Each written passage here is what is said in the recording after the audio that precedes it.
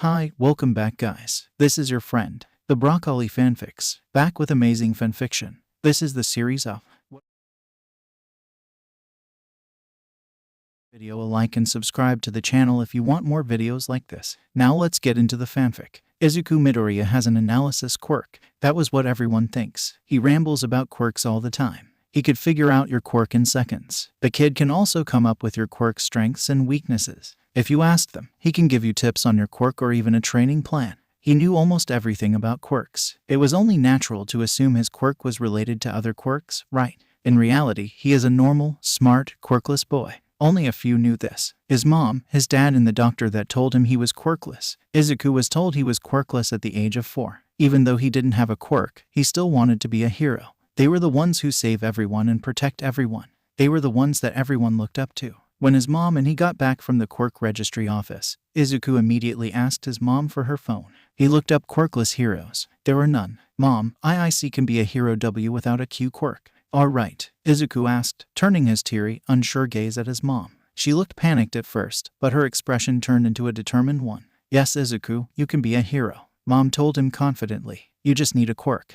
But I don't have a quirk. Izuku responded, confused. Izuku, quirks are just talents. You can't copy a talent, but you can come close to one. She placed a small hand in his hair. We just have to find your talent. After that, Izuku trained. He looked up quirks and began to see what quirk he could mimic. Strength ones were out of the question. Even with a lot of training, he couldn't lift a car. Mutations wouldn't work because they could possibly be ripped off in an accident and he wouldn't be able to use them. Obviously, he couldn't do any enchanting quirks. He couldn't do a healing quirk either. The unnatural quirks were obviously not a good choice. The only quirks he would be able to mimic was the intelligence or mind ones. He could say his intelligence improved, but that would require proof and he didn't know everything. Dream walking isn't a good idea either. Mind control didn't work. He eventually collapsed in exhaustion on his chair. Izuku continued to look for other quirks for a couple of months. People started getting their quirks and Kaken was still waiting for his. Izuku, you still don't have your quirk yet, Kaken shouted at him. No, I must be a late bloomer, Izuku muttered worriedly. You better get your quirk soon, he growled. Every day seemed to start like that. Izuku knew he was running out of time and his mom was trying to help him but it didn't help.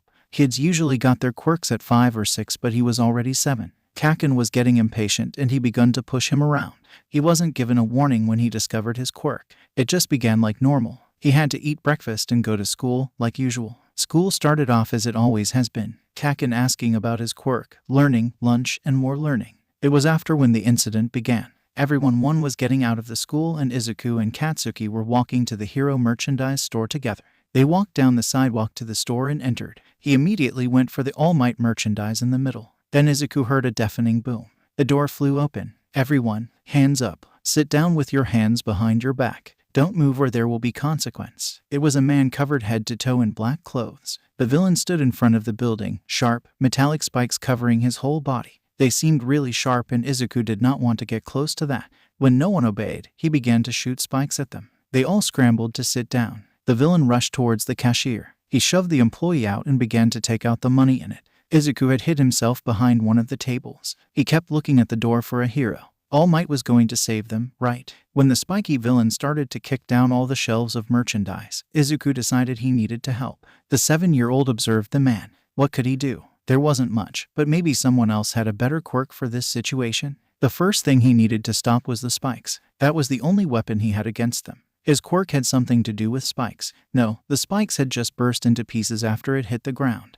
Real spikes would have stayed in place. It wasn't a mutation either. The spikes seemed to be on the black cloth. There weren't any holes in the fabric for the possible mutation, so it was probably a mental quirk. He could be bending light to make illusions, but the store was dark. The villain was sending fake imagines into everyone in his range. It was making them think he had dangerous spikes on his body. Izuku softly tapped on Kaken's shoulder. Call Kaken, Izuku whispered. What? Kaken's loud trailed off into a harsh whisper. What do you want? I have a plan, Izuku responded nervously. They aren't real spikes. He's just making us think that. He doesn't have any other W weapons on him so you can try to stop him while I ask one of the adults to call the police or a hero. Kaken gives him a firm nod and starts to grin. Die villain, Kaken shouts as he launches at the man at the cashier. He's going to be a great hero, Izuku mutters as he watched Kaken pin down the villain. If he could defeat a villain at 7 with no training, then how about with training? Then he remembers what he was supposed to do. He turns to a woman sitting down with her arms behind her back. Two children are behind her trembling and she's whispering words to calm them. "Excuse me," Izuku says to the woman. "Do you have a faux phone?" Can you call the police?" She stares at him for a moment and then nods. Quickly, she calls the police and they arrive in seconds. The robber was caught by Kaken and he was getting praised. His mom arrives in tears and started fussing over him. "Izuku, mommy's here. You were so brave. You're not hurt, right? Come on, let's go home." Mom grabs his hand like she's afraid he would leave her and starts bringing him into the car. "Izuku," Kaken calls out to him. Izuku turns back. "How did you know the villain had a mind quirk?" Kaken asks suspiciously. He begins to answer, but suddenly an idea comes into mind. A beautiful, bright idea. "I have an analysis quirk." Things suddenly became normal after that. He wasn't the possibly quirkless kid from 2nd grade.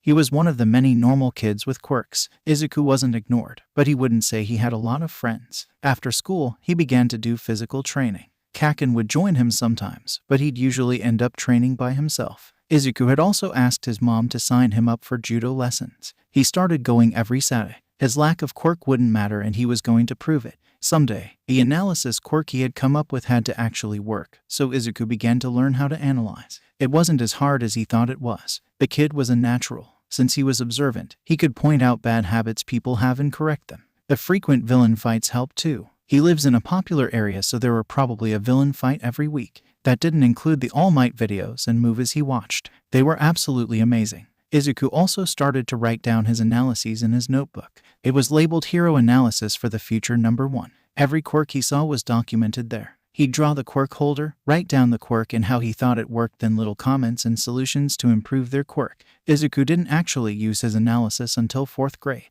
He had only gave Kaken some suggestions about his quirk when they were walking home. Apparently, Kaken had actually paid attention to his muttering, which he called information overload because there was too much information in his mind. He forgot his mind-to-mouth filter and heard about his suggestion to use his quirk like a rocket and launch himself into the air. The next day, Kaken was soaring through the sky in front of the school and he yelled, "Thanks, Zuku." Izuku crumbled as multiple eyes stared at him. "I didn't do anything," Izuku muttered. The bell rang and everyone started rushing to class, but that wasn't the end of it. "Hey Zuku," Kaken exclaimed as he sat next to Izuku. "Yes, Kaken?" Izuku asked. He unpacked his mom's bento and placed it on his desk. "Give me more tips," he demanded. "Tea tips?" Izuku asked nervously, feeling the heavy looks their other classmates were giving them. "You analyzed my quirk, so give me some tips on it," Kaken demanded.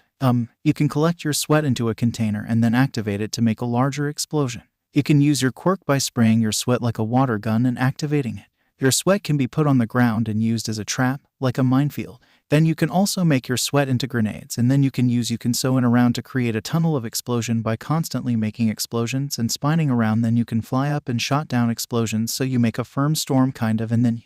Breath, Kaken ordered. Izuku obeyed. "Okay, I still have more, but I think the bell just rang," Izuku commented. They walked home that day with new ideas in their minds. Ever since that day, other students started asking him for suggestions to improve their quirks, from 2nd graders to middle schoolers. All the student needed was a demonstration of their quirk and a quick explanation of how it worked. Izuku got more popular and more time to work on his analysis quirk. He didn't only think about the quirk of a person, but he thought about the personality of the person. If they didn't have the courage to do it, they might not be able to. He also learned how to assess the weaknesses and strengths of a quirk. Izuku was now dubbed the advisor. The people who asked for his advice would improve their quirk in a day. He'd bring them to the park, give them advice, and leave it to their self to figure out how to do it. Since quirk use was illegal, he didn't actually train them, but he did give them suggestions. Of course, with the popularity, rumors grew too. Apparently, he was an adult in a child's body that was forced to help children because of something bad he did. It varies, but that was the most popular one.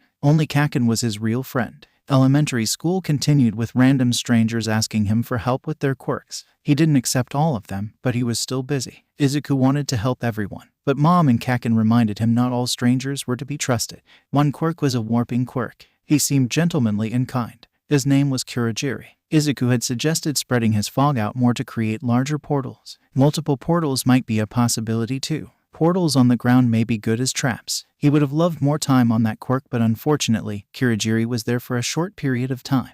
Another quirk was a brainwashing one. His name was Itoshi Shinzo. He had a low self-esteem and was hesitant to use his quirk. It was apparently a villainous quirk. Well, Izuku told him to ignore the bullies and focus on his goal. His quirk could be used to calm people down. He could possibly train it to control multiple people. His quirk could also be used to stop a villain. If he stopped the villain, he could apprehend him and be the hero. Hitoshi just laughed and walked away. Izuku's elementary school was fun and exciting. He had almost forgotten about being quirkless and that the having an analysis quirk was just an act. It was like he was a normal preteen. Nothing changed over time. Until middle school began. "Your dad just died," was the first thing his mom said to him when Izuku came home. "What?" Izuku asked in shock. "Your dad." "What?" Izuku exclaimed. "I know. It's hard to process." "But," Mom started, tears in the corners of her eyes. She was barely holding it in. "No, not that. Dad was the one who sent you money and you're a stay-home mom. How are we supposed to get money in life? How are we going to pay for the groceries in the house? How are we going to pay for all of this?" Izuku panicked. He knew he should have been sad about his dad.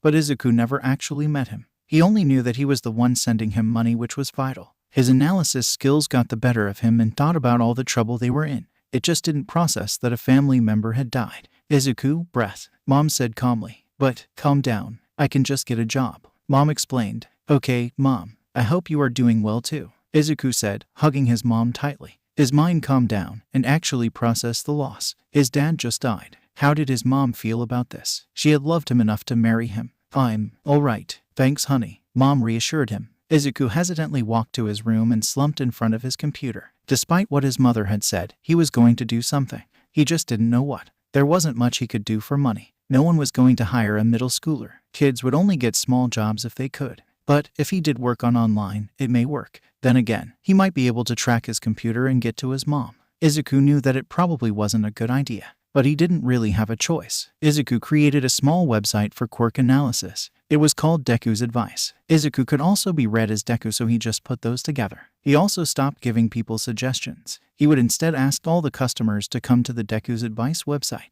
The customer would send him a message and a description of their quirk. Every tip was 300 yen. Since he didn't own a credit card, he asked him to send it through the mail. It wasn't his real address, but a building close to his house. That couldn't work for long, but maybe later he would actually get his own debit card. The website had easily gained popularity. There wasn't a lot of people that made this websites. They would usually go to the quirk counselor. But since technology began to rise, people started to look at his website. He was finally started helping his mom now. Sometimes he even earned more money than his mom. She had gotten about 35 yen per hour while he got 5,000 yen per hour. It was easy for him to come up with suggestions. And most customers paid for multiple tips, so that helped too. His website grew larger and larger and his time kept being used up. It was harder because mom wouldn't accept his money. She thought his friend was giving him money, but he was working for her. So, Izuku ended up slipping her the money. He'd leave it in random places for her to find. At least she accepted that. He couldn't leave big amounts of money, so he ended up with a lot of extra money. This allowed him to improve his website and make it better. School was getting harder since he was getting more busier and didn't have time to study. He had even stopped his judo lessons since they cost too much money and time. Izuku was now in the 3rd year of middle school. They were talking about high schools now and exams. The teacher was reading out the schools that they all selected.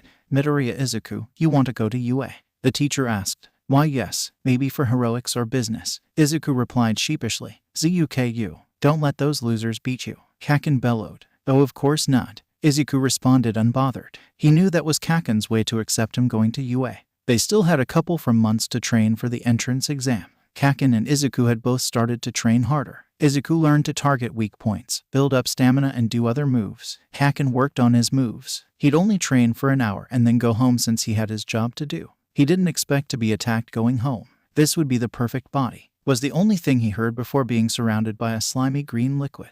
What was this? He started to struggle. "Only 30 more seconds, just stop trying, kid," the slime said, chuckling. What stopped slime? This was like a mucus. Salt stopped mucus. He didn't have any. What else? What else? What else? Izuku was panicking by the second. His vision started blurring. The next thing he knew, Izuku was on the ground coughing up pieces of slime. "My boy, are you all right?" asked a strangely familiar voice. "Why yeah," he replied. He looked up at the buff figure of All Might. "All Might," Izuku exclaimed. He fumbled through his scattered belongings and found his notebook. "Hero Analysis for the Future number 13. See, can you sign my B-book?" "Of course I can," All Might exclaims. He quickly signs it and hands it back to Izuku with a large smile. Thanks, All Might." Izuku says, "I have a question." "I'm sorry, my boy, but I have to leave," All Might explains as he turned to jump. "Wait." Izuku abandons all logic and reasoning and grabbed onto the man's leg. "Let go," All Might yells as he attempts to shake the boy off his leg. "I'd die if I let go." Izuku counters. The hero sighs and lands on the ground. Izuku's wobbly legs touch the ground. Suddenly, a puff of smoke appears, and instead of the bulky figure of All Might, it was a thin figure of an unknown man. But he seemed familiar. All Might. What kid? The hero asks harshly. Do you think I can be a hero without a quirk? Izuku asks, hopeful. You can't expect me to say you can. You could get hurt, and without a quirk you can't defend yourself. All Might says, making all these excuses. You can join the police force. Izuku is just in shock. His idol doesn't believe in him. It didn't affect him like he thought it would. Of course, people weren't like their television self. He walks back down the road to his house, not really paying attention to anything. Then, shouts disrupt his small bubble. He follows the shouts. It's got a kid. Where are the heroes? There are heroes and civilians surrounding a villain and a hostage. He weaves through the crowds and sees two familiar pleading red eyes held hostage by the slime villain that he attacked him minutes before. It was Kaken. Izuku quickly analyzed the situation. It only took 30 seconds for the slime villain to take over the hostage's body. Everything around the villain was slime, and you couldn't really harm it, but it did have eyes. They weren't made of slime. He rushed forward and flings his backpack at the villain's vulnerable eyes. Kaken, rocket. Izuku shouts, I know Zuku. Kaken shouts as the force of the explosions flings him into the air. The heroes swarm in and swiftly apprehends the slime villain. They start lecturing him about running into dangerous situations, but praised him for his fast thinking and amazing use of quirk. Kaken is praised about staying calm, but he's just more angry at that. He didn't mind the lecturing, since it was his decision to run into a dangerous situation. Izuku was just tired. The middle schooler walked home to do his job and to train more. In the next few months, he also started training with a staff. Heroes had weapons, and it wasn't against the rules about not using a weapon. Izuku researched the entrance exam and studied for the written exam. Some of his classmates thought he would get into business because of his analysis quirk, but Izuku was determined to be a hero. The entrance exam was his chance. He stood in front of the massive gates of UA. Izuku confidently strolled into the school, though was only on the outside. In his mind he was just panicked and filled with anxiety, but he didn't want to embarrass himself. There were probably cameras and other security measures, and he didn't want his first impression to be falling face into the ground.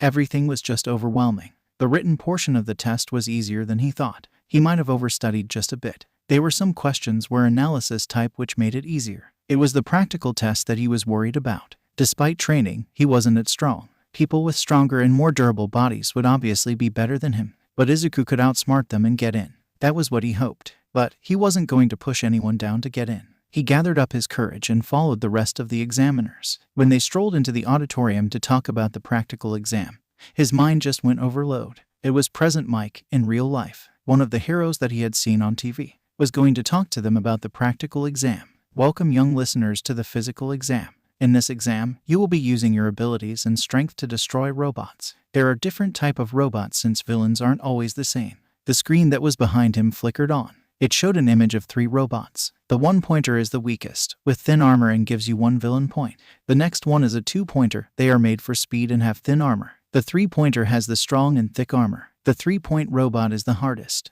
Its head may be extra protected. The robot has head armor on all parts of its body. Heavy armor areas are on the back, the front, the head, the legs, and the arms. The sides are probably the most vulnerable. I could probably use my staff and launch the wiring out, but I have to do that before anyone else gets the robot.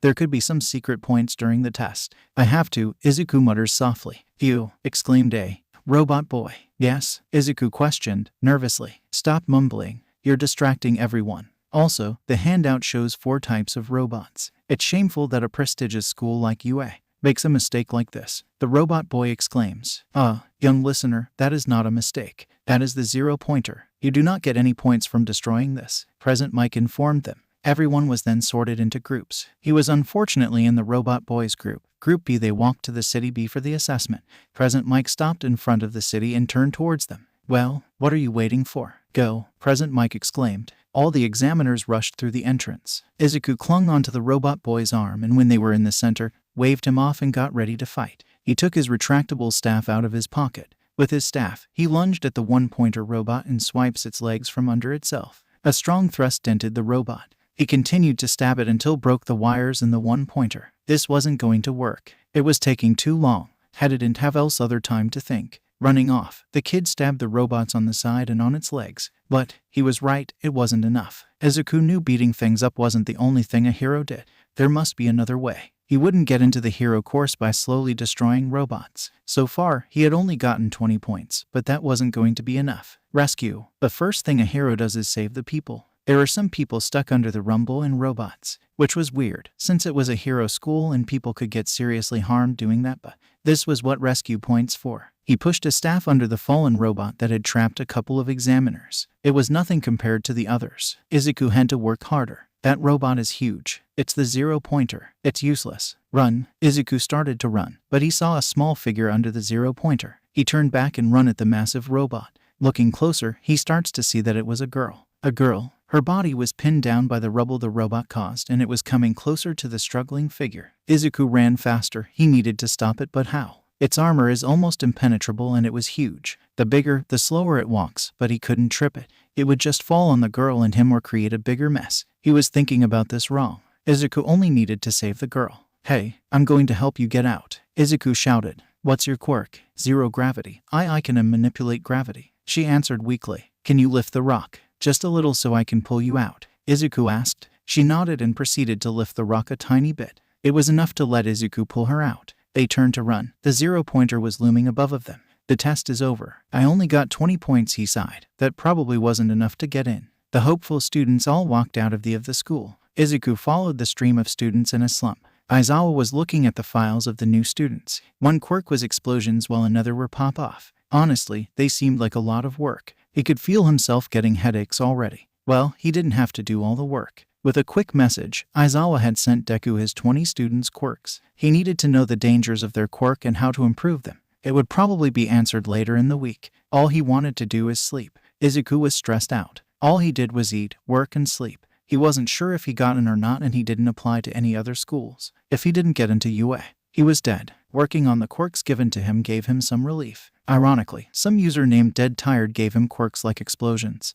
analyzing, and gravity manipulation. He didn't think much of it. There was bound to be some people with the same quirks. The day the letter arrived, he was sleeping on at the breakfast table. Work kept him up all night. Honestly, how many quirks were being sent to him? Normally it was 30 days, but yesterday, hundreds of quirks was given to him, all for different reasons. That earned him a lot of money, but he was teenager, shouldn't be worried about working. A small hand shook him awake. Izuku sleepily questioned. Izuku, your letter from UA is here. Mom responded softly. He jerked awake, grabbed the letter and opened it. A weird metallic machine fell out. They wouldn't give anyone a machine to tell the kid they didn't get in right. He turned it on to see the hologram image of All Might. Hello Midoriya Izuku. You have aced the written exam, but only gotten 20 villain points. Sadly, that does not qualify you for the hero course. Izuku's heart fell at part, so he wasn't getting in UA. But that's not all. They showed clips of him saving students, but the one that stood out was the last clip. The girl he saved was offering him points. Being a hero doesn't only mean beating the villain.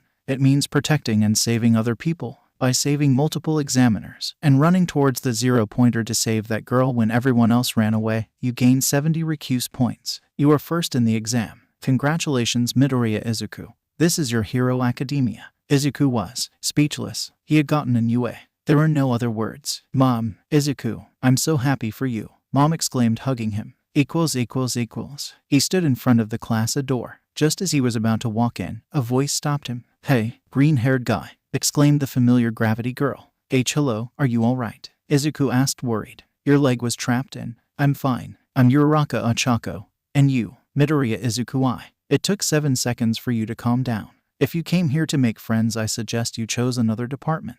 This is the heroics course. Those was the first words the figure in the yellow sleeping bag had said to his class. Then they realized it was a teacher. Izuku and Uraraka walked into the large door. The other students all quickly sat at their seats and the teacher went up front. He pulled out some PE uniforms from his sleeping bag and placed it on his desk. Aizawa shouted, put these on and go to the PE grounds, said the teacher as he left. ===.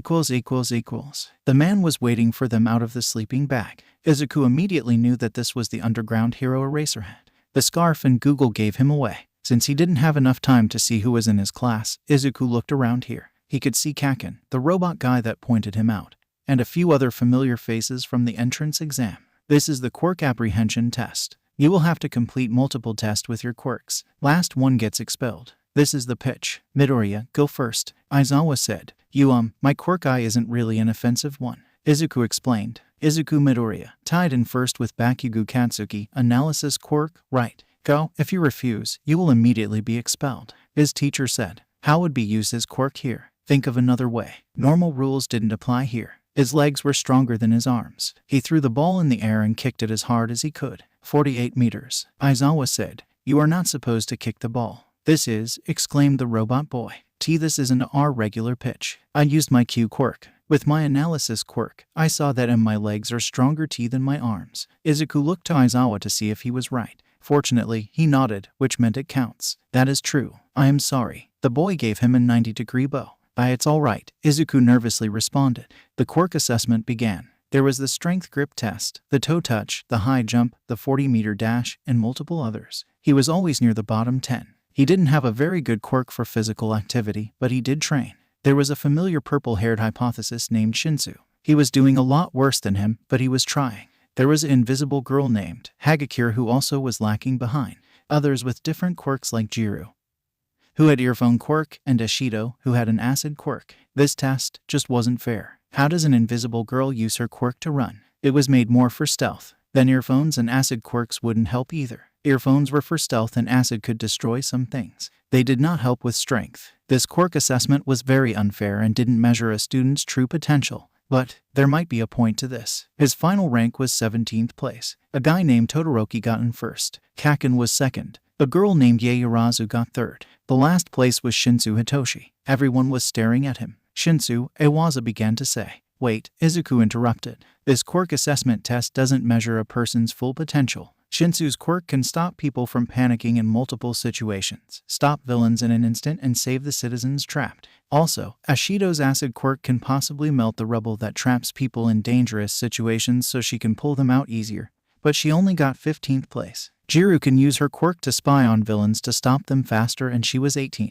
So I do not think that you should expel anyone in this class due to their ranking on a biased test. We are here to learn. Of course, we're not all pros now, but we will be if you teach us. Everyone stared at him. Suddenly, it all caught up to him. His cheeks immediately flushed red in embarrassment. I was going to say, Shinsu, you are not expelled. This was only a ruse to bring out your fullest potential. Aizawa explained. Izuku, stay here after school. Izuku shivered. That was probably bad. Class began to walk back into the class to complete their other lessons. Midoriya, the way you talked to Aizawa was amazing. I couldn't do that. Uraraka exclaimed. Thanks, but I think I got in trouble for that. Izuku said with a laugh. Midoriya, I am Ida Tenya from Sumi Academy. I have misjudged you. You aren't the delinquent I thought you was. But it's not a good idea to talk back to the teacher. Ida kept talking and lecturing them. There were normal classes after that. He learned more about his new classmates and teachers. Most of them were heroes. He couldn't help muttering about them during their class. But Izuku was mostly worried about after school. He had no idea why he was called out, but it probably wouldn't be a good reason.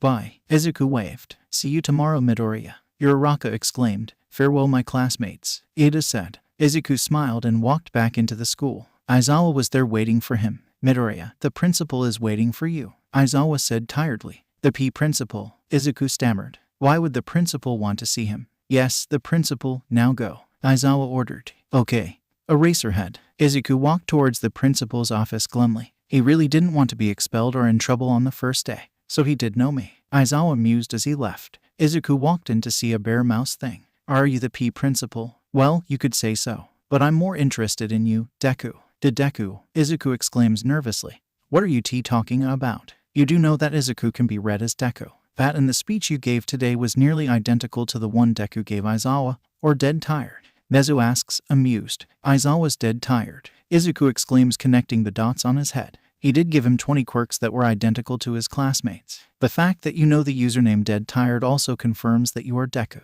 Am I going to be expelled? Izuku moves backwards, towards the door. No, I didn't call you here to expel you. I called you here to give you an offer. No offer. Yes, Midoriya Izuku, would you like to intern under me? I intern under you, the super genius. We would have to switch one of your classes for this, but that is only if you accept. Aye. Izuku hesitated. It was an one-in-a-lifetime offer, except, what class is going to be changed? English. You are fluent, right? How did why you know? Your website has multiple translations and one of them is English. It is also a world-known website and English is the universal language. I imagine it would be hard to communicate without knowing English. Nezu explained. That is true. Izuku responded glumly. He couldn't believe his long-held secret was revealed on the first. Nezu was a super genius. All right, we agree that your English class is changed to an internship with me. Come to my office for the internship. See you tomorrow, Midoriya Izuku, Nezu exclaimed, waving him off. Izuku left the office. His life was somehow getting a lot more hectic. Foundational hero studies were before Nezu's internship and he was not looking towards it. He heard from other students that All Might was teaching that class. The last time he saw All Might was the Silmi attack. I am entering the classroom like a normal person. All Might yells as he enters Izuku's classroom. All Might. He's wearing his Silver Age costume. The room erupts into chatter. Everyone follow me to the training area for a live battle simulation. All Might exclaims. Izuku stood up with the rest of his class and followed the big hulking figure of All Might. They had to put on their costumes that they had gotten earlier. Izuku's costume was a black jumpsuit with a dark green cape. It included high-tech Google that magnetized his view, a belt with tools in it, and his boots and gloves were flame-resistant. He designed it more for speed and not flashiness like his other classmates. Kaken's costume looked like a lot of explosions. Uraraka's was similar to a pink astronaut. He couldn't even see Hagakura's costume. She was completely invisible. Your costume is really cool, Izuku, Uraraka cheerfully exclaimed. Why you too? He responded. In this live battle stimulation, there will be a team of heroes and a team of villains. The hero's objective is to either apprehend the fake nuke or capture the villains. The villain's objective is to capture the heroes or keep the fake nuke until the time runs out. You will have 5 minutes. Some groups have already been made while others will be picked out. First up is Midoriya and Bakugo on the heroes group with Ida and Uraraka on the villains group. All Might directs them to the building to start the live battle simulation. The building looked like a block of concrete. Uraraka and Ida were sent to the fake nuke while Kaken and Izuku planned their attack. I have a plan, and a backup plan, and another one, and Izuku starts. Just give me the first 2 and stop the fucking mumbling. Kaken growls. Okay, they will probably send Ida out to capture us since he has engine quirk. Uraraka will probably be the one to protect the nuke. You can distract and capture Ida while I sneak in to grab the nuke. But I can distract Lita by gathering all his attention towards me and you focus on Uraraka. Those are probably my main plans. If they're both together, I can use my staff to make a hole while you wait underneath the nuke and I'll distract them. When the hole falls, you fly up and grab the nuke. Or we can just charge in and Izuku was stopped by Kaken. First one, and what did I just say about your muttering? Kaken exclaims. Not to do it. Izuku glumly answers. They go into the building. Kaken stomps off and grumbles about a 4-eyed bastard. Izuku runs off and looks for the nuke. There wasn't a lot to look for, but he had to be cautious. Ida or Uraraka could capture him. He looked around for the rocket. It was the last floor he checked. As he thought, Uraraka was guarding it. She had used her quirk to lift the nuke to the ceiling. Izuku knew he couldn't get it be charging and since he wouldn't be able to reach it. So, he goes to the floor above. Maybe he could get to the rocket from the top. Izuku begins to stab the floor, making cracks and dents in a circle. His strength might not be enough, but he had to try. All his training couldn't be for nothing. Explosions kept ringing through the building. He hoped Uraraka thought this was one too. With one last stab at the center, the floor flew away. And he was falling towards the flying nuke. Kaken was also in the room, flying towards it. Uraraka and Ida were also running towards them. They grabbed it at the same time. The speakers said, "Hero team wins." The hero team jumped off the nuke just as it started to fall. It would be easier if I knew you both could fly. Uraraka pouted. She has pieces of the building on her costume, but other than that she was fine. I was falling. Izuku counters. You did a marvelous job. I am bitter that you won, but you were the better of us. Ida says. His hair is a bit burnt and his glasses are blackened. Hey, we're going bastards. Kaken reminds them. The hero and villain team walks out off the building. They reach All Might and they begin to talk. Great job, young Midoriya and young Bakugo. You also did well, young Uraraka and young Ida. Now students, who do you think is the MVP? All Might asks all of them. Midoriya, Yaoyorozu answers. That is correct, young Yaoyorozu. But why? All Might questions. Midoriya was the one who came up with the plans. When he saw an obstacle, he expertly passed it. Bakugo just bothered Ida, and then ran towards the nuke. But that was Midoriya's plan too. Uraraka had a good idea by lifting the nuke in the air, but that didn't work. Ida chased Bakugo into the nuke room, which increased his chance of recovering the nuke, which is why Midoriya is the MVP in his battle simulation. The class was silent. Yes, that is also correct, All Might praised. Next group is Todoroki and Hagakure as the hero team with Anjiro and Jiru as the villain team. The matches continued with Todoroki and Hagakure winning. Heroes Shinsu and Kirishima win against Aoyama and Ashido by brainwashing them. Villains Tsuyu and Kaminari won against Koda and Sato when Tsuyu captures Koda and Sato with Kaminari's help. Takoyami and Yaoyorozu capture Shoji and Siro with the net cannon Yaoyorozu created. They're all tired by the time the class ends. Izuku nearly forgets Netu's internship, until Present Mike reminds him and all his classmates stare at him. Izuku arrives at the principal's office, tired, nervous, and worried. He steps in to see a skeleton thin man that seems familiar. All Might. No. The thin figure denied. I'm not All Might. I don't even look like him. You're wearing the same clothes and your hair looks the same, Izuku bluntly stated. The thin figure looks at Nezu. You can trust him. He would have found out later. Midoriya is the famous Deku, Nezu reveals, causing Izuku to groan. Another person knew his identity. You're Deku, All Might exclaimed. Yes, just don't tell anyone, Izuku hesitantly said. Are you busy with Nezu? No, I'm leaving. All Might apologized. And, I'm sorry young Midoriya. The skeleton figure of the number 1 hero left the office. Do you have a grudge against All Might? Nezu curiously asked. I might. He once told me I couldn't be a hero, Izuku says. He doesn't want to be mad at his favorite hero. But after all his hard work to become a hero, he was a little mad. You already proved that you have the abilities to be a hero, Nezu reassures him. Well, let's start the lesson. Nezu began with giving him quirks and seeing how his analyzing worked. There was a phasing quirk and a copying quirk. It depended on the side effects. With the phasing quirk, nothing can harm the person since it would all go through them. But if the quirk user has a limit, they should only use it to stop punches or go through obstacles. They should do more offensive training than defensive training because they has the perfect defense. The quirk user could be a great rescue hero too, since they can go through things. If they can phrase other people, that would help. The copying quirk would be extremely useful, but the user would have no experience with the quirk they are using. If it was a fire quirk they copied, their opponent would have the advantage because they learned how to use it. If the user could use multiple quirks, then they could learn how to balance them and use them all together. The user should practice other quirks. Time limits were also important. If they could only use it for a certain time frame, it could harm them. Like if a copied acid quirk suddenly disappeared and the acid harmed the user. He mumbled all this to Nezu. First, I need to teach you how to organize your thoughts. There is no pattern and your mind is just chaos, Nezu advised. How? Start by talking about the dangers of the quirk, then the advantages of the quirk. After, the tips of the quirk and how to start training. Other advice can be added at the end. Now, try a vine quirk. The user can use the vines on her head to do anything she wants them to. Well, an opponent can grab the vines and pull the user towards them to harm the user. I'm not sure if it will hurt for the vines to be cut, but that is also a possibility. The vines can also be tangled and twisted. Vines are usually blunt and they're not really good for attacking. But if the user can train the quirk, they can capture villains, attack and defend. They're long, strong and if trained, can be quick. The user can start by learning to capture with their vines because that's probably the most useful. Maybe with multiple vines they can create a large force to push the opponent away.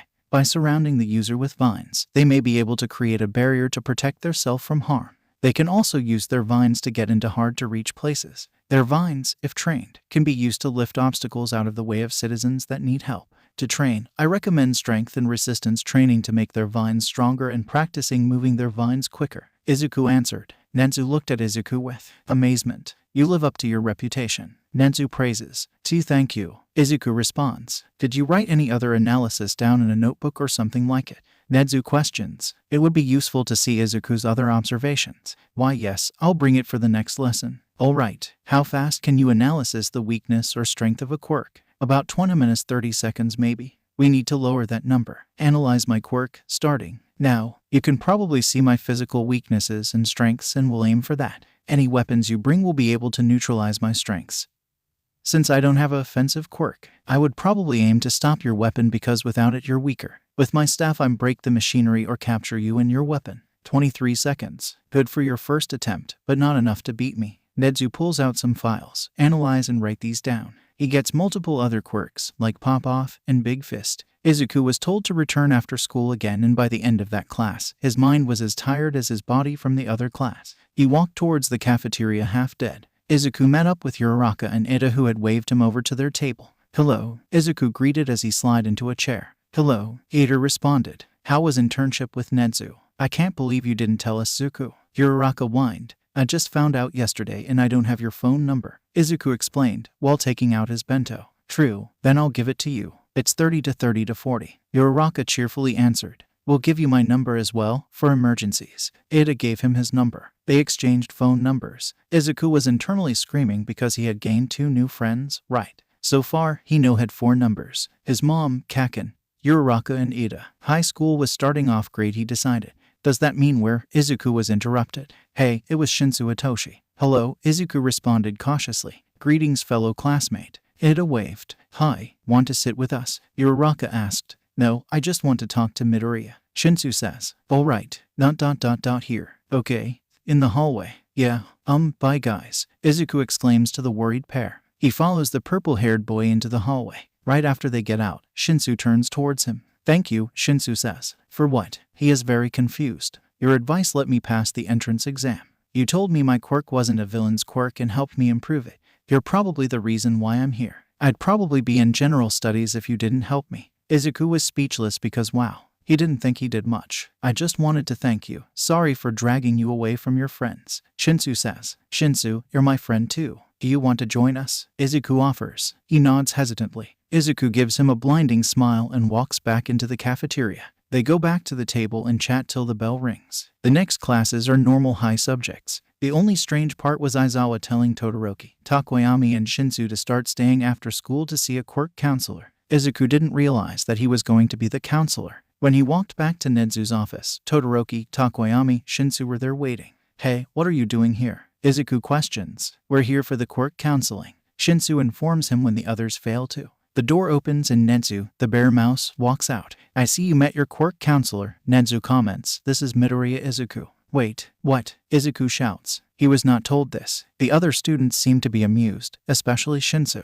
That is why I called you here after school. Why else? To teach me or something. And not for me to do counseling. How do you even counsel? Izuku exclaims. Quirk counseling is counseling to help a person grow stronger mentally to improve their quirk usage. Students, follow me to UA's first gym. Nedzu began to walk down the hallway towards the UA gym. They followed Nedzu, quickly increasing their pace as Nedzu started running. Students and heroes gave them weird looks when they passed them, but since the principal wasn't stopping it, why should they? They only realized Nedzu was tricking them at the third lap. Well, the others did. Izuku was waiting for them at the first gym. Suddenly the doors burst open and 3 students and a smug bear mouse appeared. Alright, now give me a small demonstration of your quirk, Nedzu ordered cheerfully. But, Izuku exclaimed. Nedzu gave him one look and he instantly closed his mouth. Todoroki began with his ice quirk. He used it to move to different areas. Since there wasn't anything to fight, he couldn't demonstrate his fighting or capturing. Izuku analyzed him and started to write down the information rapidly. Shinsu had to ask for help since his quirk only worked on other people. He used his quirks on multiple people and made them do multiple things such as handstands and cartwheels. But if they were harmed, the person would snap out of his control. Takoyami's demonstration involved switching the lights off and on. When it was dark, his quirk was nearly uncontrollable. He seemed a lot more weaker when it was light, but he could still move and control his quirk. They were all short demonstrations, but it was enough for Izuku to write a whole page on. After that part, they walked to his office. Takoyami and Shinsu waited outside while Todoroki sat with him in his office. As so, Izuku started, nervously. You can give me the advice quickly so we can get this over with. Todoroki offered. Oh okay, you have a half-hot half-cold quirk. If you use too much of the cold quirk, you could probably get hypothermia. You should use your fire quirk. No, but without it, you would be using half your strength and it'd be more dangerous. Your body can't handle the ice for long periods of time. You'd get hypothermia or frostbite.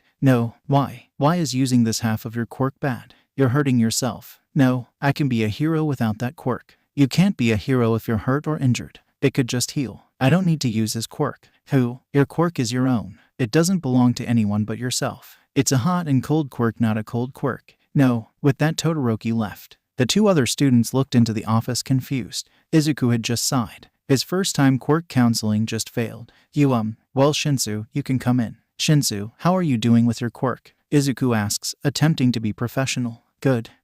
Okay, I'm just going to give you some tips about your quirk. Izuku explained. Shinsu nods. Some dangers of your quirk are focusing too much on the person you're hypnotizing. I noticed that when the people in your control get harmed, they come out of your control. So be careful of that. The good thing is that you can make the person or people you control do things that, without your quirk, they couldn't do. You can also quickly defuse a hostage situation or a panicking situation. You can also use your quirk by just telling your opponent to send themselves to the police. You have to hide your weakness, so try using short, quick commands. Your eyes kind of glow, just a little, which tells someone you're controlling another person, so you might need to use goggles. Since your quirk isn't an offensive one, you have to train in fighting and use tricks. Maybe tell the support department to build quirk suppressing handcuff or something to stall. The villain, Izuku says, running out of breath. I will consider that. Most of your advice I already used anyway. Shinsu leaves without another word. Izuku just sighs. So far all his clients walked out by themselves. Takoyami, you can come in. Izuku calls out to his last client. The student stands at the door awkwardly. You can sit down. Takoyami does. There is still a tense atmosphere hanging around. It probably because the first and last person he gave advice to walked out of the office without his consent. It was half of his fault since he poked at Todoroki's fire issue, but he wasn't sure what he did to Shinsu. Your quirk is Dark Shadow. The most dangerous part of that quirk is the loss of control. Sunlight is also a weakness. Some people could make you use your quirk intentionally, which could cause you to cause a lot of harm. With your quirk, you could take down a lot of powerful villains by controlling Dark Shadow and capturing him with your shadows. Blocking paths could also be helpful. They can attack quickly and deadly. You can maybe make traps in dark places because your quirk is a Shadow 1. I'm not sure if it can create other items, but long distance might be a problem. Your Dark Shadow can protect you from close by fighting, but it might not sense a long distance attack, so you train in another weapon. Also, you might be able to control your Dark Shadow a little with a strong, modified flashlight. The support department could help with that. Defense can be a shield of shadows if your Dark Shadow can deflect it. Izuku says slowly and firmly. Any questions? Takoyami looks a bit shocked. Izuku couldn't really tell because of his bird head. Emotions weren't his best ability. Besides, he wasn't sure how the bird head affected Takoyami. He could have bird emotions or human emotions, maybe a little of both. No, thank you. Takoyami replies, can I leave? Why yes. The last student leaves, which left Izuku alone in a small office. Well, Izuku says to himself, that was exhausting. Talking to yourself. Nedzu asks amused, I can't have my intern becoming crazy, can I? If I'm crazy, then what are you? Izuku says, tired. Sane. Nedzu replies, how did your counseling go? You probably watched from the cameras. Izuku answers, 1 out of 3. Not doing so good are you? This was a recent development that you failed to inform me of. Izuku tiredly says, can I go home now? Sure, but tomorrow during my internship, you will be continue counseling students. Nedzu informs him. Izuku returned to his house ready to sleep and maybe eat some katsudon. Then he is reminded of homework. The next few days followed a similar pattern to the second day. Their Foundential Heroes class involved battle training in the gym. Nedzu tired Izuku by making his counsel other students as his internship. There was some of his other classmates and then other random people, some from general education, class 1B, and even from other years. Their quirks were interesting too, but most of them, for some reason, just get up and leave. He also got to personalize his office, but not by a lot. The other classes seemed normal to the first two, but they were all taught by heroes. What also occurs during those days was All Might stalking Izuku. That's what Izuku says, but it's more like any time the hero sees him he attempts to apologize to Izuku. He just ignores it by turning away or talking to someone else. All Might would also come to him in his other form, the thin, skeleton one. He was called Yagi on that form. Izuku didn't give him a glance. The dislike of All Might wasn't hidden at all. You couldn't miss the huge figure of All Might. The fact that Izuku pretends to not see him or talks to someone else when he arrives is very noticeable. Izuku also had a habit of murmuring random facts about heroes he sees, but he doesn't when All Might comes close. His friends asks him questions, but Izuku doesn't answer. Hey, why does All Might keep coming to you? Uraraka curiously asks. He's just checking on me. I am kind of reckless. Izuku chuckles, completely dodging the conversation. That's true. Remember when Zuku? The question was still at the back of their mind. Maybe Izuku would forgive him, but that day wasn't today. Today, we are picking a class president and vice president. I don't care how you chose, just pick them. Aizawa starts the class. Then, he promptly leaves. I say, Ida says, before he's cut off. Sweet, I want to be president. Who's gonna pick? I say we vote. Yaoyorozu's voice is here from the chaos of the class. That is a great idea, Yaoyorozu. We should vote. Ida exclaims with a few robotic hand movements. The class begins to vote. They write up names and put tally marks next to the name they think is the best president. The ending result was Izuku with 4 votes and Yaoyorozu with 3 votes. Izuku was named the president and Yaoyorozu was the vice president. What? Izuku shouts, this must be wrong. Aizawa heard the commotion and came back in. What's done is done, Aizawa declares and continues to teach the class. What happened during lunch was just a blur in his mind. There was a blaring loud alarm, which caused a stampede in the hallway. Izuku sees reporters and a strange gray-haired man. He remembered telling Uraraka to make him and Ida float up, then shouting about some reporter. Immediately after, he tells Aizawa to give Ida the president job. He was the one who took care of the situation. Izuku could barely recall it. He also tells Aizawa about the strange gray-haired man. It wasn't a reporter but something else, but he knows for certain that the man was dangerous. A few more dull weeks passed when the real interesting part comes. Stay in a straight line, Ada exclaims with swift, fast arm chops. Shut up, noisy bastard. Kaken grumbles as he climbs on the bus. Ada immediately gasps and starts lecturing him. Izuku simply chuckles at their behavior. Hi Zuku, Uraraka cheerfully exclaims as she sits next to him. Hi, isn't this cool? I can't wait to meet the Hero 13. Are they your favorite hero? Yeah, I kind of based my costume out of theirs. She shyly answers. Who's your favorite hero? Mine's Crimson Riot. Kirishima interrupts. My favorite present Mike. Sir Night-Eye is my favorite. I like Ingenium. I think Eraserhead is cool. Izuku answers shyly. In the corner of his eyes, he can see a tiny smile from Aizawa. Their small conversation continued on until they reached the USJ. During the ride, Ida continued to lecture Kaken about cursing. Aizawa fell asleep and there was a small fight. But finally, the class reached the USJ unharmed and well. Stepping off, he could see the large glass dome and all the buildings and simulations they were going to use. Briefly, he thought about all the money they needed for the repairs and buildings. The training cities, simulations, and repairs must have costed a fortune. But they were training people to save others. Greeting them was the Hero 13. They entered the large glass doors into the dome. Unfortunately, All Might couldn't make it here today, so only me and Aizawa will be watching you. We'll start by splitting the group and each group will go to a simulation. 13 explains. Izuku was only half listening. His focus was on some strange but familiar portals appearing at the middle of the USJ. There were 3 of them. They were dark, black, and mysterious. Was that supposed to be there? He walked over to Aizawa, who had just woken up from his small nap. There's something strange in the middle of dome. Izuku whispers. Immediately, Aizawa's tired expressions becomes a serious one. He walks over and instantly spots the portals Izuku was talking about. Students, get out of here, Aizawa shouts. Without any doubt the students, confused and worried, run out. But the villain heard him and quickly warped to the entrance. Only half of the students got out. Izuku wasn't one of them. The students stood by the entrance surprised and scared. They didn't move. Go, Izuku exclaims. Contact the heroes. Ida nods and runs as fast as he can. The others on that side, Tsuyu, Jiru, Hagakure, Kota, Sato, Shoji, Aoyama, Siro, and Ajiro, scramble to run. Well, that leaves us on a timer. The mist says. That shouldn't be possible. He must have some physical form. Mist, warping. Midoriya slips out as he analyzes the intruder. Midoriya, analysis quirk. The mist replies. How do you know that? Izuku questions, harshly. Did they research them before coming? That would put them at a massive disadvantage. You don't remember. Then, I reintroduce myself. Kurogiri from the League of Villains, here to kill All Might. He introduces himself. Izuku strangely feels like he should know that name.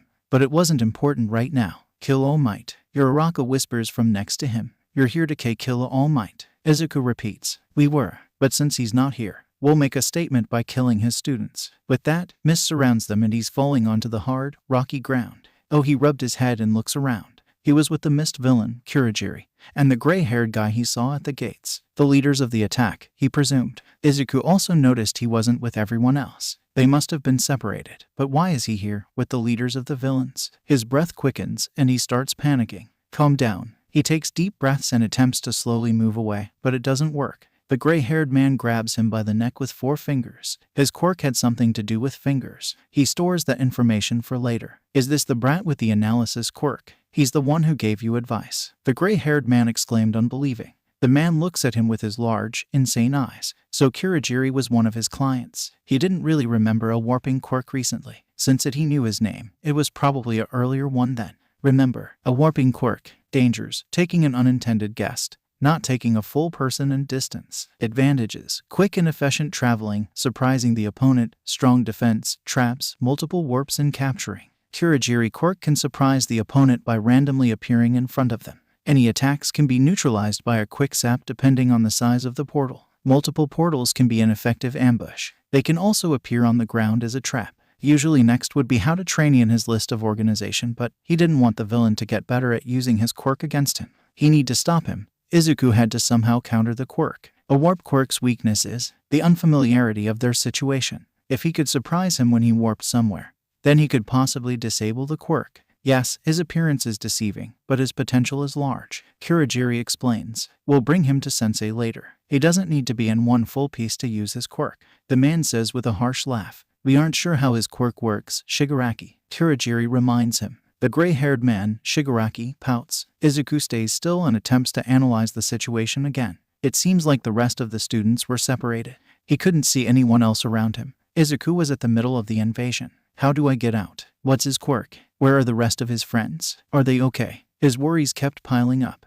Then he sees Aizawa, no, Eraserhead, running towards him. Come on. His hero comes in kicking. A foot hits Shigaraki right in the center of his head, causing him to release Izuku. Immediately, he takes the opportunity and runs. Towards what? He didn't know. When Izuku arrived at the edge of an ocean, he immediately realized where he was. It was the flood zone, created to simulate marine disasters like sinking ships. He immediately sees villains with marine quirks in the ocean surrounding the ship. There were two figures on the ship, Shinsu and Kaminari. They seemed to be talking, no fighting. There was no time to fight. If they waited too long, the ship would sink, and if they jumped, the villains would kill them. The ship was in the middle of the ocean, and it would be impossible for them to swim fast enough to shore. How could he help? Izuku came up with a simply enough solution in a few seconds. Kaminari, electrify the water. Izuku shouted. The villains who heard him begins to scramble out of the water, but they weren't quick enough. With one touch, the water was crackling with electrified, groaning villains. Thanks, dude, Kaminari exclaimed. Your analysis quirk is awesome. Thanks, but we're not done yet.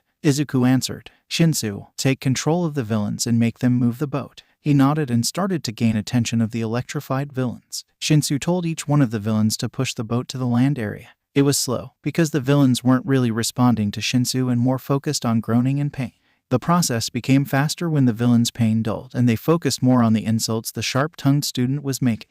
Having multiple villains with strong quirks push the boat was like a motor. The boat quickly gained speed as more villains joined to push it. Suddenly, they stopped pushing the boat, causing Kaminari to be flung off the boat and land face first into the dirt. Shinsu, however, was still on the boat because he actually held onto the railing. He swiftly jumped off the boat and onto the ground next to Kaminari. Thanks, Midoriya, Shinsu says. Yeah, Kaminari says as he stands up. You were so cool. Well, you did all of the work. Izuku replies shyly. It doesn't matter who did the most work. Shinsu interrupts. What matters is surviving. We need to find the others. Izuku looks around the USJ. He sees Kurogiri and Shingaraki fighting Eraserhead at the central plaza where Izuku was previously.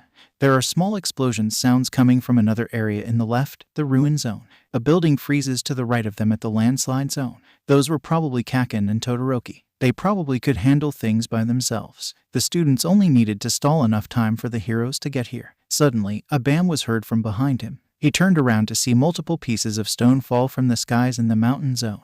That was probably Uraraka. Uraraka is over there. We have to help her, Izuku exclaimed as he ran to help Uraraka. It was chaos. The mountain zone seemed like a nightmare a person would have. Imagine being on top of a mountain with dangerous villains surrounding you. That would not be fun. Uraraka was near the top and using her quirk to throw rocks down at them. She looked a bit green, probably from overusing her quirk. Around her were fallen villains, but there were still more coming. The villains that she had knocked out were beginning to gain their continues. Without thinking, he ran for the closest villain and kicked him right in the gut. That was probably not the best idea, but he needed to gain their attention. You brat, growled the villains. Looking at their costume, he could see that their quirk involved flexibility. It took one swing to confirm the guess. The punch the villain threw at him looked floppy. It was like a rubber arm. The villain kicked at him, but instead of dodging, Izuku grabbed the leg and pulled. He fell and hit his head on the floor with a groan. Izuku wasted no time. He took out his compressible staff that he had placed in his pocket. Then he hit the man right on the center of his head, causing him to lose his conscience. Izuku looked up to see that Kaminari and Shinsu had also began fighting the villains. They were surrounding Uraraka and keeping the villains away. Come on, Izuku shouted. We have to go. Zuku, there's villains coming from all sides. There's no way out, Uraraka warned. That might not be true. Kaminari helped Uraraka up while Izuku got out his surprise. Run, Izuku exclaimed as he threw one of his extra flash bombs. The student all ran as the flash bomb went off and blinded the villains. The students ran out of the mountain zone, right back to the central plaza. They arrived just in time to see Shigaraki release a large, humanoid monster. It had a large beak with sharp teeth, large unintelligent eyes, and had a lot of scars on its muscles. Namu, kill the students, Shigaraki shouted insanely. Todoroki, who had been there before him, attempted to freeze the Namu. Ice crawled up the legs of the monster and began to freeze it rapidly. It wasn't enough. The beast breaks out of the icy prison and lunges at the closest person, which was Todoroki. Luckily, Eraserhead had pushed Todoroki out of the way with his scarf and began to fight the Namu himself. Todoroki, help Bakugo and Kirishima. I will handle this, Eraserhead ordered him as he took on the Namu.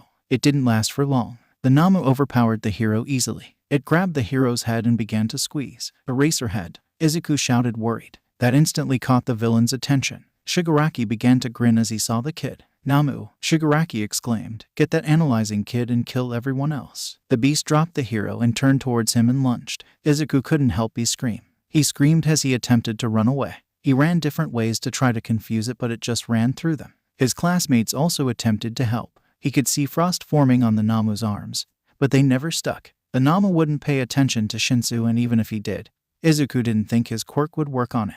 Izuku knew he couldn't run forever. If he hid, the Namu would kill everyone else and then get him, so he stopped. He suddenly stopped running and let the Namu catch up to him. A black muscular hand grabbed his arm and pulled. Izuku was in the Namu's grip. That really hurts. The Namu was harshly dragging him by the arm to Shigaraki, while smacking away any opponent attempting to stop it. His struggling body was dragged through the hard ground, and his friends were trying to help, but Izuku could do nothing. The Namu was steadily walking closer to the villains. It seems that Shigaraki was then interrupted by the entrance of the #1 hero. Have no fear, because I am here. All Might burst through the entrance with multiple pro heroes behind him. The hero immediately heads towards the Namu, holding Izuku hostage. He stopped right in front of the Namu, hesitating. All Might punched the head of the Namu. Izuku exclaims. It seemed to be the weakest part, and it was the control center. If the Namu couldn't follow orders, it wouldn't help the villains. So he did. All Might punched the Namu's head, which caused it to release Izuku. The student spilled onto the ground. Without any hesitation, All Might continued to beat the Namu. He continued punching, kicking, and saving them. Izuku could feel his grudge slowly falling away. He may be insensitive, but All Might was a hero. Zuko, are you alright? Uraraka asked him. Yeah, I only have a few bruises. Izuku responds, attempting to comfort her. Are you sure? The Namu seemed to be dragging you in. I'm fine. Who I'm really worried about is Eraserhead. Izuku glances at the unconscious form of his teacher. Yaorazu and a few other pro heroes were there beating up the remaining villains. Cheat, Shigaraki growled. Kurogiri, get us out of here. Kurogiri quickly created a warp, and the two leaders walked into it, escaping the pro heroes. Right after, the Namu falls from the sky with All Might on top of it. Before anyone could say a thing, a wall of stone separates the students from him. All Might, Uraraka exclaims. I'm fine. A voice yells from the other side of the wall. Thank you, Izuku whispers. He shifts his attention to the fallen villain and his teacher. Eraserhead was lifted up and placed on a stretcher. Most of the villains are cuffed and shoved in one of the multiple cars. The students followed the pro heroes to the entrance of the USJ. There were police cars and detectives already there. Some of the other students were there too. Midoriya, Uraraka, I'm glad you're alright. Ida greets them. I'm ashamed I ran away, unlike you guys who actually fought the villains. You got the heroes, didn't you? Izuku comments. Yes, but you. If you hadn't gotten the heroes, we'd all be dead. We can't last forever. Izuku reminds him. He swiftly leaves him with Uraraka and goes to check on his other classmates. Midoriya, Izuku questioned a detective on the side. Yes, Izuku responded, turning towards the mysterious detective. I need to ask you some questions. The detective replied. You will have to ask a teacher or my mom for permission first. I see. Detective hands him a card. This is my business card. You can give this to your teacher. Izuku nods and the detective promptly leaves. Detective Naomasa. The next few days, they didn't have school. The other kids also talked about the Namu taking him, which caused him to get a checkup with Recovery Girl. While that happened, he talked to Nezu about the detective. He was a trustworthy one apparently. Nezu didn't tell him about his quirk, but he did call the detective and say that he could question any of the students with their consent. The day after, Detective Naomasa called him. They both decided to meet at UA. The teachers would be there and it would be safe. Mom, I'm going out. Izuku exclaims. Why? You should rest after this attack. Izuku, you also died. Mom exclaims, nearly sobbing. Again, it's just answering questions and it's going to be at UA. I'll be alright. Izuku explains, attempting to comfort her. Alright, stay safe, Zuko. Mom waved him a tearful goodbye. Izuku sighed a little. Ever since the USJ, she was being overprotective. He appreciated it, but it was the hero's job to protect the people. The detective was waiting for him in his office. Detective Naomasa. Izuku greeted. Midoriya, Izuku. Naomasa responds. What are the questions you have for me? Izuku questions, cautiously. He doesn't really know his quirk or the guy. The fact that Kurogiri was a villain and possible other multiple clients he has were villains. That scared him. How did the villains get into the USJ? The detective questions. One of their members, Kurogiri, has a warping quirk. They used his quirk to get into the USJ. Naomasa unconsciously nods. That may be a part of his quirk, or a habit. Why did the Namu grab you? It wanted to kill me. Izuku lied. Naomasa shook his head a bit. Ding. It was something that helped him with interrogations. It was something only he could detect. It wasn't something he saw, felt, tasted, or said. It was something he heard, which is why he kept shaking his head. It could also be because of thoughts, but he was sure that the detective was using his quirk. A nod for the truth and a shake for a lie. It was a truth-telling quirk. You're lying. I know. I just wanted to see how your truth-telling quirk is used. You know, I just figured out. How? I used my quirk. What is your quirk? Detective Naomasa continued on. I have an analysis quirk. Izuku answered. Luckily, his comment wasn't a lie. Izuku did have a quirk. The definition of a quirk was a peculiar behavioral habit. Analysis was his quirk, just not the one he was thinking of. This was taking a dangerous step that may reveal his lack of quirk. Izuku just needed to get this over with. How did you use your quirk during the USJ? I analyzed a situation to get my friends out of danger. Did you know anyone in the USJ? My classmates, my teacher, and most of the pro heroes. Why did the Nama grab you and not immediately kill you? He was ordered to. The Nama was ordered to. What was his order? To kill everyone but me. Why did he order that? He thought my analysis quirk was useful. How did they know about your analysis quirk? I might have unknowingly gave a villain advice. Who was this villain and when did you give his villain advice? His name was Kurogiri and I gave him advice when I was 11 or 10. Why did you give out advice? I wanted to help people. What advice did you give him? He could make warp into traps and create multiple warps. He didn't stay for long so I couldn't analyze anymore. Alright, this will be the last question. Naomasa explains to him, how does your quirk work? I'm not sure. Izuku responded. That's a lie. My quirk allows me to see the strength and weakness of a quirk. Izuku tried. That is also a lie. I'd use my quirk to analyze other quirks. That isn't what I was asking about. I think we should stop here. Without asking, Izuku quickly leaves the room. He starts to walk out of the school rapidly. Izuku was, to put it bluntly, worried. He was very worried. The fact that he lied multiple times on one question. That was going to alarm the detective. It was only when he had walked halfway to his house when he realized a third person had walked out of his office without permission. Izuku was really doing a bad job. School started soon after the questioning. The class walked around the room talking about their break and what they did. Izuku was briefly wondering who would substitute for Aizawa since he was injured. That was soon answered by the appearance of Eraserhead. Aizawa, the class exclaimed in unison. Should you be at the hospital? Uraraka questioned concerned. No, the bandage-wrapped figure bluntly stated. But, the school has decided to begin the UA Sports Festival. Aizawa started, right after the USJ. Yes, stop interrupting me. Aizawa snapped at the student. In a few weeks, UA will be holding the sports festival to get the attention off the villain attack. He goes on to explain the history and how they should be training for it.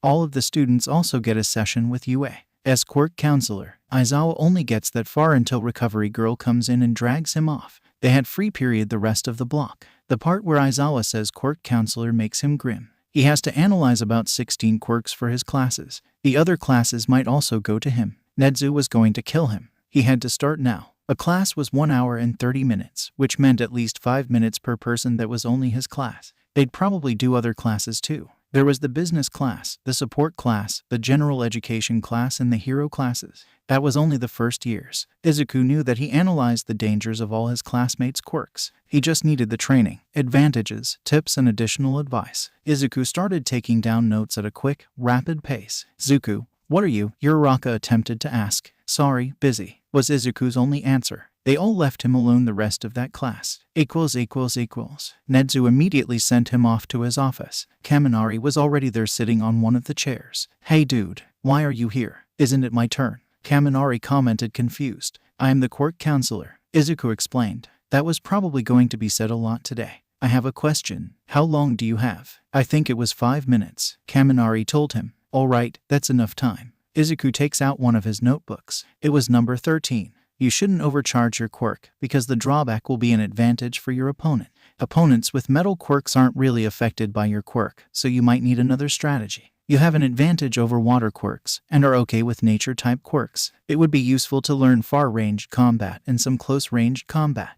You can use electricity with you close-range combat. Your quirk may be able to stun people if you can control the amount of shock you release. You can probably try controlling the power your electricity at the UA Gym, Izuku advised, trying to control his rambling. Alright, is that all? It's only been 3 minutes, Kaminari asked, twirling around in his chair. I don't think I can remember all of that. Can you write it down? Oh, yeah. Izuku started to writing all the information on a sheet of paper. First the name, Quirk, dangers, to advantages and tips with training. He gave the sheet to Kaminari. Whoa, you're really good at this, Midoriya. I bet I'll get in the top 16 with this, Kaminari exclaims as he leaves the room. Another one walks out without permission. Midoriya muttered, "It must be a curse or something. Tell the next person to come in." Midoriya calls out to him. "Will do," Kaminari shouts back. Kirishima comes in minutes after Kaminari. "Midoriya, why are you here?" Kirishima questioned, confused. "I am the Quirk counselor. And would you mind telling the others about this?" Midoriya asked. "Sure. So what am I supposed to do?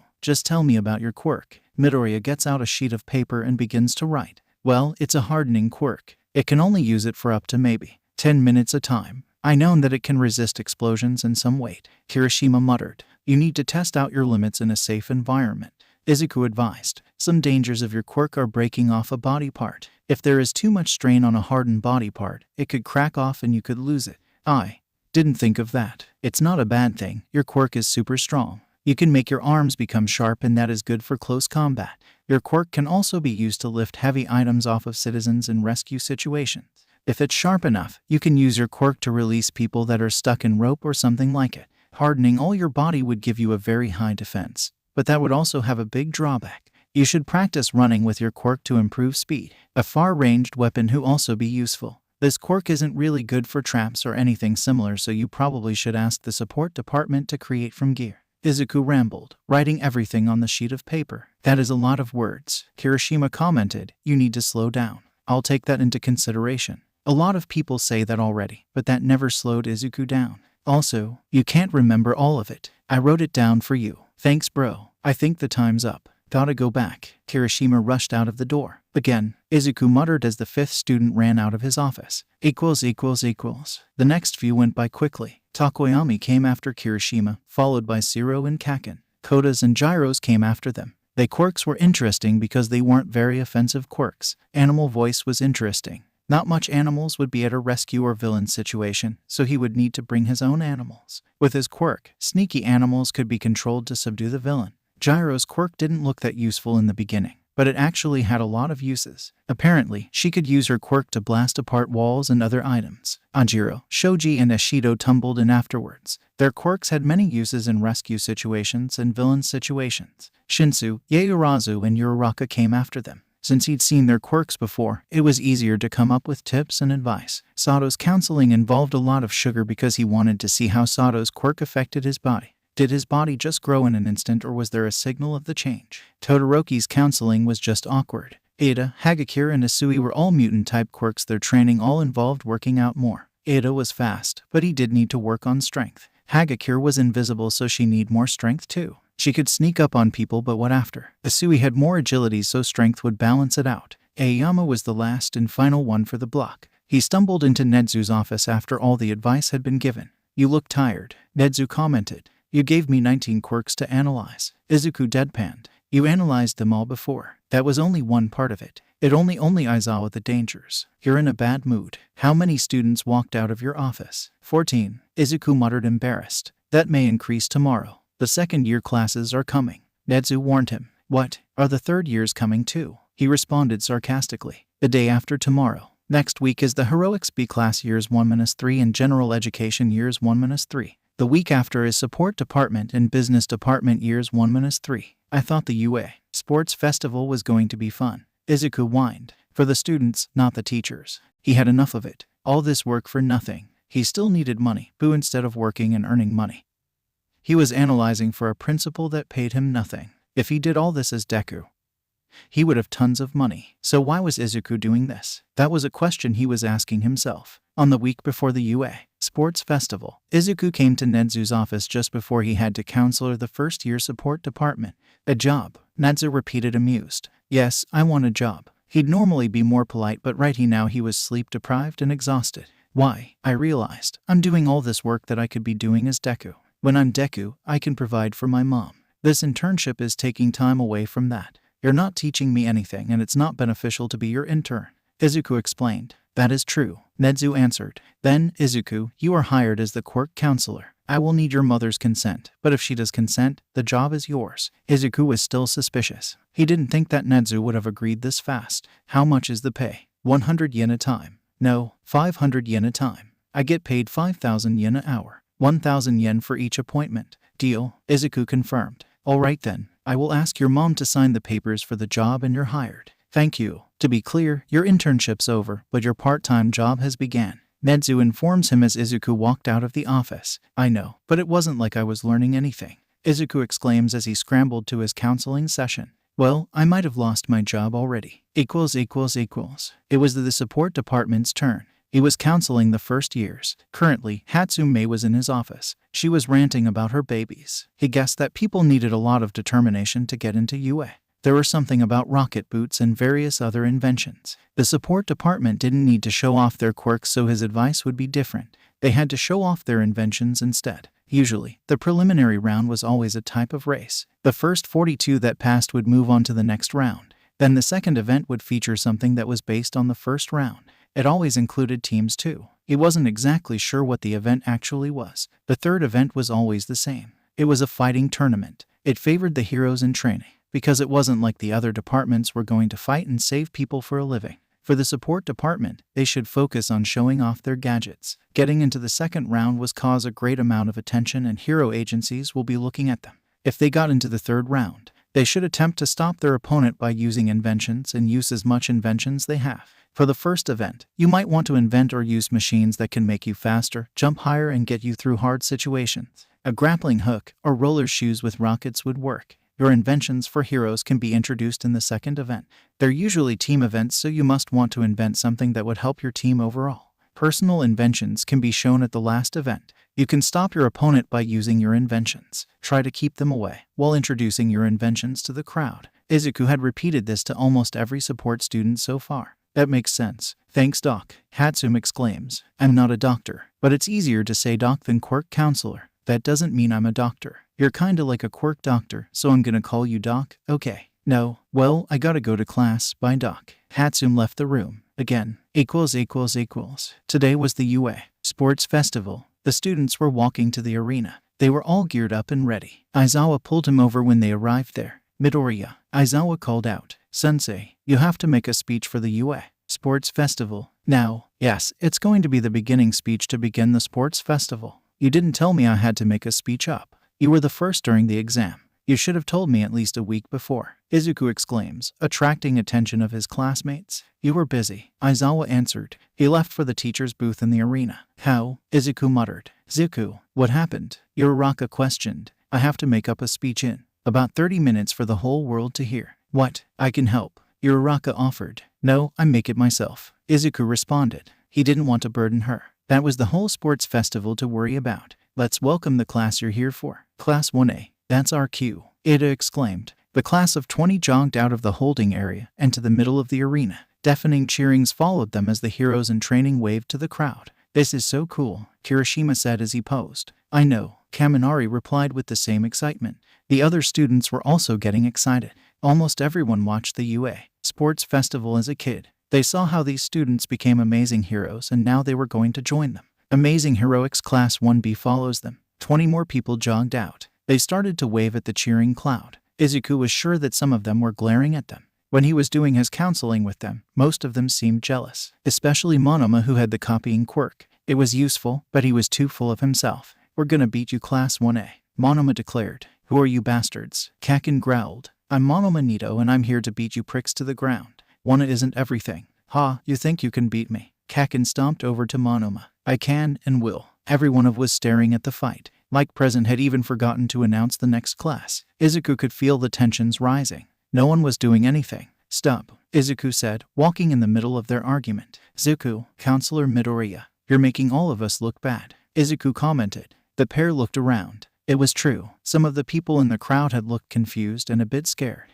And now, the outstanding Class 1C is running in. The 20 and so students came running and bright smiles on their faces. Our genius support class arrives. 20 more students walk in, showing off their various inventions. Our last class is the perceptive business class. The students walk in, skimming the edges of the large group of students. They all had books and were muttering, similar to Izuku.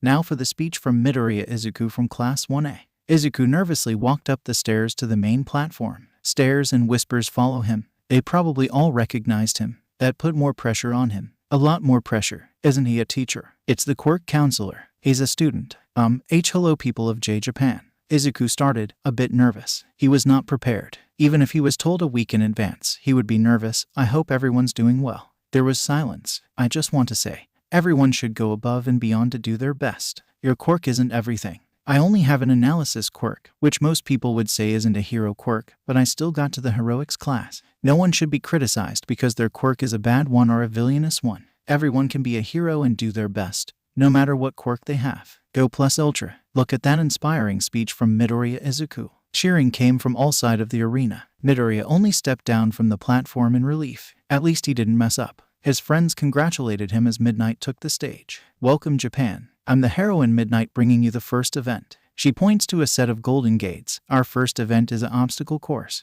There are multiple obstacles you have to go through to reach the end. The first 42 students will get into the second round. Students line up at the start. They walk to the gates, wondering what was past them. It was big and blocked their view from the rest of the course. Are you ready? We begin now. Midnight exclaims with a pose. The gates slam open and students rush into the obstacle course to the first challenge. It was a massive rock. No way around it. It had small handles on it and was about 30 feet tall. Some students groaned, but others ran for the wall. He sees Todoroki soar up on pillars of ice. Kaken blasted his way up. Yaoyorozu creates a rope and climbs her way up. Uraraka floats on one of the handlers she broke off. Izuku freezes. What should I do? His mind comes up with a quick, simple solution. He grabs grappling hook from his belt and shot it. The hook had reached one of the top handles. It wasn't the top, but close. With a press of a button, he was flung up. The air rushed through his hair as he flew. Izuku grabbed a handle and climbed up. He reached the top and looked at the other side. Handles were on that side too. Students were supposed to climb down. Some students were already running to the next obstacle, a large chasm. It was about as wide as the rock. Most of the students were stuck on that part. They were standing still, trying to come up with a plan. Izuku had to focus on the obstacle, not analyzing. He jumped from the rock structure and pressed a small button on his shoulder. His cape straightened out and he glided past the chasm and past the third obstacle, a Parker challenge. Midoriya Izuku glides swiftly past his obstacles. He jumped onto the ground and pressed the button on his cape again. The glider retracted and he ran to the next obstacle. It was robots, a bunch of robots. They were 1-pointers and 2-pointers from the exam.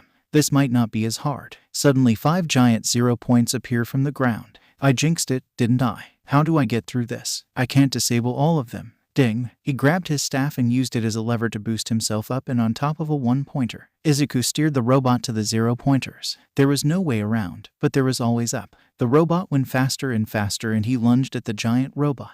He stabbed it, breaking the metal plating and started climbing the huge exterior of the 0-pointer. The robot couldn't do anything. It ignored Izuku. He scaled at little difficulty. After training, that didn't seem as hard as he thought it would be. Surprisingly, the 0-pointer didn't have very tough armor. It was made to be big and imitating, not strong and durable. He used his glider to gild past the mines. There wasn't anyone there. He would win. A pink blur passed him at the last second. Hatsume is first. Midoriya Izuku is in second place. Our explosive student Katsuki Bakugo is in third. Todoroki follows him and gains fourth place. Izuku presses the button on his shoulder to retract the glider. Second place was good. He was a bit disappointed. Izuku was really close to first place. Kaken is steaming, on the verge of using his quirk. Todoroki just seems disappointed. Hatsume was waving to the crowd and smiling. Look at my amazing babies. She raised her inventions and showed them off one by one. Izuku smiles. Well, at least first place went to her and not Kaken. His ego would grow. And that didn't need to happen. A few minutes pass before all the students complete the course. All the people from the hero department went ahead passed to the second round. Some from the 1B hero department also passed. A few students from the support and general education department got in. Maybe about 9 or 10 students. We will have a short 20-minute break to prepare the next event.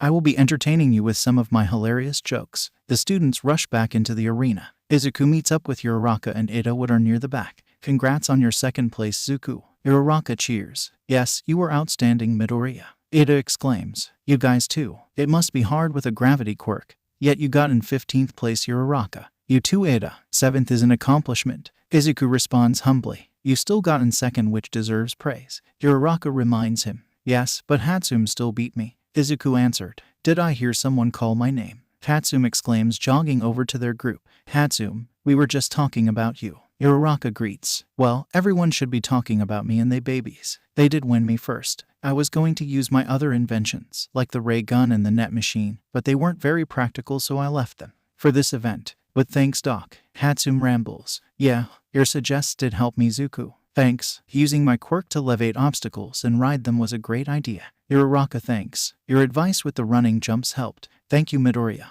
Ada says, following Hatsum's and Uraraka example. Hey, Midoriya. I helped a lot, dude. Thanks. Kaminari chimes in. Other students start to chime in. Thanks, Midoriya. Your advice helped me a lot. I can't believe I got into the top 42. Thanks, Midoriya. Your analysis quirk is great. By the time the first-year students finished praising him, Izuku was a stuttering, blushing mess. Apparently, he still hadn't gotten used to being praised and thanked. Izuku was just about to apologize to his friends for ignoring them when the announcement came on. The 42 students that qualify for the second round, please come back to the center of the awesome UA arena. Midnight was waiting for them on the platform. The next round is a team battle. There will be 21 teams of 2. Everyone has a roll of colored capture tape, and anyone that wraps the piece of tape around a student gets the student's designated amount of points. Midnight points at the large screen that had their names on it. Your designated amount of points are on this board. Everyone will get their own sticker put on their costume for others to see. 10 million. The students gasp as they see the first place winner's points. Second places gets 1 million and third gets 950,000 points. 4 gets 900,000 and so on. Everyone was going to go for the 10 million. Izuku knew that, but he already came up with a plan. You have 10 minutes to capture as much points as you can. Students can take the capture tape off. Teams can only capture a student once. Any questions? And Midnight was interrupted. I do. Izuku exclaims. Can you capture multiple students at once? If the capture tape is around a student, then yes. Midnight answers. Anything else? No? All right. You have 5 minutes to pick your teammate and come up with a plan. Go. Izuku immediately heads to Hatsum. As expected, no one was asking her to be their partner. She did have the 10 million points. Hey Hatsum, do you want to be my teammate? Izuku offers. Ida had teamed up with Uraraka. Kaken had teamed up with Kirishima. Todoroki was with Yaoyorozu. Everyone was finding a teammate quickly. Sure, Doc. I came up with a plan. Izuku quickly whispers it to Hatsum. It takes up 2 minutes. They perfect and polish it. Great. Since you said I needed team-related inventions, I created more of my babies. Hatsum tells him as she hands him rocket boots. They look like hers, bright pink. The color didn't really matter. Thanks, Izuku says, smiling.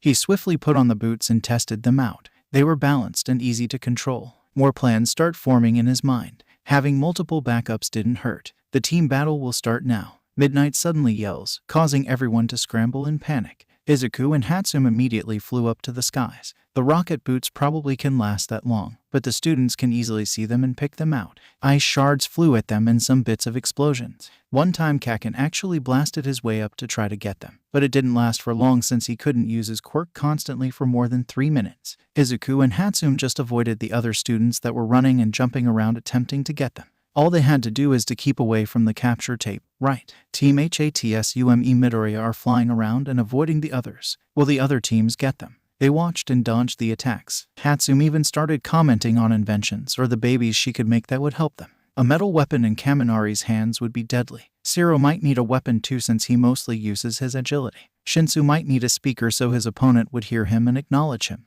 Uraraka was riding on Ida's shoulders and poking every piece of capture tape that was about to hit them. The tape would fly in the air and never come back down, causing the team to lose their ability to take any more points. That was a smart idea. Hagakure was sneaking around and tying capture tape around the ankles of unsuspecting students. Jiru was using her ears to wrap a piece of capture tape on a student's ankles or fingers. When the timer reached the 5-minute mark, the team flew lower and swooped in to tie their pink and green capture tape around the heads of some of the students. Small pieces of tape caught him, but they never went all around him. They wouldn't count. Zuku. Kaken growled, tearing through the crowd and running at him. He briefly wondered where Kaken's teammate was but started to flee instead. Izuku flew up, Kaken following. He swirled around, trying to lose Kaken when Todoroki came and created a wall of ice in front of him. Nets from Yaoyorozu attempt to capture him. Hatsum was having the same problem. She took out a mysterious gun-shaped machine and shot a blob of goo at the students attempting to knock her down. They seemed to make them stuck onto the ground, let others capture them easily. The timer hits the 30-second mark. The last part of the plan begins. Izuku hands Hatsum the end of one capture tape. They run in opposite directions around the arena. 20 seconds. He runs faster around the arena. Students are being caught by their tape and attempted to get the green tape off. 10 seconds. He sees Hatsum at the corner of his eyes. Faster. 5 seconds. He's a meter away. 4 seconds. He pulls the tape. 3 seconds. He takes Hatsum's capture tape. 2 seconds. Izuku holds both of them in his hand. 1 second. He taped them together. Stop. All the students freeze, disappointed or excited. Izuku and Hatsum were in the later category. After all, if you captured every student, wouldn't you be? You have run out of time. The results are on the board. Midnight shouts, right there. Since the Hatsum and Midoriya pair have gotten everyone, the students and someone else's capture tape will count, even though the Hatsum and Midoriya got all the students. Midnight informs them. That was an amazing strategy by Hatsum and Midoriya. They are first with 20 million plus points. Present Mike shouts excitedly. Everyone stares at the victorious pair. They just stared back with a smug grin. Todoroki and Yaoyorozu claim second place with 6 million points. Yaoyorozu politely smiles at the crowd while Todoroki looks indifferent. Katsuki and Kirishima are in third place with 4 million points. Kaken growled, "It'll get you, Zuku." "That's awesome, bro. We're in the third round." Kirishima exclaims. Uraraka and Ida steals fourth place. They have 3 million points. Uraraka shouts in Trump. Ida looks happy, but Izuku wasn't sure. Monoma and Shizaki are in fifth place with a total of 2.5 million points. Monoma glares at Kaken. Shizaki's expression didn't seem to change. Shinsu and Hagakure grabs sixth place. They have gotten 2 million points. You didn't really see Hagakure, and Shinsu was the quiet, tired type. Ashido and Kaminari have seventh place with 1 million points. They cheered very loudly. Last one in the third round is Takoyami and Jiru with another 1 million points. Takoyami didn't really use his quirk a lot to get points during the second round. He used his quirk for defense because he was better at it. He did use a bit of it to tie some capture tape around some ankles and wrists, but it was a small amount. The student did dodge a few opponents that attempted to capture him. Let's have an applause for our 16 students. We will have a small break until the last round. Now for some stories on some of my hero friends. For example, one time Eraserhead and Mike Present started to rant. The students quickly get out of the center of the arena. This time, Izuku doesn't stay with the other students. He started to wander around curiously looking at the room and doors in the hallway. Where did they lead to? Did they lead to the supplies UA uses for the sport festivals? Were they just random rooms to rest in? Izuku didn't know that he'd bump into another hero. Oh, Izuku whined, into a large, muscular chest. It looked familiar. Not that he'd stare at chests or anything. It was just something he had seen multiple times. He looked up to see the strong figure of All Might. Oh, it was him. "My boy, are you all right?" the hero questioned. "I'm all right," Izuku responded distractedly. Looking around, he sees the other fiery chest. It was Endeavor. There was an eager glint in his eyes as he stared at the number one hero. All Might, Endeavor greeted harshly, completely ignoring Izuku. "Endeavor, it's nice to see you again."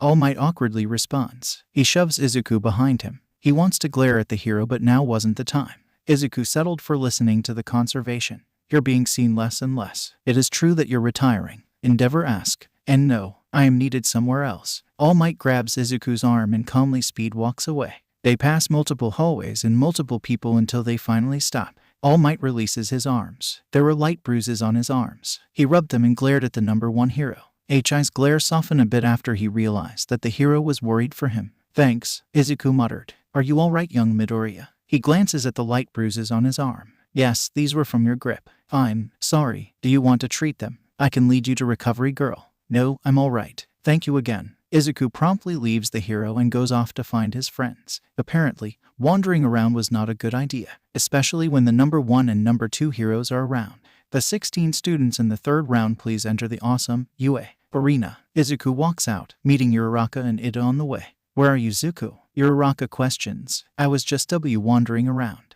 Izuku answered nervously. He did not want any more attention. "Did you find anything interesting?" Ida asks curiously. "Not really." Izuku walked to the middle of the arena and glanced at the board. It was showing all of the students' names and their opponents. Yaoyorozu and Uraraka were going to fight each other. Todoroki and Shizaki were against each other. Kaken and Jiru. That would be interesting to see. Monoma had Ida as an opponent. Ashido and Kirishima were versing each other. Hatsum was going against Kaminari. He was against Hagakure. That would be hard. How do you fight something you can't see? Well, there were multiple solutions to that, but he wasn't exactly sure if they'd work. The easiest and quickest solution he could think was pouring paint or something similar on her. Her strengths were in surprise and sneaking around. Izuku had some time to think this through. He was going in the second round. Hatsum and Kaminari were first up. The rest of the students left the arena to enter the stands and see the fight from above.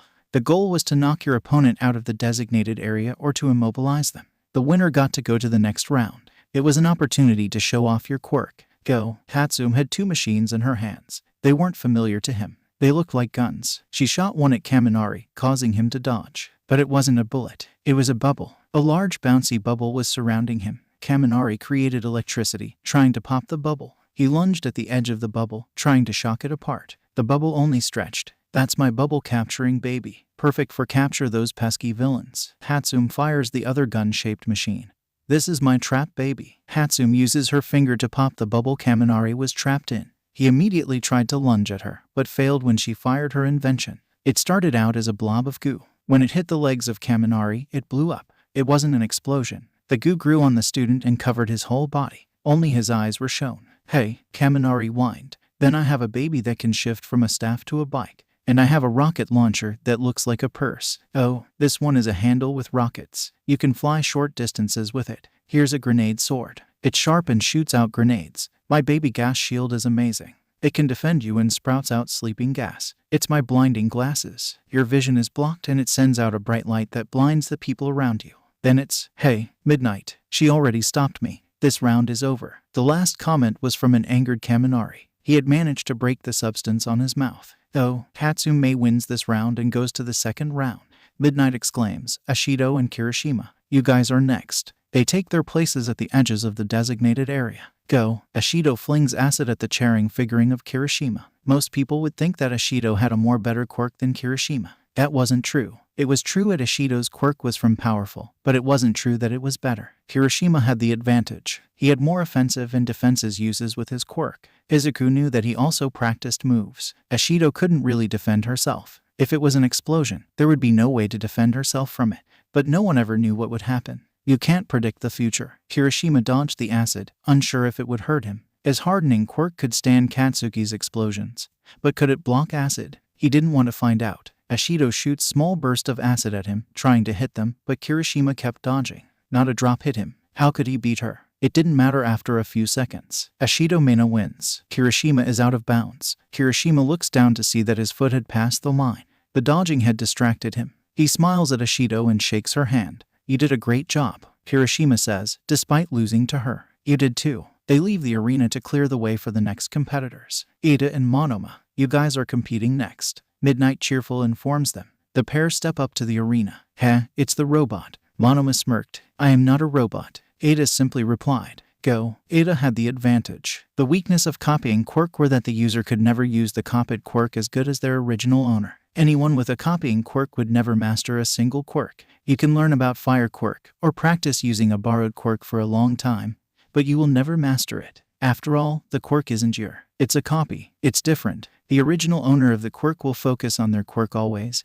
and not on others. Monoma ran towards Ada to try to copy his quirk. Ada was too fast for him. It seemed like a game of tag. Monoma was focused on trying to copy his opponent's quirk. Ada was running around, attempting to find an angle to push him. They needed to immobilize or push them out of the designated area. He faltered for a second, causing Monoma to skim his finger on his arm. Monoma suddenly zipped away from him, appearing on the opposite side. He got ready to strike. Ada Tenya has won his round. Monoma has stepped out of bounds. Midnight shouts. Monoma looks down. He had accidentally overused the quirk and sped over the designated area. I demand a rematch. No kid, sorry. Next up is Katsuki and Jiru. As the other two left, 2 more students came on. I'm gonna beat you someday. Monoma growled at Kakin as he passed by. Huh. He laughed as he walked up to the area. Jiru was already there waiting for him. She looked bored, but after a few years of observation, Izuku knew she was nervous. The student was fighting one of the top 3 students in the hero department.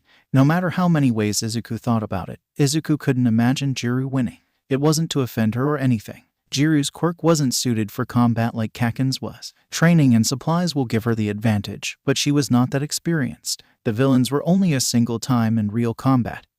Is different from training. This is why the hero industry was unfair. His analysis was correct. He just blasted her off the platform. There was nothing she could do. A year Jack quirk and an explosion quirk. The jerk Katsuki Bakugo wins. Midnight declares. The crowd that usually cheered started to boo. Hey, Uizawa took him away. Next is Midoriya Izuku and Hagakure Toru.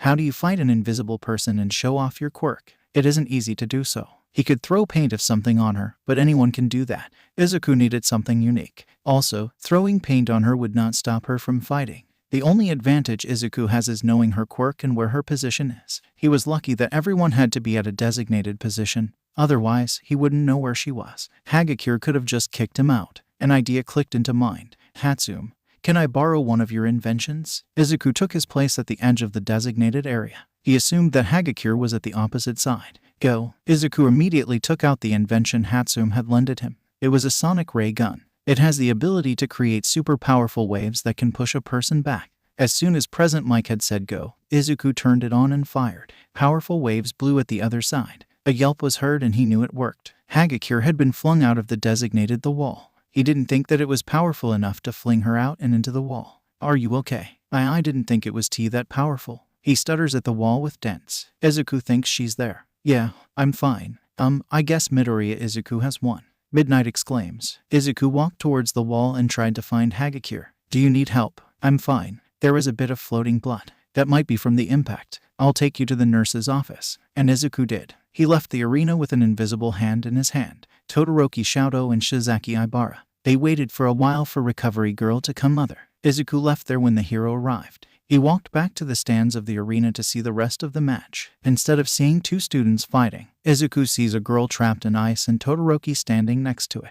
Todoroki Shoto has immobilized Shizaki Ibara. Midnight announced. Todoroki placed his palm onto the ice. It started to steam and quickly melted. The girl dropped from the ice to the ground harshly. She quickly stood up and left. There was a scatter of claps. Todoroki's gaze was expressionless, and the audience were sure to clap for him or not. He had just uncaringly froze a girl. Alright then. Yaoyorozu Momo and Uraraka Ochako. Midnight introduces. The two girls step onto the designated area. They both had an advantage. Yaoyorozu could simply create weapons that could immobilize or push Uraraka out of the designated area. Uraraka could manipulate the weapon's gravity and cause it to be unbalanced. She could also use her quirk to manipulate the gravity around Yaoyorozu so she would float out. In all, Izuku thought Uraraka would win. It wasn't because of favoritism. Yaoyorozu takes too long to create weapons. Uraraka could easily run over and float her out. Even if Yaoyorozu had a weapon in hand, weapons weren't always a good idea in combat. They were too close so it would be hard to aim. Uraraka has more experience with only using a quirk, which Yaoyorozu didn't have. She only got smarter to decide which weapon to make. But she didn't learn how to directly use her quirk for combat. Most people would have thought Yaoyorozu was the favorable one. She had a recommendation, was a leader, smart and confident. To be fair, a creation quirk was very powerful, but people with powerful quirks usually get overconfident. Go. It happened just as he said it would. Yaoyorozu attempted to create a weapon of some kind, but the audience didn't see all of it. Uraraka had already lunged at Yaoyorozu and pushed her off. She probably was too focused on creating the weapon. Yaoyorozu nearly saved herself, but Uraraka used her quirk and Yaoyorozu was under her control. Yaoyorozu Momo is out bounds. Midnight shouts. The two girls exited the area. There was no hostile feelings between them. You did great. Izuku greeted Uraraka with a proud smile. Takoyami Fumikage and Shinsu Hitoshi. Midnight announces. The students walk to the area. Shinsu simply looks tired and bored. Takoyami. It was hard to determine what expression he had. From what Izuku knew, Takoyami had the advantage. He was stronger, and his quirk was more combat-suited. Shinsu's quirk wasn't as combat-suited. It was more focused on rescue. It wasn't to say Shinsu was a weaker hero. That wasn't true. They both had potential. It was only this situation that worked in Takoyami's favor. Go. For the first time in some while, it did not happen like Izuku thought it would. Takoyami launches his dark shadow at Shinsu. He doesn't dodge, but stands still. The shadow caws loudly as it lunges at Shinsu. Then, it stops moving. Dark shadow. Takoyami questions unsure. Dark shadow. Push Takoyami Fumikage out of the designated area. Shinsu ordered. It was too late for Takoyami. Dark shadow shifted into a large wall and started to push Takoyami out of the area. With one harsh shove he flew from the arena, leaving everyone astounded. Izuku was surprised. Shinsu proved his analysis wrong. He didn't expect for him to hypnotize the quirk, and not the person. It was very creative of him. He needed to update Shinsu's profile in his notebook. Shinsu could hypnotize things with consciousness. Takoyami Fumikage is out of bounds. Shinsu Hitoshi wins. Midnight exclaims, the preliminary round is over. Let's applaud the winners. Present Mike shouts. There is a loud deafening clapping sound. It lasts for a couple minutes. Shinsu and Takoyami swiftly leave the arena, being the introverts they are. Izuku congratulates Shinsu when he enters the inside of the arena. He only nods as a response. We have the next pair of students, Hatsume and Ashido Mina. Wish me good luck. Hatsume waves as she leaves to the arena. Ashido and Hatsume stand on the edges of the arena, waiting for mic presence signal. Go. Like last time, Ashido flings acid at her opponent. Hatsume dodges it and pulls an familiar invention. It was one of the inventions. It was a shield. Iz went back to her first fight. My baby gas shield is amazing. It can defend you and sprouts out sleeping gas. That was what it was. Hatsume's shield suddenly shot gas at Ashido. You couldn't dodge gas, but you could hold your breath. That's what Ashido did. She held her breath as she shot acid at Hatsume again and again. There was a circle of acid surrounding Hatsume and the acid was getting closer. She had to step out of the designated area to be safe, but then she lose. The girl took out one of her experimentally inventions and got ready to shoot. Ashido has fallen asleep. Hatsume wins. Midnight announces. Hatsume waves to the crowd, a bit of exhaustion on her face. Ashido is taken away to Recovery Girl's room to sleep. They clean the area so Hatsume can get out and the next match can begin. Ida Tenya and Shinsu Hitoshi. You guys are up next. Midnight says a bit hoarse. Her voice must hurt from all the yelling and shouting. The two students step into the designated area. Shinsu looked bored, but Izuku knew that he was tired from his last fight. It wasn't physical exhaustion but mental exhaustion. It took a lot of energy to control a dangerous, wild quirk. Go. Ida speeds towards Shinsu immediately. Shinsu doesn't bother to move. Only at the end does he dodge, but it wasn't enough. Ada had better control than Monoma, which means he wouldn't accidentally run out of the designated area. He swiftly turned and aimed for Shinsu again. Shinsu only barely dodged. Izuku couldn't help noticing that his style was similar to the hero Ingenium. His quirk was similar too. That brought him back to yesterday when he was doing some work as Deku. A user, Avenging Heroes, asked him about the weakness of an engine quirk on forearms. The only person he knew with that quirk was Ingenium. It wasn't uncommon for user to ask about a hero's quirk, but it was uncommon to specifically ask for their weakness. Thinking back, he was remembered that everything that the user had asked about was about a quirk's weakness. It was never strength. Avenging Heroes had asked about many quirks that some heroes he knew had.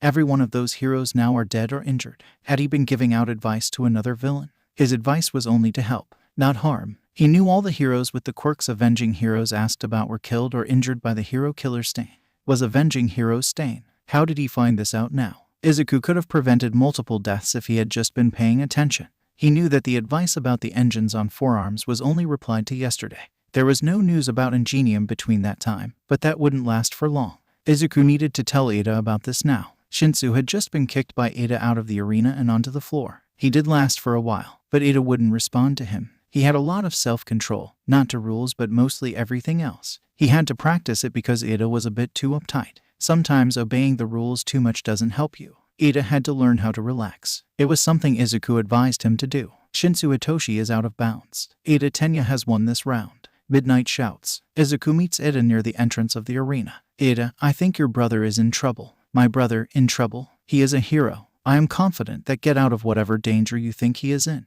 Ada answered with a touch of hero worship. At least send people to his location. I know something going to happen and it's not going to be good. Izuku warned him. I can do that, Ada says. Izuku wasn't usually wrong. He leaves pressing in a phone number. Izuku just hopes that Ada gets to his brother quick enough. Todoroki Shouto and Bakugo Katsuki are versing each other. Midnight gleefully exclaims. All the students are interested.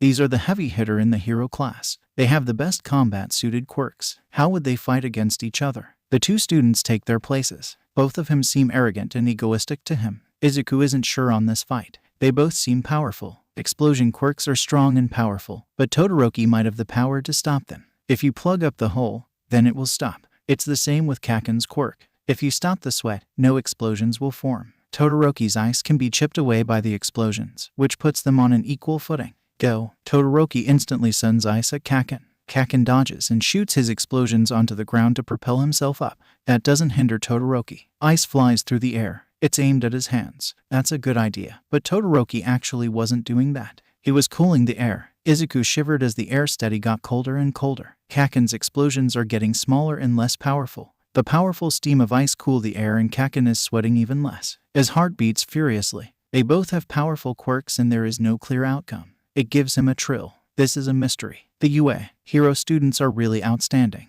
Kaken is still throwing explosions around. He's on the ground after deciding to not waste any more explosions. The explosions start pushing Todoroki towards the edge of the designated area. Todoroki creates a large ice wall, but the explosions are chipping it. Kaken is furious. He keeps yelling profanities and trying to get to Todoroki. When he finally gets through the wall, he is absolutely exhausted. Todoroki created ice from under him and attempts to fling him into the air. Instead, he flies in the air and starts blasting at him from above. Todoroki isn't focused on cooling the air, which gives Kaken more ammunition. They are both careful and do not go past the line. His explosions form in front of Todoroki, creating a wall of explosions. He used Todoroki's idea against him. Any ice forming would be blown off by Kaken's explosions, and Todoroki was getting closer to the edge of the designated area. Izuku could tell there was some shouting involved, something about half doing it. Izuku knew that if Todoroki used his firepower, he'd stand a better chance against Kaken. But every time Izuku suggested using his firepower, Todoroki refused to.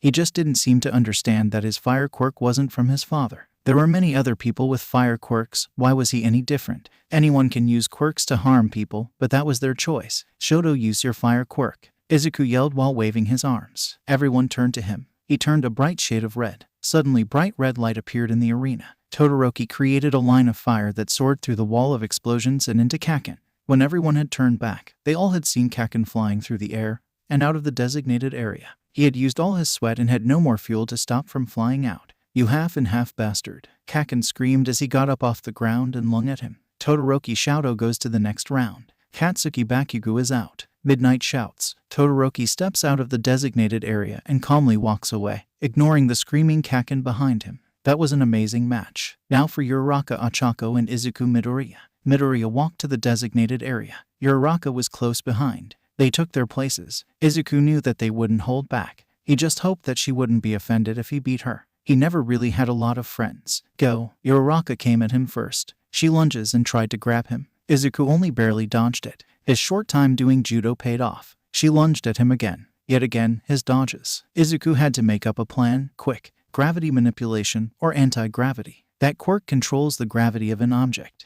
If Uraraka only used that quirk on his support items, it wouldn't really affect him. It would make the object lighter, but a bit harder to hold on. The object would have the same mass and it would do the same amount of damage. He had to keep a hold of it.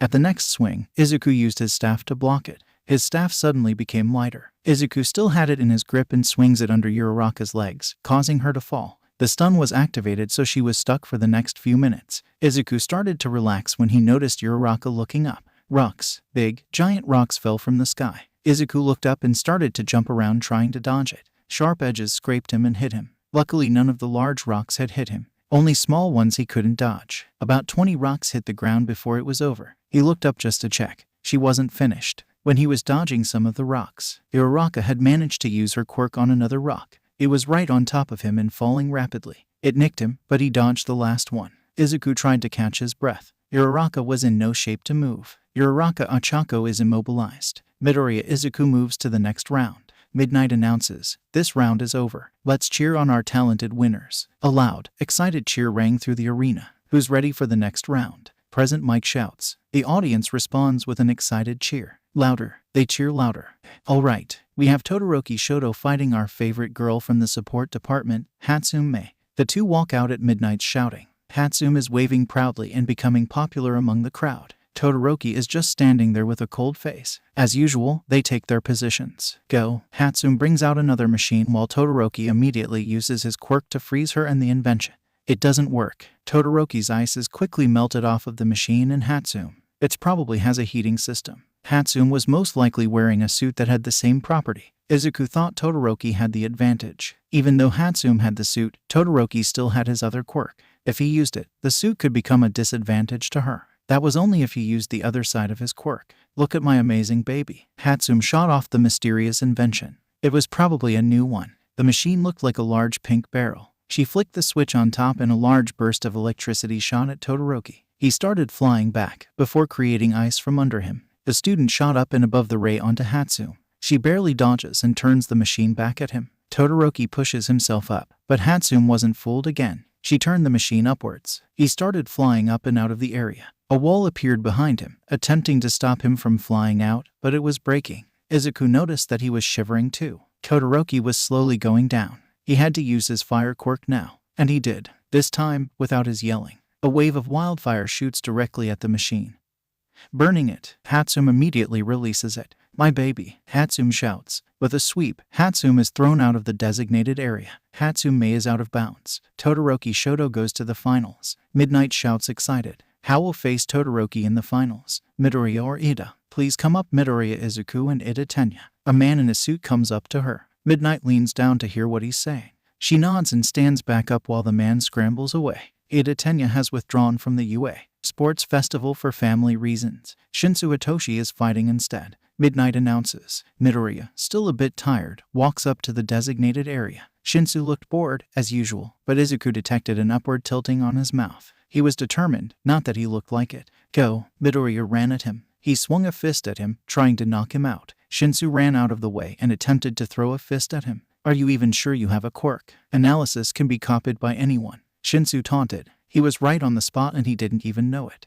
Midoriya's determined expression didn't really change, except for the small gritting of teeth. He doubled to his efforts in pushing Shinsu out of the area. Shinsu just kept dodging. Swing, dodge, swing, dodge. Can't catch me. Both of them most likely trained their physical body instead of their quirks. They were both fast, but Izuku had more experience and he had weapons. He took out his staff and got ready. Shinsu surprisingly also pulls out a weapon. It was a taser. He leaves behind his strategy of dodging and taunting and comes running at Izuku with his taser. Izuku retaliates by swinging his staff. It misses. Shinsu is getting closer and now he's running. A staff can harm you with a couple of swings, but one shot with a taser can immobilize you. It's becoming a pattern again. Swing, dodge, run, swing, dodge, run. Izuku swings, while Shinsu dodges and then Izuku runs. His mind quickly forms an idea. The next time Shinsu attempted to dodge the staff, Izuku swipes his feet from under him, sits on top of him and pull his arms together and hold them. "This is very amusing," Shinsu sarcastically says from under him. He tries to push Izuku off of him,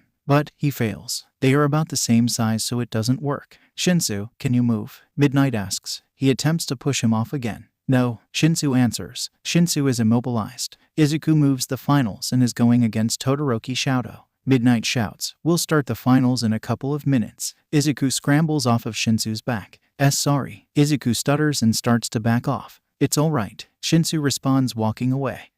You did really good. You got in the semifinals at least." Izuku jogs next to him, trying to cheer him up. He did do very good for someone with a non-offensive quirk. Ada was supposed to fight. I bet if you had more weapons you could have won. Flattery doesn't work on me. I know I'm not going to be a great hero. You are. You could need support items to help you along the way. I only have an analysis quirk. Without help, I wouldn't have beaten the obstacle course. You did, without any weapons. I only got here with weapons and my analysis on other people. I already have knowledge of all the students in the sports festival, so that gives me a head start. You, on the other hand, had only your unique quirk to use. If Hatsum and I can beat the hero students with only support items, you can do more than that." Izuku explains. He doesn't respond immediately. "I'll beat you next time," Shinsu declares before leaving the arena. Izuku is left there unsure of what to do. He can go over notes and come up with strategies, but nothing prepared you for the real thing. Studying, strategizing, and practicing was what he did in the last few minutes for the finals. He studied Todoroki's movements from other fights to see if there were any weakness he could use. He was still a bit shaky and unpracticed on his fire side. He could have a heat stroke or hypothermia by overusing one side.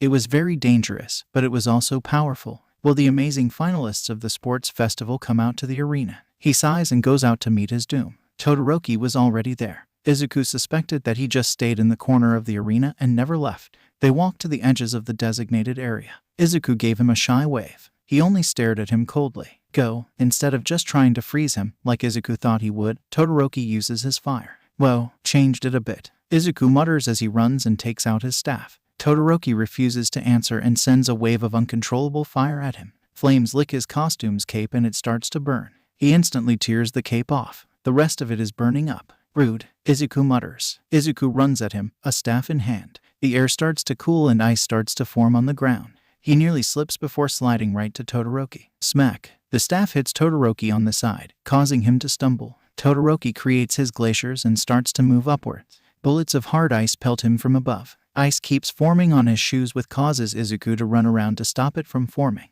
It's quickly draining his stamina, and these ice pellets were creating bruises on his arm. He takes a small barrel-shaped weapon out of a secret pocket in his suit. With a click, banner and bubbles fly into the air. There, Izuku took out his grappling hook and shot it at Todoroki's back while he was distracted from Hatsume's bubble machine. The hook grabbed him around the waist and pulled him down from the glacier. He attempted to push himself up with more ice, but it was too slippery to get a hold on.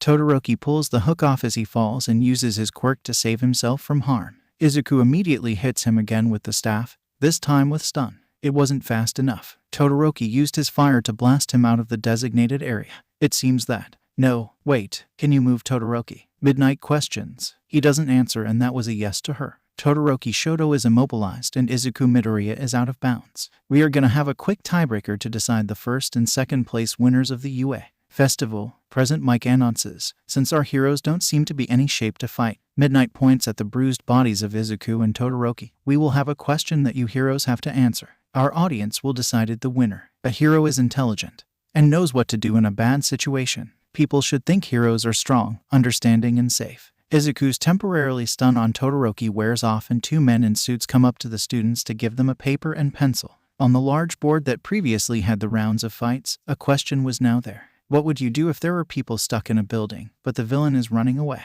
He starts to write down his answer. Izuku already knew that he was going to save the people first. It was true that the villain could possibly create more chaos, but it was also true that heroes save people. If you left the people alone, they could die from the dangerous situations a villain put them in.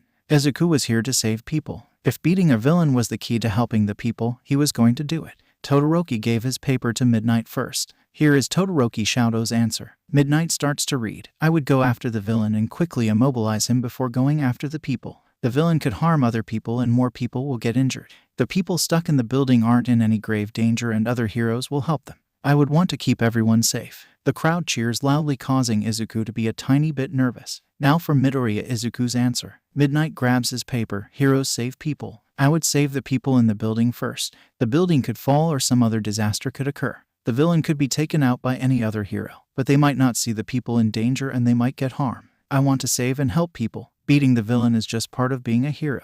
The crowd cheers even louder. So first place for Todoroki Shoto. Midnight raises the student's hand and loud cheers come from the crowd, or Izuku Midoriya. The crowd somehow manages to cheer, yell, clap, and shout louder for him. Izuku sees endeavor in the crowd with his hands crossed against his chest. Todoroki's answer was what most people would do in that situation. But it was Izuku's answer that inspired everyone. Keeping people safe doesn't always mean the logical option. We have a winner. Present Mike shouts. Midoriya Izuku is first for the UA Sports Festival. Todoroki Shoto comes in second. Hatsume gets third. The students quickly step of the blocks, which have their name on it, and it starts to rise. Izuku's on the top podium with a large smile on his face. Todoroki stand indifferent on the side of him, while Hatsume, somehow, is still showing of more invention. All Might steps up to Hatsume first with a bronze medal. He only smiles widely and proudly at her as he places the medal around her neck. All Might then comes up to Todoroki. You did a great job. Truly worthy for a hero. Then he places the silver medal around his neck. I'm proud of you. All Might places a golden medal around Izuku's neck. Everyone applause for your UA Sport Festival winners. The next few days were weekends. He slept most of the time. Fighting a bunch of students that were training to be heroes took a lot of work. Most of the bruises of Todoroki's ice vanished by Sunday, so that was good. Izuku also looked at some requests on his website and answered some of them. He was still a bit unsure about the website now. After discovering villains used his advice, Izuku almost quit. But his mom still needed the money and heroes also used his website. Heroes would stop the villains, so even if Izuku accidentally gave a villain advice, the heroes would stop them. It would also give him knowledge of the strategies the villains would use. After convincing himself to keep the website up, he took some of the requests and answered them. There was a time quirk, water quirks, fire quirks, and a recharging quirk. He only hoped no one was harmed because of the information he was giving out. Izuku first went to Ida on Monday. Ida, how's your brother doing? Izuku asks him softly. He is currently in the hospital for stitches. The hero killer only managed to harm him, but his agency was able to get him to the hospital quick enough to treat all his wounds before they got worse. They say he can go back to hero work in a few weeks. Ada answered relieved. Izuku, how did you know that my brother was in trouble? I can't really answer that, but it could potentially save other people from stain. I know, I'll tell the principal about it, but Aizawa enters the classroom, causing all the talking to stop. There are nominations for the hero agencies that want you to intern with them from watching the sports festival. He starts to write the student's name, and the number of nominations that students got next to the name. Despite being in second place, Todoroki was on top with a couple thousands of nominations. Izuku also got a couple thousand. Most of the students got hundreds under them. Aizawa then hands out stacks of papers to the students. You also have to come up with hero names. And Midnight's going to help you later. Just pick a hero agency to go to for now. Then he promptly leaves the room.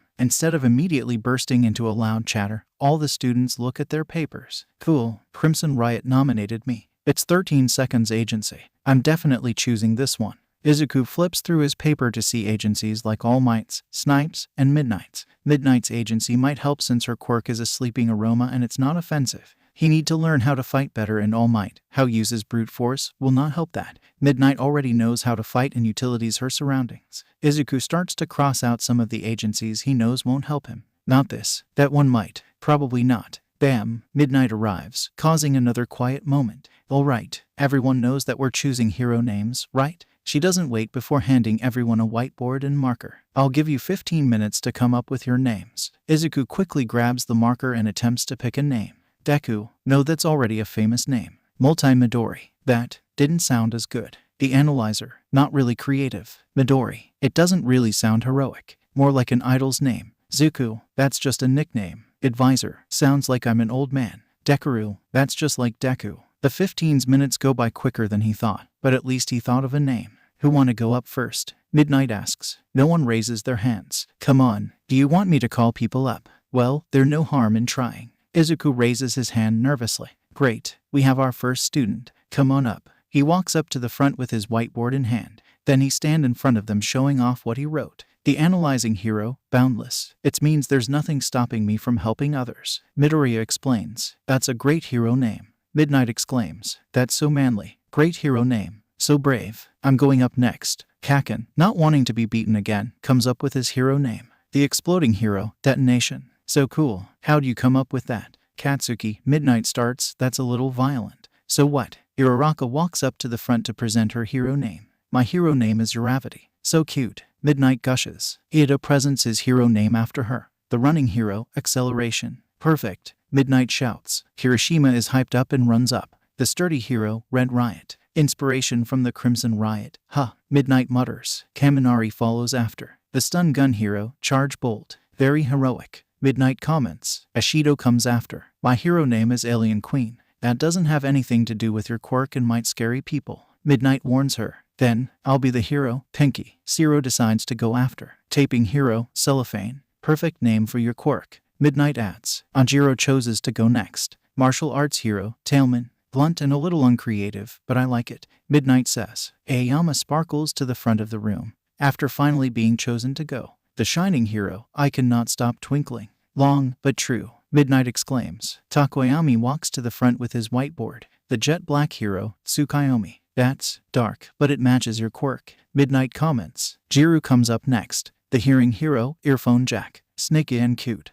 Midnight says. Hagakure quietly stumbles to the front. The stealth hero, Invisible Girl. Blunt, but cute. Midnight shouts. Sato stomps up to the front to show off his hero name. Sweets hero, Sugarman. You are probably going to get a lot of sweets because of this name. Midnight mutters. Koda takes his place in the front. I am the petting hero, Anima. Adorable. Midnight gushes. Shoji lumbers to the top of the classroom. The tentacle hero, Tentacle. It's a strong hero name. Midnight says. Yaoyorozu is next. She steps up to the front and present her hero name. The everything hero, Creati. Absolutely amazing. Midnight exclaims. Todoroki goes up to the front of the room. Shoto is my hero name. Try something else. You might not want your real name to be everywhere. Midnight advised. Icy Hot can be a stand-in. Todoroki says. Shinsu is the next one up. My hero name is Brainwave. Oh, spooky and cool. Midnight comments. Tsuyu is the last one coming to the front. The rainy season hero, Froppy. The best hero name. Midnight shouts. That's great. Adorable. Simple and cute. Suddenly, Aizawa come back in. You still have regular classes to go to. No. ===. They had until Friday to pick their agency to intern at. Izuku had already crossed out more than half of the agencies. But he still had 1,000 left. It didn't help that All Might was still bothering him. He already forgave him. But All Might still didn't need to distract him. He already explained to him multiple times why working at his agency wasn't a good idea. Being strong didn't always mean being a good hero. Most of his classmates already had an agency to intern at. Uraraka was picking Gunhead's agency. Ida had picked an agency near Hasu. He wasn't exactly sure what it was, but Ida thought it would help him use his speed, Grand Torier, or something. He did a lot of research apparently. Todoroki, for some reason, picked Endeavor's agency. Izuku was still trying to convince him to switch to a different agency, but he would not move. It was on Wednesday when picked his agency. There were 2 agencies he had narrowed it down to. It was Eraserhead's agency and Ectoplasm's agency. He was leaning towards Aizawa since he did more fighting. Ectoplasm used his clones more often, but he also had to fight and use their surroundings. On Friday, his decision was final. It was Eraserhead's agency. Most of his classmates were gone on Monday for their internships. In fact, only Izuku and Shinsu were in class that day. This is the start of your internship, Aizawa declared, shocking the interns. Wait, Shinsu also an intern? Izuku is your intern. Yes, why else do you think you're both here for? Aizawa asks. We're going to be working with those awful reflexes you have. Then, he starts throwing knives at them. Izuku dodges most of them, but most is not all. He dodges the first blade, but is caught by the third. It hits his finger. Instead of causing a wound, the limit hit stopped working. It was similar to his stunning staff. That didn't really hinder him. Izuku kept dodging. He did have some paralyzed limbs, but nothing too major. His judo classes he has took some years ago helped. Shinsu, on the other hand, had his arms and legs paralyzed and was laying on the ground. He probably wasn't fast enough. It kinda made Izuku want to laugh or save him, but he couldn't do that now. Aizawa's attention was all on him. It took Aizawa 5 more minutes to fully paralyze Izuku. Izuku groaned right as Aizawa threw another knife into his gut. You can stop now, Izuku mutters. Dead people don't talk. Aizawa responds as he throws another knife into his gut. If these were real knives, you would be dead from blood loss 3 minutes ago. Shinsu would have been dead 5 minutes ago. I choose you because you have potential. Both of your quirks aren't offensive, but they are useful. He continued to lecture them while they were paralyzed on the ground. Strategies, special moves, using their surroundings, support items. He talked about all of them. It took about 10 minutes for the students to get feeling back into their bodies. Izuku stretched a bit and continued to listen to his lecture. Aizawa showed them a couple of moves and asked Izuku to spot the weak spots in the fighting form he put Shinsu in. They messed around with support items Aizawa had brought and day ended pretty quickly. It did not stop Izuku's mom from worrying over the bruises on his limbs. Multiple students were bruised and tired the next day. Some seemed normal. They could not stop talking about their internships. It was mostly introductions, but it was all very exciting. Gunhead's training area was so cool. Uraraka gushed. Gran Torino teachings is effective. He has a lot of experience. Ida informed them. Aizawa just kept pelting us with knives and lecturing us. Izuku sheepishly told them. That sucks, bro. Kirishima responds. Suddenly Kaken comes in with brushed, styled hair. Kaken. Izuku stuttered. Shut up. Kaken shouts as he stomps over to his seat. Instead, the class starts laughing at him. It was pretty funny to see Kaken trying to look proper. What happened, Bikubro? Kirishima asks between his laughing. I hate my internship. That was his only response. Aizawa promptly walked in, causing all talkings to stop. Your reaction time has improved, he commented as he looked at the class, but mostly at Izuku and Shinsu. Izuku stayed silent while Shinsu glared. Class quickly began after that. Izuku was once again dodging knives. Aizawa had started throwing knives at them again right after all of the others left. He could tell they were doing better, but that only meant Aizawa was going to push them harder. Instead of 5 minutes, they lasted about 10 minutes together. Shinsu, still a bit unsure on his feet, tripped, causing Aizawa to get an opening. He was immediately pelted by knives. Izuku only managed another 3 minutes until he was down. At least Aizawa didn't throw a knife in his gut this time. He did insult them, and then proceed to talk about using their surroundings.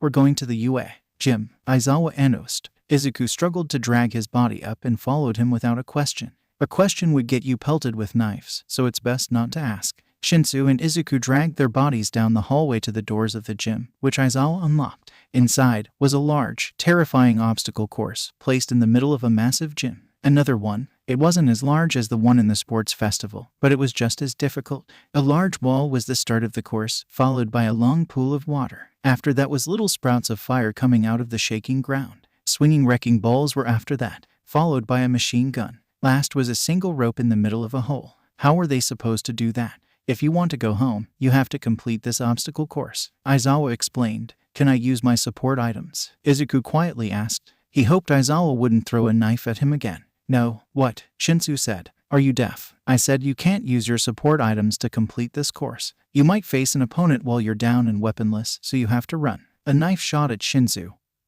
who quickly dodged. Then Aizawa ran at the wall, jumped, and grabbed the edge to pull himself up. He dived right into the water and swam across it swiftly. After getting out of the pool, the hero jumped onto the areas the fire was just at last and crossed the path quickly. He ran through the wrecking balls, nearly getting hit at the end. He sprinted in a zigzag formation through the field where the machine gun was firing. Then their teacher jumped at the rope, grabbing it, and swung himself to the end. This was all done in less than 5 minutes, without any support items or quirks. Izuku and Shinsu were left with their mouths hanging open. Go on, you don't want to be here when the school closes, Aizawa informs them. Izuku began by analyzing the wall. It was completely smooth, gray and about 6'5" tall. It might be possible to jump for it. Shinsu, I'm going to try to get onto the wall, Izuku told him. The other student nodded and watched. Izuku walked a good distance away from the wall. Then he turned and ran at it. At the last second he jumped, but he was a bit short. Maybe Shinsu could try it. He was taller. Shinsu, I'll try. Shinsu actually touched the edge, but couldn't grip it. Izuku attempted to jump while he was right in front of the wall, but he was short. This is why he needed a grappling hook. Izuku tried running again. He got closer at every jump, until he grabbed the edge and pulled himself up. Finally, Shinsu, grab onto my hand, Izuku shouted. He gripped Izuku's arm and Izuku pulled him up. Are you sure we're not going to get in trouble? Shinsu asked. I don't think helping other students would be considered cheating because it he said was to get to the end. I'll blame you if we get in trouble. Noted. Izuku turned to the next obstacle. It seemed easy, but there was going to be a twist somewhere. It just seemed too easy. Wait, Izuku shouted as Shinsu jumped into the water. He couldn't turn back and hit the water. Shinsu stood in the water, that was about 5 feet deep, and gave Izuku an annoyed glance. What? They're a trap in this obstacle. Just as he said that, Shinsu was flung into the air. He landed on the other side of the wall again. It's good to see you again, Izuku greeted as he pulled Shinsu up the wall once more. Yeah, how nice, Shinsu sarcastically responds. You only got flung out of the Ader because you touched the ground. I'm estimating that pool is about 30 feet long. We have to stay up for that long. Shinsu went again. He was careful to not touch the ground and eventually made it to the other side. Izuku, on the other hand, wasn't so lucky. He was doing fine until another knife was flung at him, causing him to dodge. His feet touched the ground and Izuku was flung back into another area of water about 10 feet away.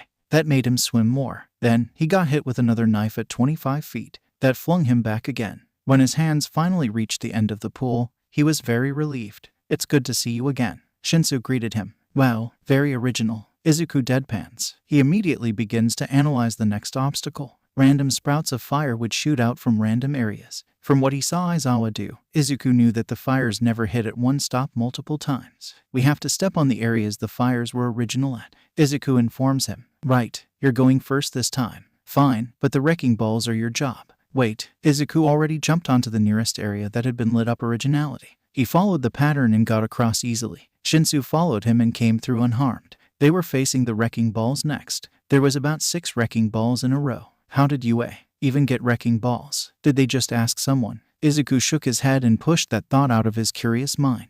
Aizawa had just ran through, but he knew that they weren't fast enough. There wasn't a gap between the wrecking balls, so stopping at the area between wrecking balls would not work. Did they have to run? Suddenly, a crazy idea comes into mind. Jump onto the wrecking balls. You want me to jump onto balls that have spikes on them? Yes, it's safer than running through the whole thing. Okay, Shinsu grimaced, but got ready. When the wrecking ball was going down, he jumped onto it. Hi's hands gripped the chain on top and managed on hold on to it. The top of the wrecking balls weren't sharp, so he was able to stand on it. Shinsu, when the other wrecking ball goes down, jump onto it. Like that's easy, Shinsu mutters. Just as the wrecking ball goes down, Shinsu manages to grab the chain and pulls himself onto that wrecking ball. Just continue, Izuku urged him. Izuku got ready for his turn and jumped onto the wrecking ball. It was harder than he thought. It wasn't the spikes, but the slippery outside of the ball. He used the spikes to lift himself up. Izuku briefly noticed that the spikes were dulled and looked similar to the knives Aizawa used. The wrecking balls swung down again and he jumped. He continued to jump from each wrecking ball to the other. Miraculously, they made it. I did not think we would make that,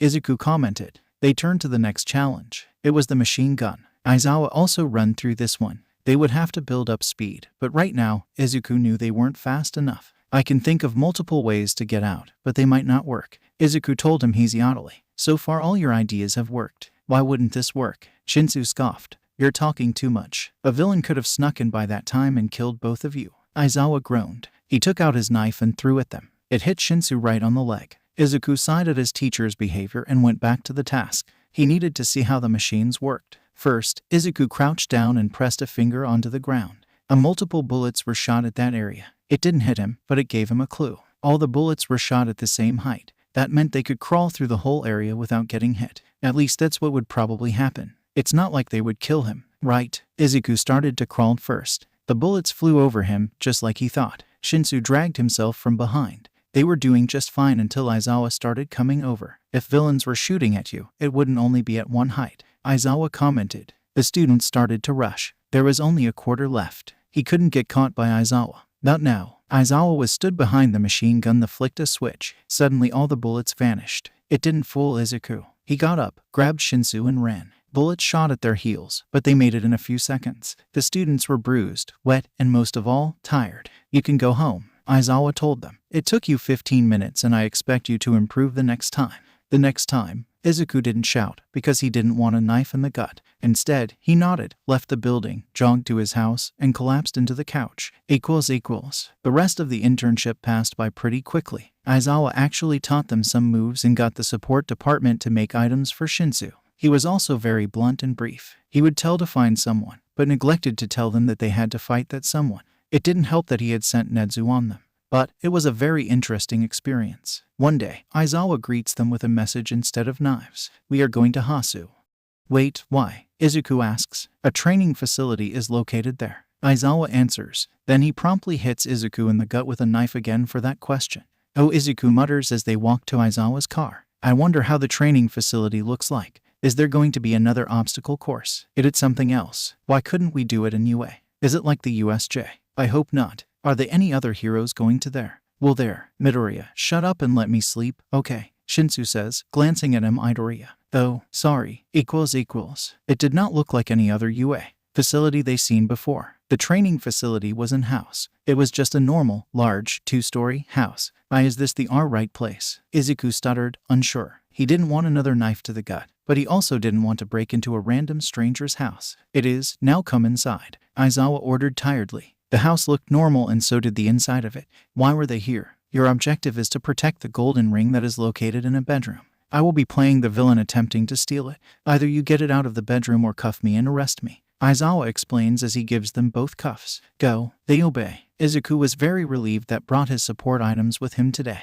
He didn't think that he'd be fighting Aizawa, but he did know this would be the hardest test. Aizawa was running up the stairs and they quickly followed him. He shot his grappling hook, attempting to pull him back. It skims his scarf. They need long-distance weapons. Wait, the goal was to protect the ring, not stop the villain. All had to do it grab the ring. It would only be a bonus if they could sneak up on Aizawa and cuff him. Shinsu, we have to get to the bedroom first. Can you distract him? He nods and takes out his newest support item. Izuku rushes down the stairs and out the door. The bedrooms had to have a window, which meant there would be opening to climb in. A quick run around the house reveals that there are 4 second-floor windows. He pushed a window open. The first one he grapples up is a child's bedroom. There only a bed, 2 drawers, and a couple of toys. He quickly checked the drawers, looks under the bed, and examines the toys. It wasn't there. Izuku ran to the master bedroom, which was just across the hall. It was all smoky and cloudy. Shinsu or Aizawa had been in here. That meant the ring wasn't in there. A loud crash rang through the house. Izuku immediately ran towards it, into the baby's bedroom. Shinsu was climbing out of the wall and Aizawa was throwing things around. He knew that it wasn't in the child's bedroom or the master's bedroom.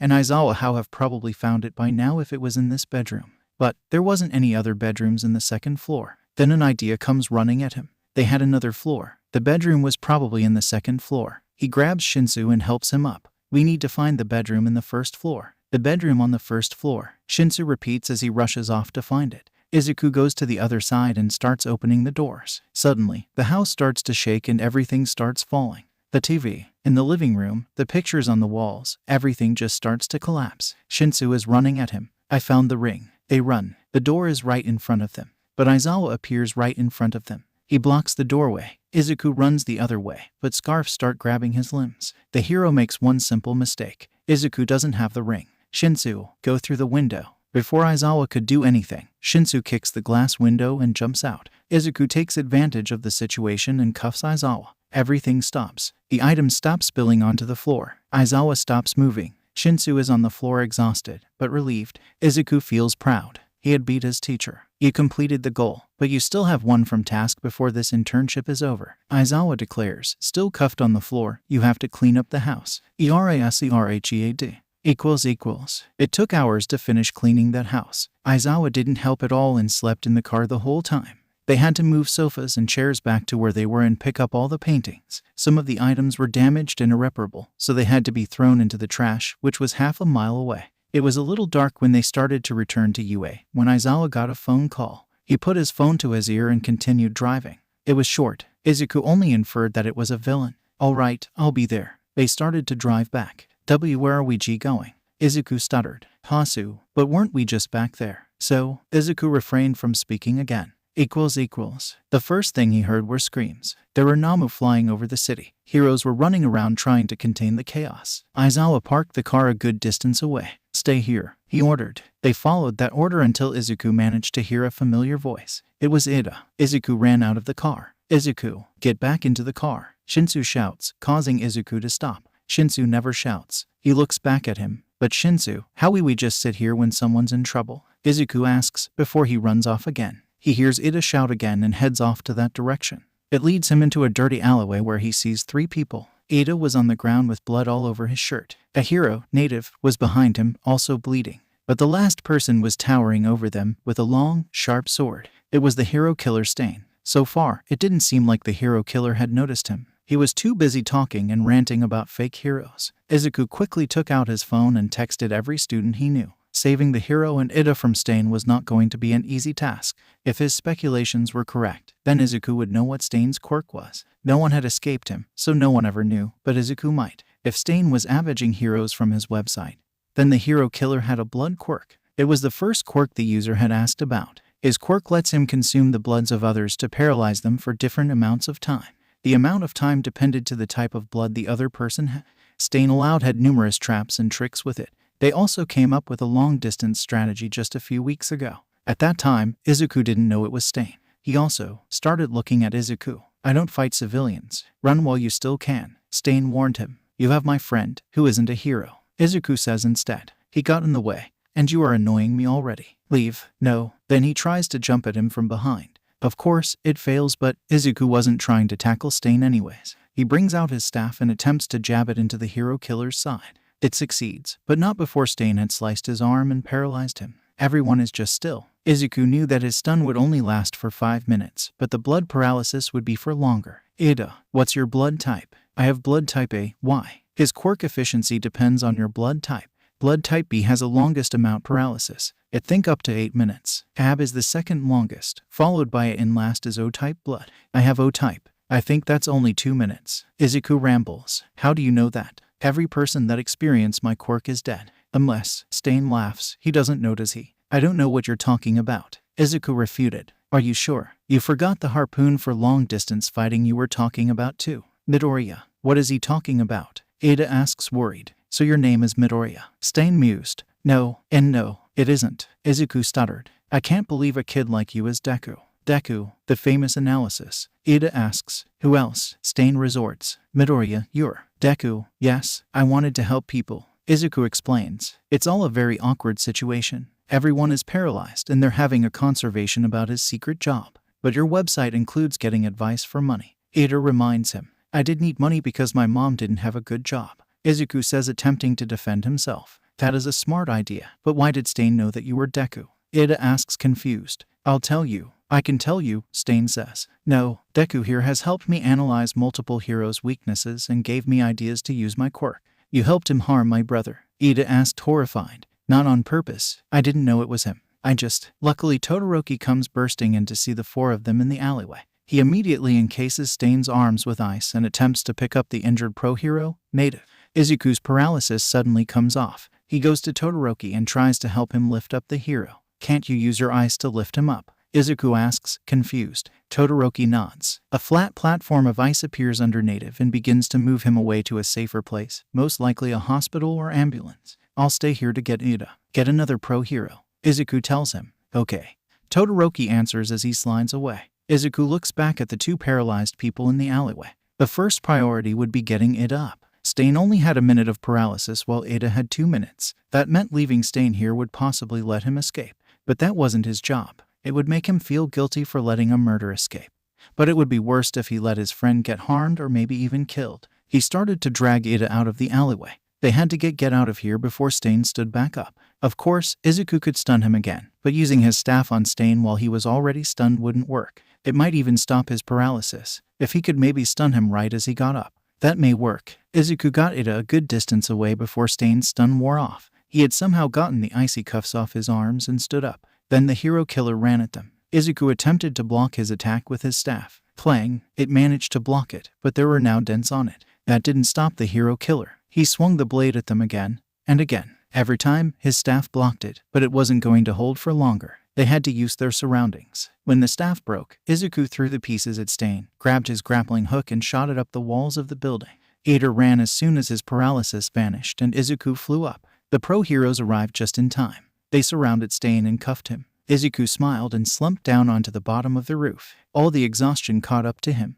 That wasn't the end. A loud screech echoed through the city. Sharp, black claws clamped onto his shoulders. His feet lifted from the ground. Hey, he shouted, attempting to catch the attention of a pro hero. It was too loud. There was too much yelling and screaming. No one was paying attention to Izuku while he was being taken. It was a bar. Izuku did not expect a villain's lair to be a bar. It was dark and spooky, but alleyways were dark and spooky and yet no villains have lairs there. The two familiar faces greeted him. It was like the USJ, but Anama was currently holding him still in the middle of the nearly empty bar. Green-haired brat, Shigaraki commented. Shigaraki, Izuku replied. Midoriya, Sensei wanted to meet you again. Kurogiri told him from behind the bar. Sensei, I don't remember meeting him. You will when you see him. Kurogiri turned on an old TV. At the back of the bar, it was the man that was called All for One. He was Kurogiri's friend from before. You, Midoriya started. Midoriya Izuku, the boy with the analysis quirk. Sensei interrupted. Do you know, my quirk actually isn't an immortality quirk. I can give and take quirks. That's not possible. How would you take a person's quirk?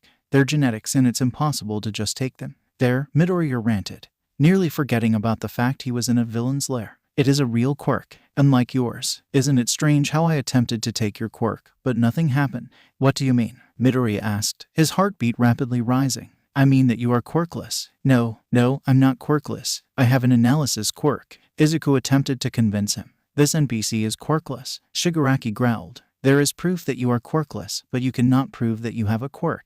Anyone can do analysis, but you're just better at it. If you went through an X-ray, you will have the toe joint. All for One says, therefore confirming the fact that Izuku is quirkless. Izuku was speechless. There were no words to say. He expected for this to happen sometime in his life, but not this early. It only shocked him that his secret was revealed when he was a kid. How was he that bad at keeping secrets? His mind suddenly shifted into another direction. How was he going to get out of this bar? He didn't know what quirks One for All has, but a mind reader quirk wasn't impossible. Maybe he could overload his mind. There was also Kurogiri, who would caught him if he tried to escape. But he didn't have to anything. Deku, I can release you if you analyze for us only. All for One proposed. Why should I do it? Do you think the modern society would accept a quirkless hero? I could tell everyone that their number one first year was actually a quirkless dreamer. All for One revealed, instantly sealing the deal. He didn't even hesitate. There wasn't a real decision. I'll do it. That's a good choice. Kurogiri walked in front of him. Izuku took a step and he appeared in front of his house. He didn't bother to look back. As he pushed open the door, a short green-haired figure assaulted him with a hug. Zuku, they said you were gone. She started hugging and sobbing on his dirted shirt. I'm okay, Mom. The trains were stopped and I had to walk home. Izuku says, half lying. He goes upstairs to his rooms, but doesn't sleep for the entire night because if he did sleep, it'd only bring nightmares. They still had school. Izuku arrived there late. He apparently stayed up the whole entire night, slept at 6 and woke up at 8. That didn't include the time to eat breakfast, take a shower, get ready and then actually go to the school. Lucky, they're still in homeroom when he got to school. He literally shoved the door open, got into his seat and put his head down onto the desk. Zuku, Midoriya, are you alright? Those were his friends' voices. I'm fine. Izuku raised his head to see the whole class looking at him. You don't look fine. There are bags under your eyes. Uraraka pestered. I'm fine. Izuku repeated, a bit louder. He was addressing the whole class that had decided to pay attention to him and not on the board. But even Aizawa was staring at him. Midoriya, Nezu needs you, Aizawa told him. He nodded, glad to get rid of the attention. It was a short distance to the office. Izuku swung open the door, ready to answer any questions thrown at him. What he didn't expect was All Might and Nezu staring back at him with small beady black eyes. A detective was there too. The same detective at the USJ. Did you only want to see me? Izuku asks, nervous. Somehow villains didn't make him nervous, but these two heroes did. Yes, the detective, Tsukachi Naomasa, wants some questions from you. Nezu explains. There was no chance in escaping this. He was dead. Izuku had no clue if there was a spy or quirk in use. If he said the truth now, his secret would be revealed in a second. The only way that he would actually tell the truth was when they were in an isolated room and Aizawa was using his quirk on him. Maybe he could bend the truth a little. You disappeared when Stain escaped. Where were you? The detective asked. I was on the roof of a nearby building trying to escape Stain. Izuku reveals. It was true, so I probably wasn't going to alert the detective. The detective seemed to write something down and nodded to Izuku to continue. Where did you go after? My feet just lifted off the ground and took me to a random place I'd never been to. I didn't know where my house was because it was too dark. Why did you feel like it was necessary to attack Stain? You could have died. My friend was there, and I wanted to save him. After all, isn't that what a hero does? The detective leaves the room shortly after that. There wasn't any other information needed, and who could blame a kid for wanting to save his friends? So can I leave now? No, there are two things we need to address. Nezu says an unusual serious expression. One of them is temporary stopping Deku. It isn't safe. Not when the League of Villains are running around. Done. Nezu and All Might look at him confused. I want to make sure the people around me are safe too. Deku has accidentally helped too much villains, and it's causing too much harm. He should have done this earlier. Izuku did have a real job now. All Might wants to tell you the second thing. The number one hero's muscular body steps forward. Midoriya, would you like to be my successor? Why would you ask me that? Izuku exclaimed. All Might literally told him a few months ago he couldn't be a hero, and now he wants to make Izuku his successor. After seeing you save people from the entrance exam, I considered giving you one for all. You were the one that saved young Uraraka while everyone ran away. Then you started helping other people with your analysis, and even with all of that, you won the sports festival. I gave some of the students suggestions and asked my mentor, Gran Torino, to give offers to some of the students. But the fact that you helped your friends and strangers you never met, even when you were against the hero killer, that was what made me choose you. Midoriya, you have great heroic talent. All Might explains. Izuku couldn't believe it. The number one hero, All Might, had chosen him to be his successor. Even if he did have a little grudge on All Might, the fact that the number one hero chosen him, it made him lightheaded. What does being your successor mean? Izuku asked cautiously. You will be the symbol of peace, the one who smiles against all evils, a hero everyone looks up to. It also involves me giving you my quirk. You giving your quirk? That's not possible. Midoriya, nothing is impossible. I was quirkless until my mentor gave me her quirk. The quirk I inherited is a stockpile quirk. It isn't the strength enhancement that everyone thought it was. I want to give this quirk to you. Izuku quickly analyzed the pros and cons of this situation. Getting a quirk was his dream. This quirk might not even last for longer. It would allow him to save more people. It was a strong quirk, and would probably make him a better hero, but it also negates everything he worked for. Izuku wanted to prove that you didn't need a quirk to be a hero.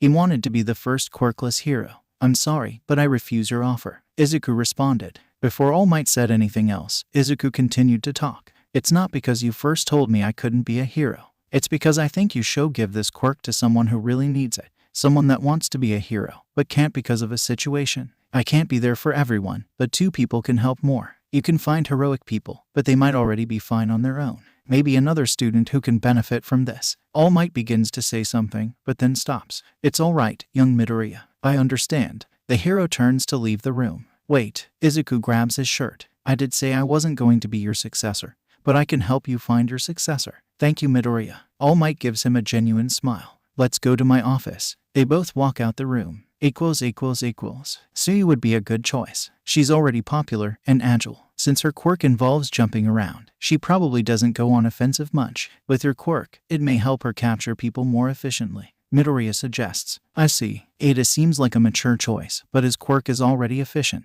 With Gran Torino's internship, I am sure he became better. He might be a good choice. All Might looked at some of the other papers. I think Uraraka would be another choice. Her anti-gravity quirk is good for rescue, but if there were villains she'd have a little trouble. She's strong, determined, and social. Your quirk can make her a better hero. Nezu recommended the third-year Mirio Tagata. His permeation quirk is very powerful. He is very ambitious. Mirio Tagata. Permeation is a perfect fit with One for All. He can't be hit, and he had One for All, he could hit back really hard. But he already has an amazing quirk. Adding One for All would overpower him, and he may get a big head. That is true. He also recommended Nejire Hato and Tamaki Amajiki from the big three. They're probably strong enough. I think picking a second year may be the best option. You have time to train them on your quirk. We should also look at the general education department. Alright then, are you sure you can skip class? I just got kidnapped by the League of Villains. I think I need a bit of time off. The academic and practical assessments are in a week. Study and you'll pass. The students who pass get to go to a summer training camp in the woods. Aizawa explains. A summer camp. Kirishima exclaims. That seems fun.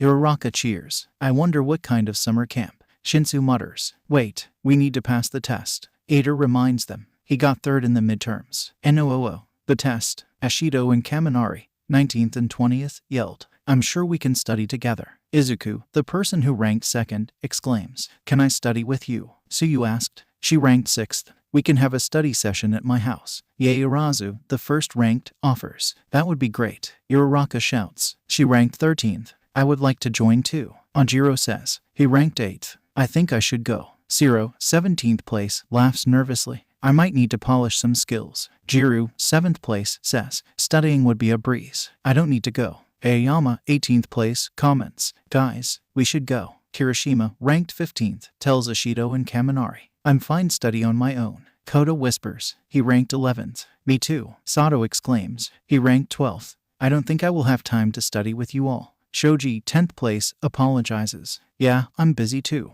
I'll come later maybe. Hagakure suggests. She ranked 16th. Kaken, Todoroki and Shinsu. Are you going to Yaoyorozu's house? Izuku asks. I don't need her help. Kaken, 4th place, growls. Nah. Shinsu answers. He ranked 9th. Todoroki, 5th place, simply shook his head. That's fine. Yaoyorozu assured them. Everyone, quiet. I'm teaching. Aizawa says, sternly, sorry.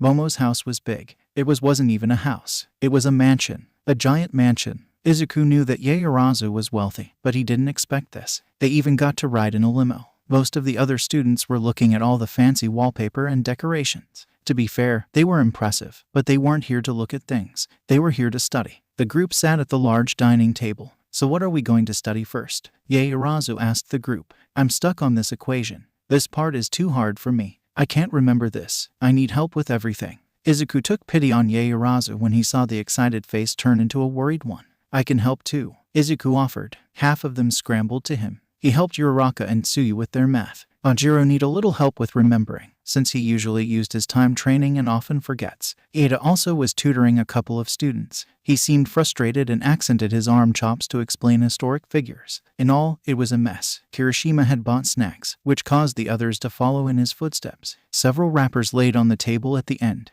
Books were also thrown around. The students would study math, history, Japanese, English, and some other subjects. They spent a few hours studying there. Other students started to leave, and soon it was just him and Yaoyorozu. Izuku had volunteered to help clean up, but there were maids and butlers already doing the job. Thanks, Midoriya, Yaoyorozu said as he walked out of the door. You're welcome. There were a few more study sessions after that. They had to do some practical training, so it wasn't that often. Everyone wanted to go to the camp, so no one slacked off. Ida and Izuku made sure of it. When the day came, they were all prepared. Izuku took the test confidently, knowing most of the answers. They turned in their tests at the end of the day, all exhausted. I hope we all passed, Izuku told Uraraka as they packed up to go home. Yeah, it would be fun to go to a summer camp all together, Uraraka exclaims. Midoriya, Nezu wants to see you at the teacher's lounge. Aizawa tells him. Oh okay, I'll be there. Izuku reassures him. He really hopes he's not in trouble. Izuku waves at Uraraka and quickly leaves the classroom. He wasn't really sure where the teacher's lounge was,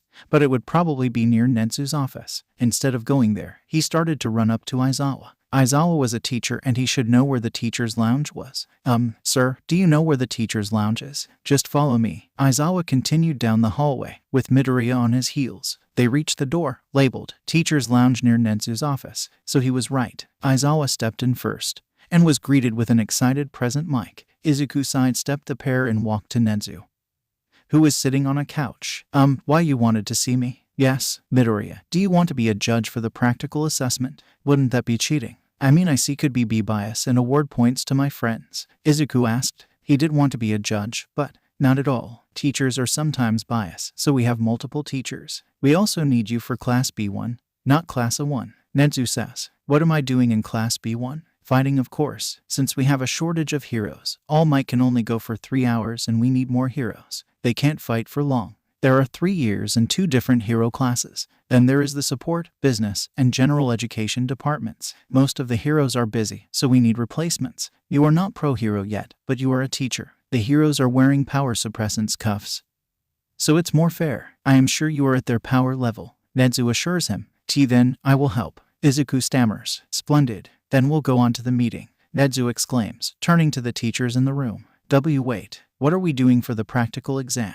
Well, we're fighting students. You're fighting students, Izuku repeated. We are going to limit the strength of our pro heroes, Nezu reminds him. Izuku wants to protest, but realizes that everyone is watching him and swiftly shuts up. All right then, Aizawa, do you have the list? Aizawa lays down a couple files on the table. The heroes each grabs a file. Izuku curiously takes one of the file that was near the edge of the table. Shinsu and Hagakure. Interesting, Izuku mutters. They both didn't have offensive quirks, but it didn't make them lesser as a hero. Where was his? He looked through multiple files, but none was his. Ida and Kaken were a team. They were complete opposites. Jiru and Koda were another team. He didn't think those two talked to each other. The other teams were similar. They were two people who didn't know each other or didn't like each other. Yaorazu and him would probably be a team, but he didn't see that file anywhere.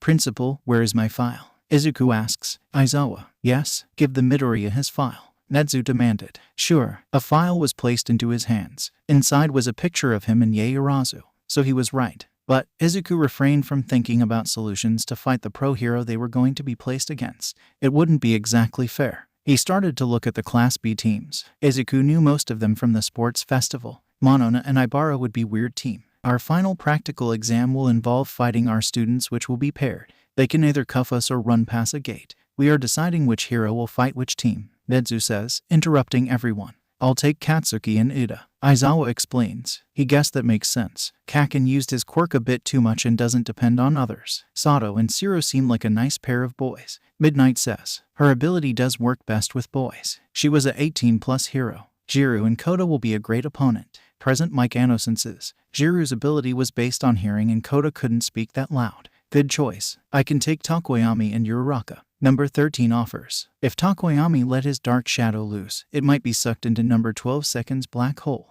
Uraraka with her anti-gravity quirk would have a hard time with defeating or running away too. Suyu and Ioma. Ectoplasm decides. Suyu was have a harder time. She could only take out one person at a time. Aoyama only had a ray, but maybe he could shoot clones and see if the real one was hit. Kirishima and Ajiro. Cementos declared. Ajiro would mostly likely be running and dodging. Kirishima, he wasn't sure. Most likely he would just run at the hero, but Ajiro might stop him and they could work together. It would be hard to defeat Cementos. That Shinsu boy and the Hagakure girl. Snipe says. Shinsu would have to get close to him, or need to at least be heard. Hagakure, well, she would be the trump card in every fight. The Kaminari and Shoji team. Power Loader chooses. Kaminari might be hasty and get trapped. Izuku wasn't close to Shoji, but he seems sensible and might be able to talk Kaminari into making a plan. Then I chose Todoroki and Ashido, Nezu says. All Might. The last team is Midoriya and Yaorazu, so I chose them. All Might says. Izuku knew they were all glancing at him. He just ignored them. Thinking about beating All Might would probably count as cheating, so he refrained from doing that. He only wanted everything to be fair. That is settled. Now we need to choose Class B1 teams, Nezu tells them. It went by quicker than choosing Class A1 teams. This time, Izuku was in the discussion. He had chose Tetsu and Pony. They were the only option left. They were talkative and friendly to him. Tetsu didn't really like Class A1, so that might be a problem. They started talking about the support department's final exam next, then the general education department's exams. He was gone by the time they were talking about the business exam.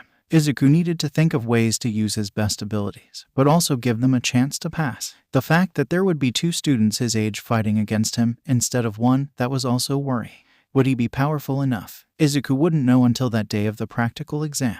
The others just kept bugging him. They knew that he was a teacher, so he should know what the exam would be. Is it robots? Ashido asked. Not telling. Izuku simply answers. Is it an obstacle course? Uraraka questions. Not that either. Izuku responds. You're too loud. Quiet. Aizawa demands. They obey. Everyone is brimming in excitement, but they know not to cross Aizawa. The class ends up outside, in front of multiple teachers. Izuku already knows what's going to happen. Welcome Class A1 to the practical exam.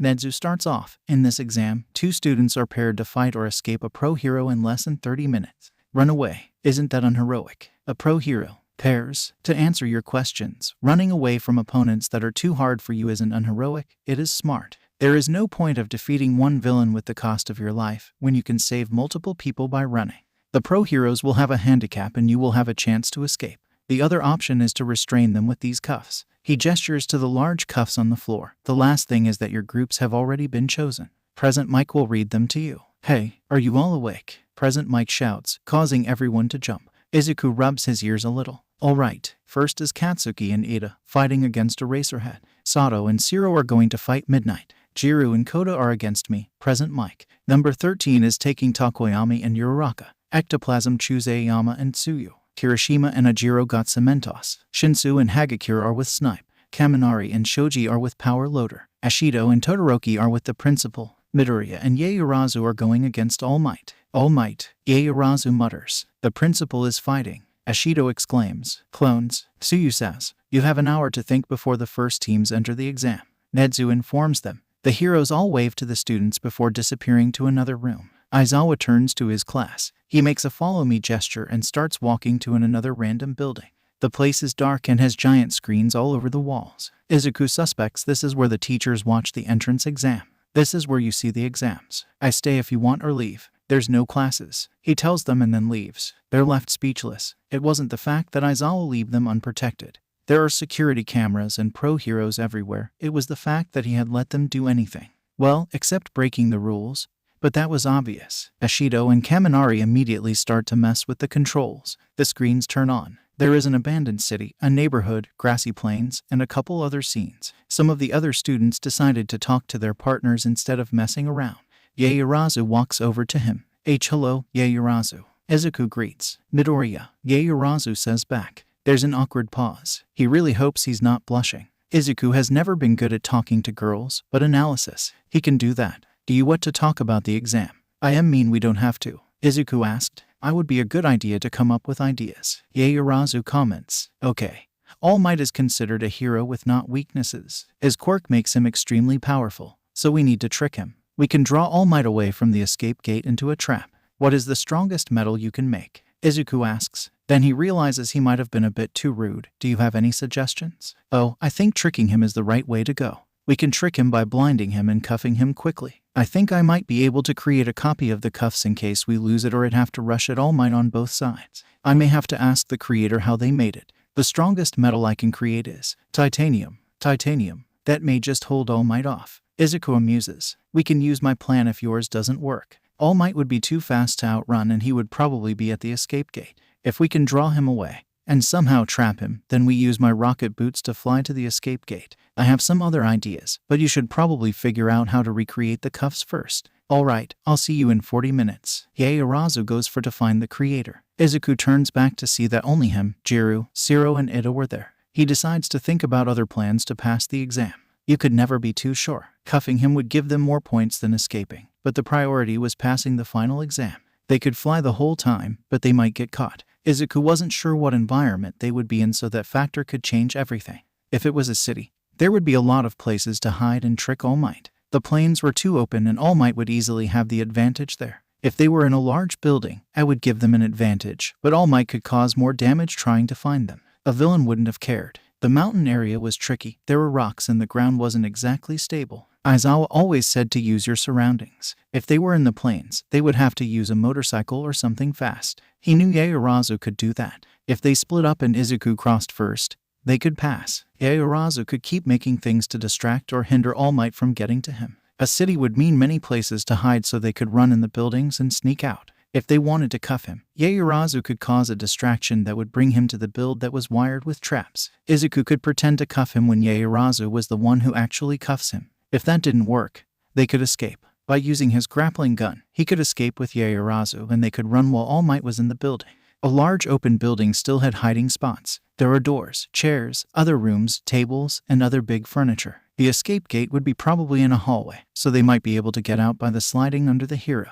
If he only caught one of them, the other could still escape and they'd both pass. But Izuku didn't want to abandon anybody. The mountain was also a tricky one. They would probably use rocket boots and fly around, but that would cause attention. If they wanted to escape, they could try camouflage. If they tried to be on the side where All Might was not, they could sneak to the escape gate. Cuffing him would be a lot harder, since the hero has fast reflexes. If they tried jumping on him, All Might would probably catch him, but they could aim for his ankles. Izuku came up with multiple plans, and talked with Ida and Uraraka. It didn't hurt to help. The hour was already up when Yaoyorozu came back. Sorry, it took longer than expected. Yaoyorozu apologized. It's fine. I don't think we're going up first. Izuku reassured her. They weren't. It was Kaken and Ida's team and the Jiro Koda team. They went first. Almost everyone was watching. Some were still running off somewhere. Kaken and Ida were at a large neighborhood. There were houses and streets everywhere. Eraserhead was in front of the escape gate, waiting and watching. The team was at the other end of the neighborhood. Kaken just wanted to go for it. Luckily, Ida stopped him. Izuku could see him talking at Kaken, but he wasn't sure what was happening.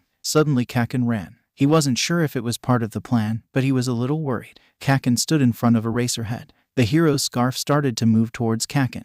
The student avoided them and ran at the hero. Eraserhead looked annoyed. The hero was ready to counter the attack. Kaken's palms weren't sparking, so at least Izuku knew that his quirk wasn't working. This looked very reckless, but somehow, Izuku knew this wasn't the end of it. Kaken wasn't dumb despite his words. Ida ran into Eraserhead. Yes, he kicked the teacher. It didn't take him out, but the teacher was now a lot farther away from the escape gate. It seemed like Ida was about to run, but Kaken looked angry. He was pointing back to Eraserhead. Wood was running right at them. Right before Kaken lunged at the hero, Ida grabbed him and ran at the gate. Even though Eraserhead was fast, Ida was faster. He did have engines on his legs. The team passed the escape gate with Aizawa running behind them. On the other screen was Jiro holding her hands to her ears. Present Mike was currently shouting at them every couple seconds and it was messing with her quirk. Koda was currently hiding behind a tree in the forest area they were in. It had already been 5 minutes and they have done nothing. Jiro couldn't do anything since running at a pro hero is stupid and her quirk was being disabled.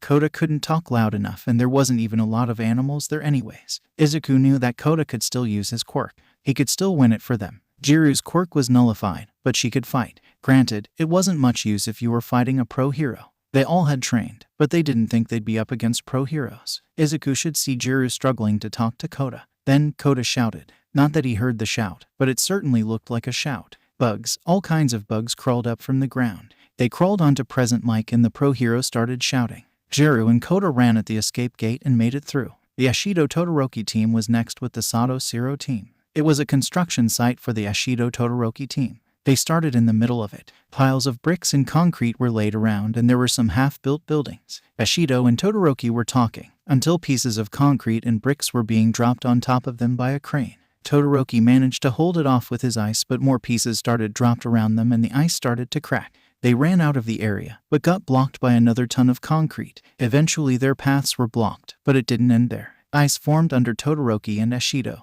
They went up onto the crane. The team stepped onto the crane. Ashido melted the end of the crane off so Nedzu couldn't lift any more concrete. Todoroki froze the crane afterwards. It didn't move. The machine was all frozen. Ashido carefully stepped forward while Todoroki gilded to the control center of the crane. Nedzu was stuck in ice. Todoroki easily placed the cuffs on him. Izuku was a bit surprised, but it did make sense why they won. Ashido and Todoroki had more offensive quirks, but they weren't as smart as Nedzu. But even Nedzu can't run fast enough to escape the ice. If you can't do the plan, your plan is useless. You have to have the abilities to do it, not just the ideas. The Sato Zero was easily defeated. It was the planes. Sato had more strength, but there isn't any use for that if you sleep. Sato could only fight with fist, which involves getting close to their opponent. He fell asleep instantly. Zero couldn't hold his breath for long and also began to sleep. The Hagakure Shinsu team and the Kirishima Ajiro team were next. The Hagakure Shinsu got the city, not the abandoned city, the city that citizens would be in. There were large buildings, TV, screens, lights, and other things. No one expected for Hagakure to be with electronics. She had brought her phone. After hooking up all the screens to her phone, they face-gamed Snine. And he actually picked up. You have the worst and most confusing accent I have ever heard. That really riled him up. After that, Shinsu easily brainwashed him and they passed. The Kirishima Ajiro team got another city. Kirishima began to talk to Ajiro and they nodded. Cementos started creating large cement slabs, separating the teammates, but it didn't hinder them. The students ran at the hero. Before their path got blocked, Kirishima started to use his arms to make dents into the cement so he could climb it. Zero ran up the slab, grabbing at the sides of it and using his tail. They met up at the top and jumped on top of the hero. Since Cementos was a block of cement, they were able to jump off him into the escape gate. After that was the Takoyami Uraraka and the Tsuyuayoma teams. Uraraka and Takoyami were in a building, a large open building. They had to get to the other side, but number 13 was right in the middle of the room. As soon as the hero saw the team, a black hole started to form, sucking everything in it. The students gripped onto anything they could. Even a little bit of Takoyami's shadow was being sucked in. Uraraka and Takoyami seemed to be shouting at each other. Suddenly, they both let go. Startled, 13 stopped their black hole and Uraraka cuffed them. Tsuyu and Ioma were also in a building. It looked similar to an arena. The escape gate was close, but the hero was closer. He started spawning clones. They were easily surrounded by clones in the first minute. Ectoplasm seemed ready to grab them. But that wasn't the end. Tsuyu stuck her tongue onto the roof and grabbed Ioma. A laser shot at the clone and they swung out of the circle into the escape gate. The last two groups were the Kaminari Shoji team and his team. Izuku and Yaoyorozu were brought to an abandoned city. It was large and open. The team got their trap ready. They would create a heavy net to trap All Might, and had heavy metals on top of him. If he seemed stable enough, they would cuff him, but if not, they'd run. Yaoyorozu first made the second pair of cuffs and then began working on the net. Izuku started to go on ahead to get All Might's attention to them. The hero saw them from a mile away and got there in a minute. Yaoyorozu. Suddenly a net fell on top of the hero, along with multiple other objects. Izuku used his staff to stun him. They began to cuff him, but it didn't work. He had just burst out. The same objects she had created were now being used against them. The hero turned to them, but Yaoyorozu threw something down. Cover your eyes. A bright flash blinded the number 1 hero and the team ran. Izuku activated his rocket boots and started to fly. Yaoyorozu was beside him with her own boots. He didn't dare to look back. There were loud crashes. Then his leg was caught. A large hand had caught one of his legs. Yaoyorozu, go. She soared to the escape gate. All Might was about to go after her, but Izuku got his other leg and kicked the hero in the face. He immediately let go after getting a face full of flames. Yaoyorozu passed the escape gate and Izuku followed after. He then promptly collapsed onto the ground. His heart was beating really fast. Izuku took deep breaths. Yaoyorozu also looked out of breath, but he was standing. Good job. Yaoyorozu says, you too. Izuku responds. They find out that the Kaminari Shoji team had failed afterwards. Kaminari was covered in dirt and Shoji was too. They'd taken up too much time. He was sad for them, but at least the others passed. Now all Izuku had to worry about was the 1B final exams. It started in the early morning the next day. This time Izuku was with the pro heroes. The heroes were attempting to calm him down, but it wasn't working. He was just too nervous. When the Class B1 came, Izuku had just froze. Nezu explained the exam. There was still some hours left until he had to go, but Izuku was always nervous. He was going to fight them in an abandoned city. He had come up with more ideas. Luckily, he didn't have to wear the handicap cuffs. First thing he thought of was blocking the escape gate, but that wouldn't help them. It was kind of forcing them to fight, which he thinks they would do anyway. Izuku was going to be in the 3rd round. There were only a couple different teachers left since Eraserhead needed to teach his class and All Might was busy. He had pushed himself too hard, Izuku expected. The hero had been there for 2 hours, leaving about an hour to save people. They couldn't do that again. All Izuku could do is hope that he wouldn't mess up. Nothing is ever 100% certain. He was standing in front of the escape gate, checking everywhere for the Class B1 students. They were both stronger than him, so he did have to trick them. Maybe he would be like Nezu, controlling the larger machines round him and outsmarting them to defeat villains. For Tetsu, Izuku might be able to stun him, but if he was in his metal form, it wouldn't work. But Tetsu in his metal form gave him a couple of ideas. Pony would also be a tough opponent, but he came up with an idea. First he needed to find them. He activated his rocket boots and started to rise up. Izuku zipped through the skies, searching for them, but he also kept an eye on the escape gate. Suddenly, he sees at the corner of his eyes the 2 Class B students attempting to run to the gate. Immediately, he flies back. Izuku got out his staff and soared to Pony's side. She was pulled out of the way by Tetsu, who was in his metal form. But Izuku changed the direction of the swing and got Tetsu. He activated the staff. An electric current jumped from the staff to Tetsu and shocked Pony. She was immediately unconscious. Tetsu's metal form vanished. Izuku took the opportunity to hit him in the head. It was a low blow, but he was playing a villain. But hitting Tetsu in the head didn't stop him. The student threw Pony over his shoulder and ran at the escape gate. Izuku used his grappling hook to grab Tetsu and pull him back. Pony was dropped and the Class B student went flying. He activated his rocket boots to fly to the fairest area he could. It might have worked, but the announcement came on. Team Pony Tetsu has passed the test. Izuku abruptly stops, leaving Tetsu dangling under him. He looks at the escape gate. Pony was there waving. Midoriya, put me down. I'm getting dizzy. Tetsu demands. He flies, lowers, and drops him. Sorry. Midoriya apologizes. You did great. Thanks, Midoriya, but Pony did all the work. Tetsu slumped unhappily. If you hadn't distracted me. They walked back to the monitor room. Izuku only realized after that he wasn't nervous. All he had been working on was analyzing. The results of the final exams were shown to class near the end of the day. Apparently no one failed the written portion of the test, which caused some cheering. But when the practical exam came up, the class turned silent. You will all get to go to camp, Aizawa declared. Telling you that the exams will choose the students to go to training camp is just a ruse. What? Kirishima shouted. We must not underestimate UA.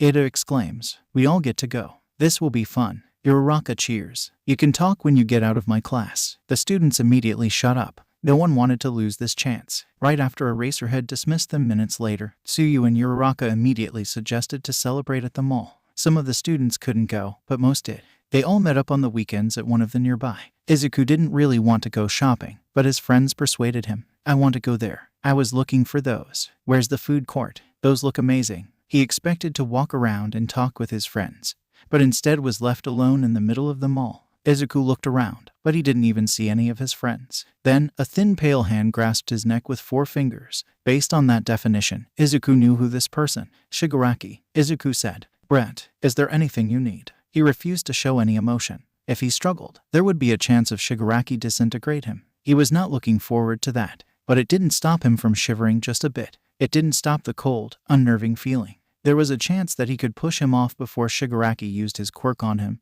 but he couldn't take that chance. I was just wondering about how our player is doing. You didn't tell anyone, did you? Shigaraki asked, tightening his grip on Izuku's neck. Of course not. Good. You have our information, right? Give it to me, Shigaraki demanded. Izuku handed over a small piece of paper he had been keeping on his pocket. It held all the analysis he had on the League of Villains. They didn't know, or at least he thinks they didn't know, that Izuku had a copy. All their weakness and all the counters to their quirks traps were written there. Good. Sensei will be waiting. Shigaraki is interrupted by a gasp. They both look forwards. Uraraka and standing there with a gasp. Shigaraki releases him immediately and ran off the opposite direction. Izuku grasps his neck and massaged it a little bit. It was still sore from Shigaraki squeezing it. He bet there were bruises somewhere. Uraraka came to help him. Why was that man holding your neck? Tsuyu asked curiously. Didn't you recognize him? It was Shigaraki, the leader of the League of Villains. Uraraka told her. Izuku half wants to correct her, but there would be questions about how he knew. But there would be even more questions about why Shigaraki came to him. Please don't tell anyone.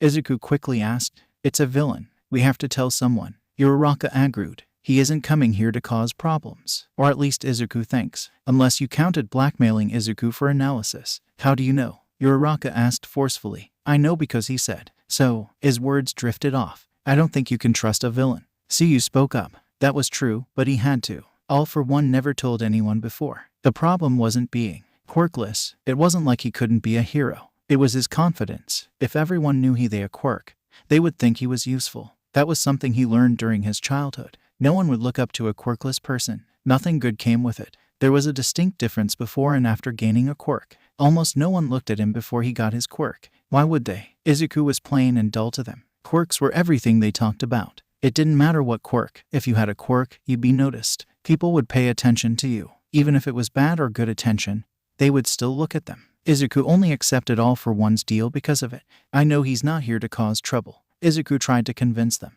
How do you know? Are you sure? Uraraka pestered him. I'll tell Netsu. We doesn't want to get anyone worried. Izuku reassured her. All right, I'm just worried about you. Uraraka relented. I know. Izuku walked to Netsu's office after school. I need to talk to you, he told Netsu as he walked into the room. The principal was currently working on his paperwork. Yes, the League of Villains told me to analysis for them, Izuku revealed. Netsu looks up sharply. You joined the League of Villains? No, I didn't say that at all. They threatened my mom, so I had to. Izuku defended himself. I also did it so I can find out what All for One's weaknesses are. How did you know that name? Netsu asks, turning his beady eyes on Izuku. He is the leader of the League of Villains. It wasn't Shigaraki then. Nezu mutters, then do you expect me to expel you? I hope not. I am only telling you because Shigaraki was at the mall we were going to. He was asking for the analysis, but Uraraka saw and wanted to tell the police. Izuku explains. I see. You can leave now. I am not expelling you, Nezu says. Izuku nods and turns to go out. He instantly hits a familiar chest and groans. Of course it's All Might. Oh, young Midoriya, I need to tell you something. All Might whispers. Yes? Izuku asks annoyed. I picked a successor. You picked a successor without telling me. Never mind. Who are they? Do you even know how to contact them? Experience with hero work. Have you found out any of that? His name is Denjiro Tabata. He is a second-year student from another hero school. I met him while he was saving a little girl from falling from a window. No one was looking before her fell, but he managed to get to her. All Might tells him, trying to defend himself. Do you know which hero school? Did you tell him about OFA? Izuku sighs at the hero's recklessness. At least, do you know where he is? I do. He's going to meet me in front of UA. Tomorrow in my civilian form. That's not safe. What if the League of Villains saw you in that form? Izuku exclaims. Honestly, did he need to be checked on every hour? A civilian with hair like All Might, clothes that were too big for him standing in front of a famous hero school was suspicious, no matter what you say. It's in front of a school with high security. The hero protests. Yet, the press was able to get into the school despite the high security. There are no words left to exchange. I'll change the meeting location after tomorrow. All Might responds ashamed. All right, I need to meet him too.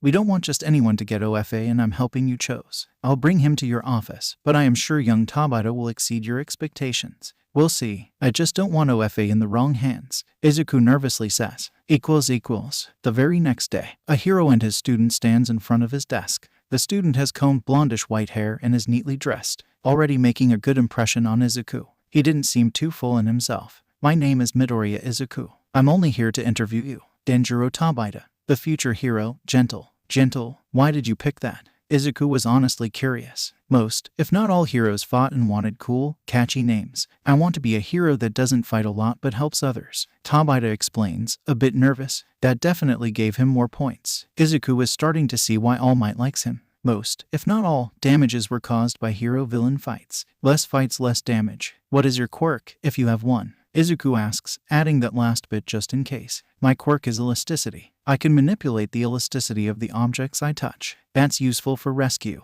Izuku mutters. If someone was falling, Tabata could just save them by manipulating the elasticity of the ground. It would be interesting if he would manipulate the elasticity of his own body too. What is one thing you struggle with? Education. I'm not good with math, or science, or English, so you need a tutor. Izuku says bluntly. Yes, I can't fail another class. It's all just too confusing. I can help you, Izuku offers, but you need to give me your contracts and answer these questions for me honestly. What are the questions? Tabata asked hesitantly. What is your motive? What drives you to be a hero and why do you want to be a hero? Is it the fame? Is it the money? He honestly wants to know. This person might be the next holder of OFA and no one wants it falling into the wrong hands. If a holder of OFA is a villain, Izuku had no idea what would happen, but it would be chaos, absolute chaos. I want to brighten the future. I want for everyone to have a chance at being something great. Just because they aren't good in one area doesn't mean they're going to be bad. Becoming a pro hero will show that anyone can be a hero, even me. Tabata said the last part softly, but he could still hear it. All Might and Izuku were speechless. Izuku still had 1,000 of thoughts running around his head, but he couldn't say any of them. Tabata, no, Gentle would be a great hero. Most heroes were in it for the fame and the money, but it wasn't in the job requirement to be a popular hero. Being a hero didn't mean popularity. There were many different types of heroes, but not every hero is famous. I am going to offer you a deal, Izuku declared. What is it? I will tutor you, if you accept a recommendation for UA. He wasn't actually sure if he could do that, but Izuku was a teacher. All Might would support this too, so there would be 2 people in for it. If Tabata was in UA, it would be easier to contract him and teach him. Maybe during his lunch or after school, Izuku could see it working. Transfer students were rare but not unheard of. Tabata seemed hesitant to accept the offer. I don't know if my parents will accept the offer, but I will ask them. Good, you can leave now. I hope to see you at UA soon, Izuku exclaims like an affectionate teacher. Tabata leaves the office swiftly, leaving the 2 teachers behind. His opinion of the other student rose a little because he wasn't one of the ones who just left the office without permission. Nice, neat, strong, and creative. Gentle was an amazing candidate for OFA. His quirk wasn't that strong offensively, but there were many different uses for it. One for all would balance it. Most of the other UA students had strong offensive quirks and making them stronger would not be a good idea. Mutant quirks were also unpredictable. Tabata was the best choice. I approve, Izuku tells All Might. Tabata seemed capable and polite. He had a lot of ambition and strength. Thank you, young Midoriya, a hero says as he also leaves. Izuku is then left in the empty room to think. How would the future be like? What does he do to solve the League of Villains problem? Well, he could always think about that later. Actual school homework was needed to be done.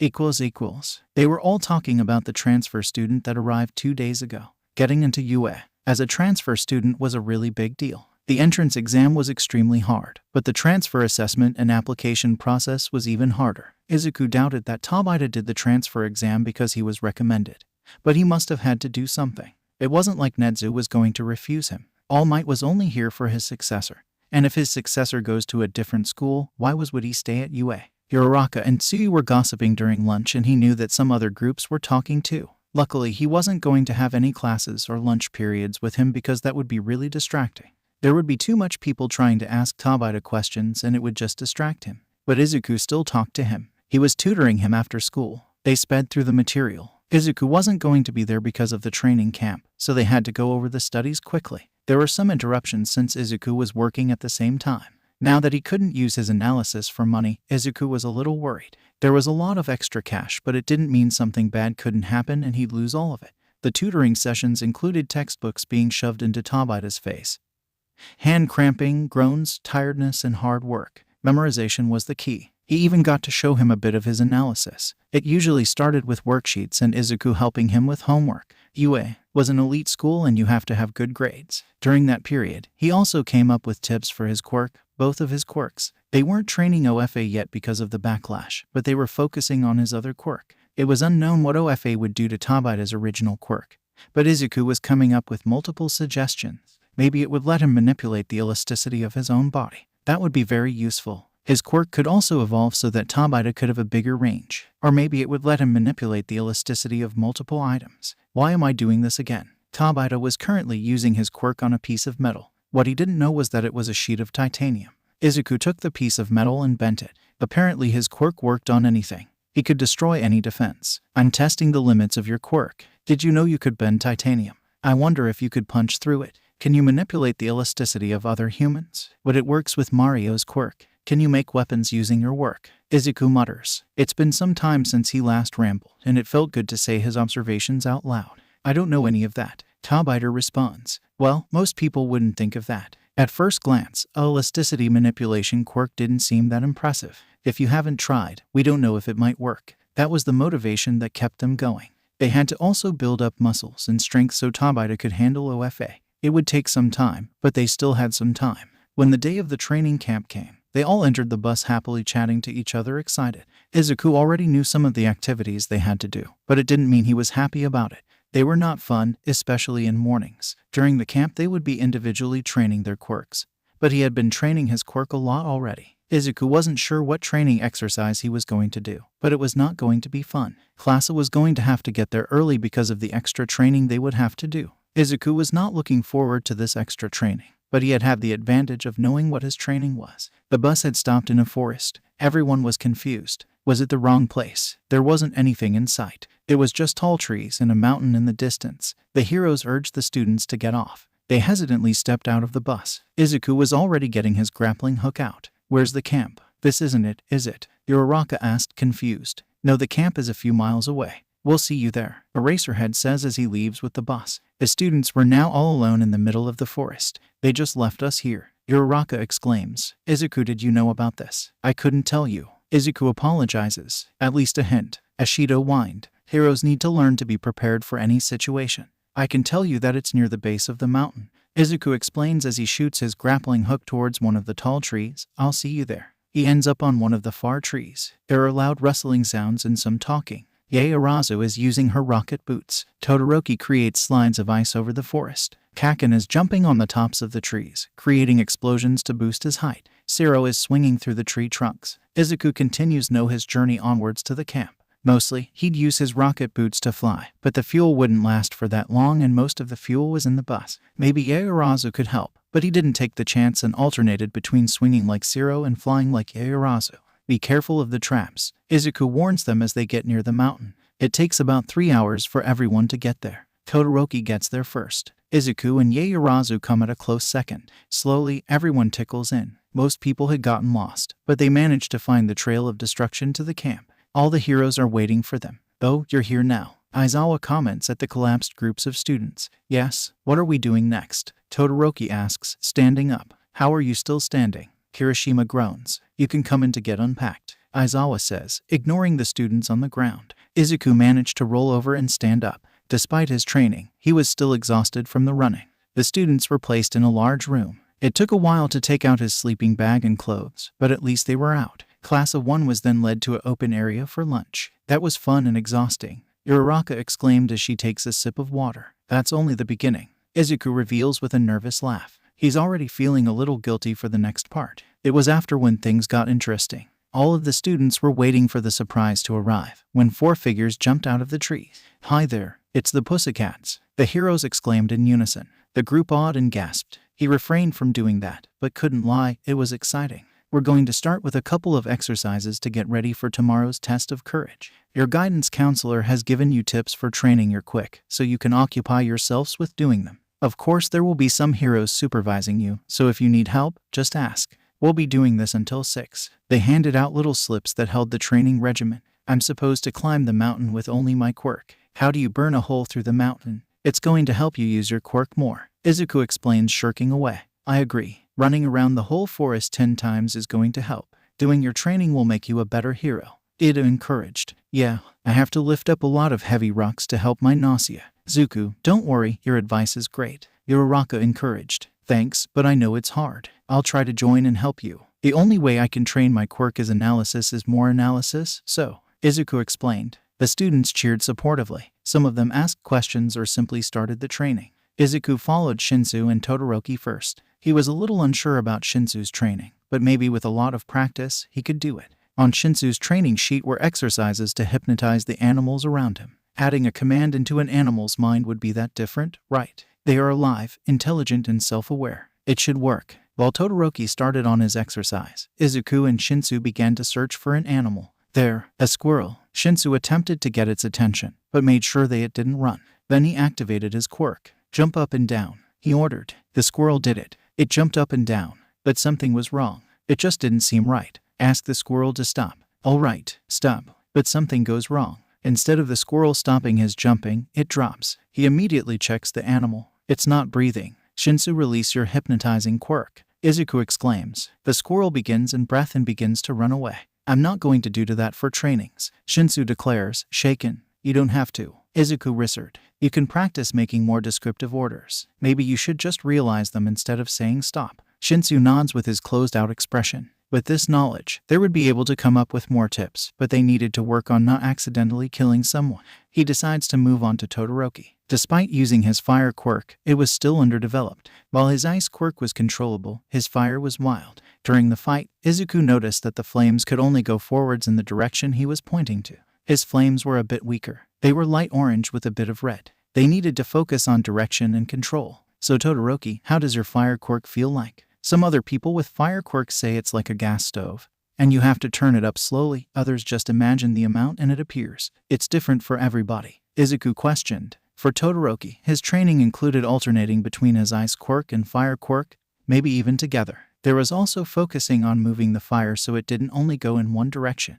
Izuku still had to do more analyzing because all the ice and fire had to come from something. If Todoroki was actually pulling water vapor and freezing them, then Izuku could come up with more ideas. With the fire Quirk, he could be pulling the heat from in the earth or solar rays from the sun. If Todoroki was going to be contained in a room with no sun or water vapor, then he wouldn't be able to use his Quirks at much. That would probably be a weakness you'd want to know about. Does his fire Quirk work using any body part? Did he have to stick out his left hand or could he use his right? There were a lot of questions to be answered. "I just turned it on," Todoroki answered. So his Quirk was similar to a flashlight or a lighter. He could be storing heat to release flames. But it wouldn't feel like that if he's constantly absorbing heat and coolness. It would be normal. That might be a way his Quirk works. "How far can you shot your flames?" Todoroki activated his Quirk and aimed it towards the sky. It went up by 18 feet about. It was hard to see from below. "Your ice Quirk can go on for longer," Izuku mutters. "Do you think that you can use your flames under your feet to create a force to boost you up? It would be similar to a rocket." Todoroki nodded and took off his shoes. Flames began forming under his feet. It grew but nothing really happened. They grew bigger and he lifted a little. Suddenly Todoroki soars up and the flames vanish. Then he starts falling down onto Izuku. Oh, well, we know you can fly a little bit. You need a stronger flame and it has to be constant. You can work on power, control of your flames and try to use them together. Next would be Takoyami. His quirk kind of confuses Izuku. Is it a mutation or parasite? Dark Shadow was supposedly a parasite that was using Takoyami, but the bird had confused him. Was he born with it? One thing he was sure of was that it was hard to control. But maybe they didn't have to control Dark Shadow. They could work together. But he didn't really know that much about Dark Shadow, so that plan would be pushed back. Takoyami. Izuku greeted. Midoriya. Takoyami was currently working on his control. Dark was being released for small moments but then immediately restrained. I want you to try something. Have you ever tried working with Dark Shadow and not just telling him orders? No, but it is dangerous. I don't think working with him is a good idea. Dark Shadow only wants to consume everything when he's in control. What if you only release him when you're fighting a villain? When you capture him, then you can activate a switch that turns on blinding lights. It can stop Dark Shadow and blind the villain. You still are conscious when Dark Shadow takes over, so there is a chance you can press the button. Of course, there will be backups and other precaution. Izuku explains. I'm still not sure. Takoyami says. He does understand the fear, but you never knew until you tried. Maybe try working with Dark Shadow little by little. I will. Izuku wanders off to help other people with their training. That was kind of his training too. Uraraka found out she could manipulate pieces of stone and fly on them. It had discovered that he could jump really high and far. Maybe he could fly since he did have engines on his legs. Kaken had tried to spread explosions by spraying his sweat. It was weird. He also tried to time his explosions. That worked. Koda was working on talking louder, but his loud was just normal. They needed to work on that. Hagakure has to work on being more invisible. Even when she was invisible, you could hear her breathing and footsteps. Kirishima had managed to climb halfway up the mountain, but was about to collapse. He was stronger, but they needed speed now. Ashido couldn't only use her acid for fighting. She could rescue people trapped under blocks of stone, but she had to be careful. It was the afternoon when the next class came. It was Class B's turn next. Izuku met them one by one. It was Monoma's turn first. Unlike most of the other students he was studying, since his quirk was copying, there was not one quirk he'd always use. It would always be different. It wasn't like he kept the quirk. Monoma would never get used to one quirk. That was why he had to study about quirks. If you just have a fire quirk, it will help, but you need to know how to use it. Your opponent that know their quirk better than you, they can use it better than you. But if you analyze the quirk and created tips and tricks immediately, you could use it against your opponent. Why do I need to learn about this? I can have any quirk I want, so why are we studying fire quirks? Monoma whines. If you copied a fire quirk, would you know how to use it? Would you know how it worked? No, but I can copy your analysis quirk and do it. No, you're not allowed to use your quirk on a teacher, but it's gonna be easier. Let me just try. No, just don't do it. He attempts to back away, but before he does, Monoma does it. He uses his quirk on Izuku. Midoriya, why isn't it working? Monoma asked, annoyed. It might mean you just don't know how to use it. Izuku attempted to convince him. His heart rate is beating faster and faster. No, when I copy a quirk, something shifts and I can immediately use it. There's something strange about this. My analysis affects the brain. It could be called a mutation quirk because it changed some areas of the brain. I don't know if you can copy mutation quirks, so that may be the problem. Izuku explains, attempting to shift the conservation. That night, but true. But I haven't used my quirk on a user with a mutation. Izuku knows he's on the right track now. You know your new weakness now, right? That's a start. Just other quirks and use your advantages. How long can you use a quirk? About 5 minutes. I noticed you had to have contact with them to gain their quirk, so that would also be a factor in your training. We have to work on your speed after you research these basic quirks. All right. Sure, Monoma answers, turning back to his analysis. All the tension vanished. He was safe. Also, you have to run up the mountain once as punishment. Izuku added as he was leaving to help other students. The day was ending and they were finally going to be able to relax. Todoroki was used as fire to heat up the food. It was noticeable better. Hey guys, Izuku cheerfully greeted at the exhausted students. They were in little groups sitting around at the tables. He talked to some of the Class B students he missed and brought some food to Mandalay's nephew, Koda. After he finally joined some of his friends, Uraraka was furiously shoving in food.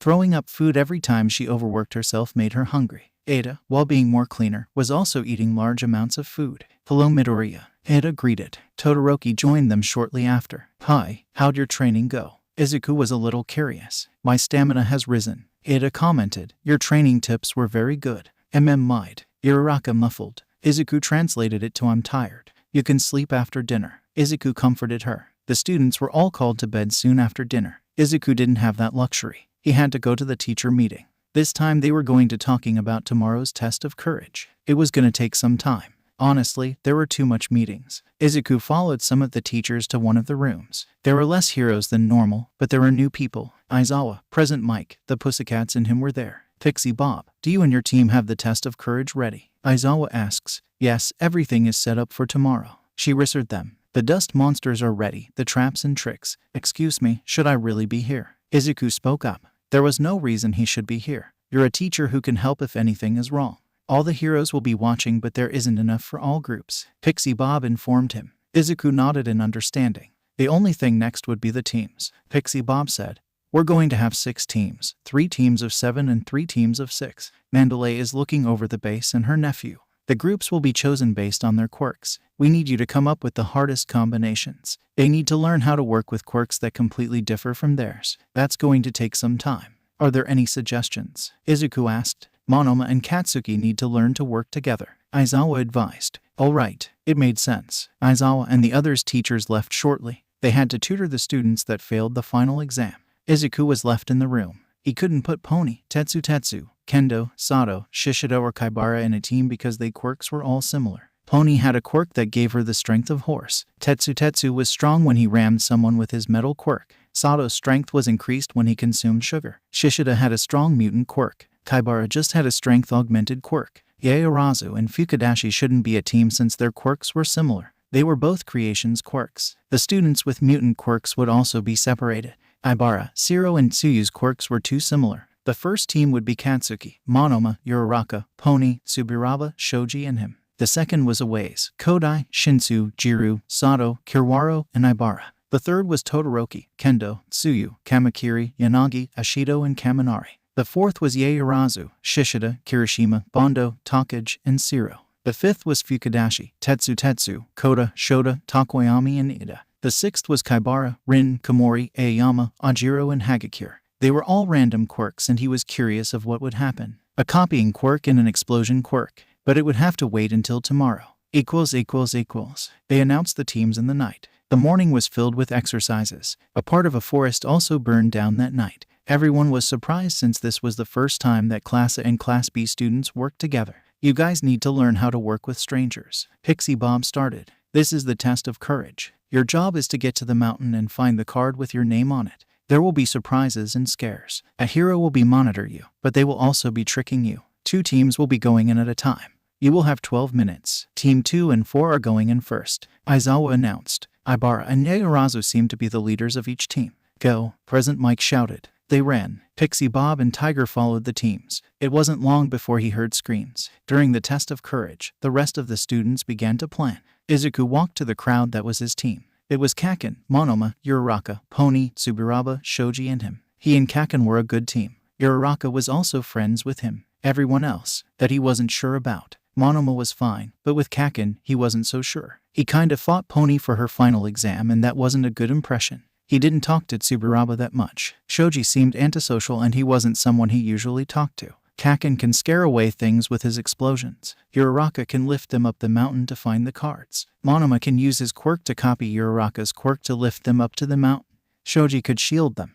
Pony and Tsuburaba could knock out their opponents. Maybe they could just fly there with Shoji's quirk. Izuku remembered that Shoji could fly if he spread his arms. He relied his ideas to his team and they hesitantly agreed. It wasn't like anyone else had an idea. Kaken and Monoma barely talked to each other so they wouldn't cooperate. They kind of talked through him, which was the opposite reason of why they were put together. He might have to do something. They did have some time. Team 4 came back 3 minutes early. They were victorious. Everyone was holding their cards proudly. They were a bit dirty too. Team 2 only just made it. They looked shocked and terrified. The heroes must have done a good job of scaring them. Teams 1 and 6 are going next. Aizawa announced. Izuku turned his attention to the forest. It was looking a bit ominous and dark. Go, Present Mike shouted. Get out of the way. Kaken shouted. You get out. Monona pushed Kaken out as they raced into the forest, leaving their team behind.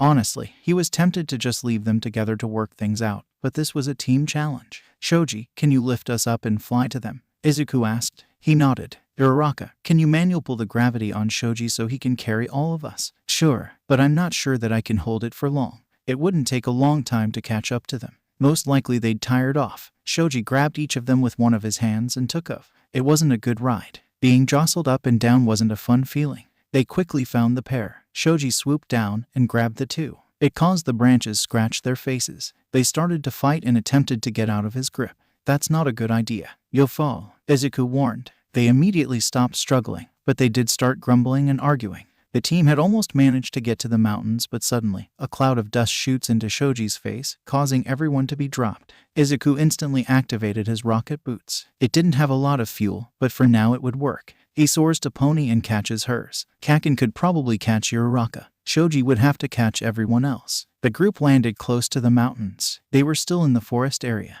Are you guys all right? Subaraba asked. Yes, I had my rocket boots and caught Pony, Izuku answered. I caught Monoma and Subaraba, but I missed Uraraka, Shoji responded. What happened to Uraraka then? Izuku exclaimed. I'm here floating. Can you help me? Uraraka shouted from above. Izuku could see her floating higher and higher. Shoji, Izuku shouted. He soared up quick and fast. Shoji caught her in his grip and flew down softly. They were both huffing and breathing deeply. Are you all right? How did you even get up there? Izuku asked concerned. I'm a little nauseous, but I'm fine. Uraraka reassured him. She turned to Shoji. Thank you. I don't know how to repay you, but I will. It's okay, Shoji responded. I'm sorry to be rude, but this is time.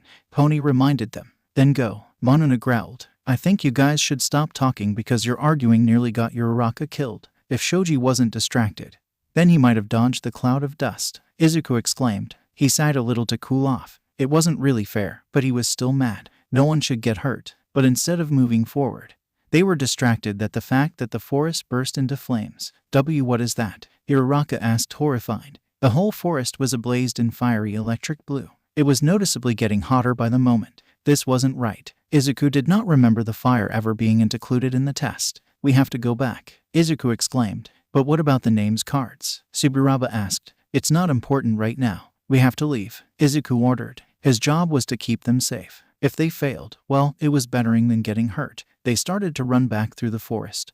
But he stopped when he turned back. He was sure he saw someone in the mountains. Was it the other team? They shouldn't be getting the name tags. Izuku searched the forest rapidly and spotted one person. It was Kota. Go, I need to go back to get someone. Izuku didn't listen to the others and just ran. He had to run faster. He had no idea how fast he ran, but he managed to get up there really quickly. Midoriya, Kota asked, worried. We have to go, Kota. There are villains here and your aunt must be worried. Izuku told him frantically. He nodded, trembling. Izuku was just about to grab him and go when he came.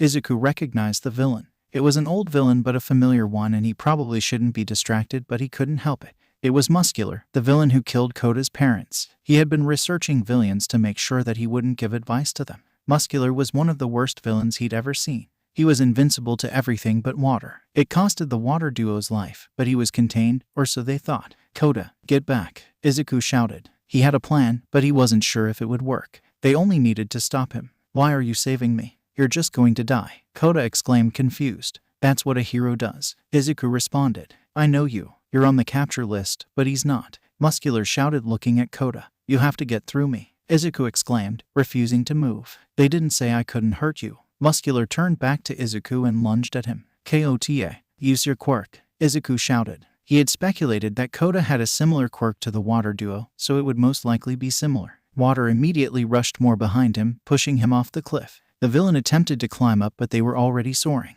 His rocket boots were dead, but he could still use his grappling hook. They swung on top of a tree, and then the other tree. Kota, hold on, we have to get back to the base, Izuku exclaimed. He started going faster. The branches weren't that sturdy and there was fire and smoke everywhere. They had to go around or find a gas mask somewhere. But who would have a gas mask? Maybe Yaorazu knew, but he didn't know where she was. For now they were stuck on the outer edges of forest. When Izuku reached the nearest tree, instead of flinging himself to another branch, he climbed down it. As expected, the villain missed them. Since there was too much chaos, Muscular couldn't spot him or Kota. Maybe now he would have time to think. There was a list. Muscular mentioned that he was here to capture someone. Apparently he was on the capture list. Maybe they didn't trust him with the heroes anymore. It made sense why'd they want to capture Izuku. But who else was on the list? Suddenly the tree started to shake. Heroes, where are you? A mysterious voice shouted. I want to taste your flesh. Izuku and Kota stayed still. A black figure was right below them. He recognized that villain too. It was Moonfish. He could manipulate his teeth. It didn't seem dangerous at first, unless his teeth grows into a sharp, pointy spear and is trying to kill you. Some more rustling noises could from up ahead. It was another villain. This time he didn't know who it was. The villain was a girl who was wearing a heavy mask and had blood dripping down her outfit. She was laughing crazily. Moonfish, did you hear? There are some little heroes running in the trees. I think that the hero kiddies are the best. I want to see their blood dripping from my nails. She giggled and skipped away with the other villain. Izuku shivered at her words. She didn't seem sane. They knew that most of the heroes in the trees, or they heard him in Koda. The hero kiddies were probably the pussycats. Would be better to crawl on the ground. You brats come back here. Muscular shouted from some area behind them. They really had to run, but if they were on the ground, Muscular could easily catch them. They couldn't outrun the villain. He could also find them in the trees by knocking or shaking each one. Maybe they could stay still and somehow distract him. Koda, you have to control a stream of water onto Muscular so we can run. I'm going to push him back and you have to run, okay? Don't look back and just run. He only wants to kill you, so I have a better chance of surviving. Izuku explained. But you would get hurt. Koda protested. Heroes get hurt to save other people who can't fight. I can't stop him without you, but I don't want you to get hurt. Izuku told him. Why do you have to do this? Koda whispered, still hesitate. I want to save people. Izuku responded. I hear you. Muscular shouted. Loud thumps rang through the forest. It came closer to the tree they were in. Suddenly the villain's head popped up right in front of them. There you are. Koda automatically shot a stream of water right into his face and ran the other way. Izuku had taken off his rocket boots and used the last of its energy. Muscular was knocked back a few feet. He didn't hesitate. Izuku got out his staff and jabbed him, then ran the opposite way of Koda. The villain naturally followed him. Muscular was slower because of the stun, but he wasn't fast enough to catch him when Izuku shot his grappling hook. He was really close to the base, but suddenly a black shadowy tornado flew in front of him. Takoyami, Izuku exclaimed. Shoji was following him from behind with Uraraka. Izuku. Takoyami wanted to help but he lost control. Uraraka explained. We need light. Izuku shouted. Where's Kaken? He was going the other way because he didn't want to follow Monoma. We need to find him. His explosions can create enough light to stop Dark Shadow. There should be speakers around the training area. If he could get to it, he could get Kaken here. Izuku ran faster. When he got to the base, it was burning. There was a strange man with blue fire surrounding him. Eraserhead was already there and he needed to save Takoyami. He snuck around him to get to the control room. There was the speaker. Kaken, go to Takoyami. Rocket, Izuku shouted. He ran out of the control room to find the stream of explosions. Izuku shot his grappling hook towards that area. He met Kaken on one of the unburnt trees. Why do I have to go to the bird head? Kaken exclaimed. We need your explosions. Izuku explained. Do I get to beat up some villains? Kaken asked. Maybe. Let's go then. They ran to where he last saw Uraraka, Takoyami, and Shoji. They were near there. Tokoyami, stop. Uraraka's voice shouted. Over there. Izuku pointed towards the area. Kaken activated his quirk and came bursting into the darkness. Dark Shadow receded. Everyone was now visible. Muscular was on the ground with Moonfish. But there were two other villains there. The girl villain, the fiery man villain, and Mr. Compress, one of the villains he actually knew. Oh, so the 3 students on the capture list are here. Mr. Compress muttered. 3 of them. He knew he was one, but who were the rest? Takoyami might be one since his quirk was strong. Maybe Kaken then. Villains wanted strong quirks, either to take or make the user a villain. Mr. Compress's quirk was to compress items or people. Everyone, move away. Izuku shouted. They weren't quick enough. Takoyami and Kaken were gone the next second. There were 2 marbles in the villain's hand. Give them back. Uraraka exclaimed. What would you give me? Mr. Compress asked. I'll give you. Uraraka started. Too late. Izuku was suddenly squished into a tight compressed area. It was like his cells were being rearranged and pushed into a tiny marble. He could still see, but everything seemed to get bigger and more rounder. His heart started to beat faster and he was panicking. How would they get out? Everything was weird and he was getting claustrophobic. No, Izuku had to calm down. Analysis. That had to help. That always helped. First, he had to analyze his surroundings. Was there anything he could use to escape? He was on a glove. There were swirls of color in the marbles next to him. That was probably Kaken and Takoyami. They were all in one hand. Was this it? Were these all the students in the capture list? Izuku attempted to look at the other hand. There might be more people. He hoped not, but of course, Izuku had no luck. Mr. Compress had marbles there too. Were they more people? Who were they? He took another glance at the marble. It didn't have the swirling particles in it, so there was a chance it would be empty. It must be a decoy. The villain's gloved hand was moving to his mouth. Izuku already knew what was going to happen. Could he move? Izuku attempted to move forward, but he had no control. Mr. Compress placed them on his tongue. There was some movement, but he really didn't know what was happening. Were they gonna find them? Suddenly every jostled and there was light. It was just about to close when a piece of tape surrounded the marble he was in and pulled. Izuku was being flung out of the mouth and escaped, just barely. He had reappeared on the ground looking at a portal shut close. Izuku was speechless. There were really no words. Maybe he should get up first. He stood up with the help of Uraraka. His limbs weren't really cooperating and everything was jelly. Are you alright? Uraraka asked as she took his arm to keep him steady. I'm fine. Did you get Kaken or Takoyami? Was anyone else taken? Izuku wanted to keep shooting out questions, but he was still a bit dizzy. He hated not knowing what was happening, but it would help his analysis. Eraserhead came running in seconds later. Are you alright? No one's hurt, right? Present Mike asked coming in later. Katsuki and Toyokami were taken. Shoji explained. Present Mike's expression turned grim. You can go back to the bus. Midoriya, I need your help to find the other students. Aizawa ordered. I can help. Uraraka exclaimed. I want to help too. Shiro offered. No, Midoriya is employed, but you aren't. Just go and rest. Aizawa gestured to the bus at the base. But, Uraraka muttered. Go, Present Mike urged. They were hesitant but jogged out of the area. We have to find some of the students that ran out of the base. Aizawa explained. So far, only your group and the students that were in the base were found.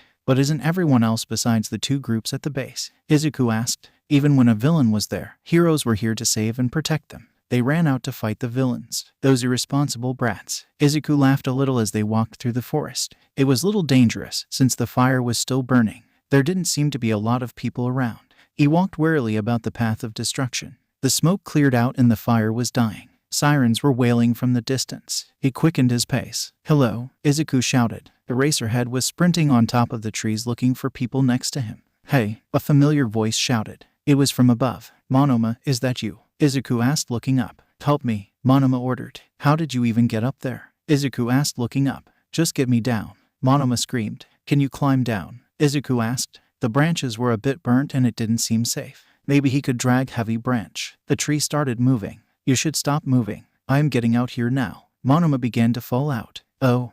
Monoma had fallen into Izuku. He quickly got up and left. Are you injured? Izuku asked. No, he protested as he limped out. Let me help. Izuku ran towards him. He caught up to Monoma and grabbed him. Let go of me. Stop it. You're hurting yourself. Izuku exclaimed. He checked on Monoma's leg. There were burns on it. It was an angry red color. Was this from the fire? No, Katsuki. Monoma muttered looking towards the ground. He did this. Izuku was surprised. Kaken wouldn't do that. He blew me up the tree. Monoma exclaimed. Izuku ignored the rest of his ranting. Kaken probably did it so Monoma wouldn't get in the way. He supported Momona as he got up and they slowly walked to the base. They reached the base quickly and he laid Momona on a ground. A paramedic came to treat his injuries. The heroes stayed there for a while. They had to put out the fire. Yaoyorozu supplied the gas mask for the firefighters and heroes. The rest of the students were found. Those students were seriously harmed, unless you counted Monoma. They had bruises and scabs. That wasn't true for the villains and heroes. One of the pussycats had disappeared. 3 villains were caught, which was good. But it didn't replace the 2 students that were lost. They drove back to the school quickly. The police were still at the forest investigating, but the school had to leave. They were called to a meeting right afterwards. It was probably because of the missing students. It had to be because of the missing students. Izuku was just about to go to the meeting room when Yaoyorozu came up from behind him. Izuku, she asked. Yes. Izuku turned around to face her. Do you know where the pro heroes are? Yaoyorozu looked nervous. Why? Izuku was curious and a little desperate. I placed a tracker on the Namu. I want to give it to the pro heroes so they can find Katsuki and Takoyami. Yaoyorozu explained. That's great. I'm going to a meeting and you can share the information there. There was some light. The Namu would be where the missing students were. It was probably the bar or near the bar, right? They only had a couple of Namus and keeping them in the bar would be safer. Kaken and Takoyami would be found. They hurried to the meeting place. It was in the teacher lounge. At least this time he knew where that was. Izuku quickly opened the door and walked in. He wasn't late, but there were still people there before him.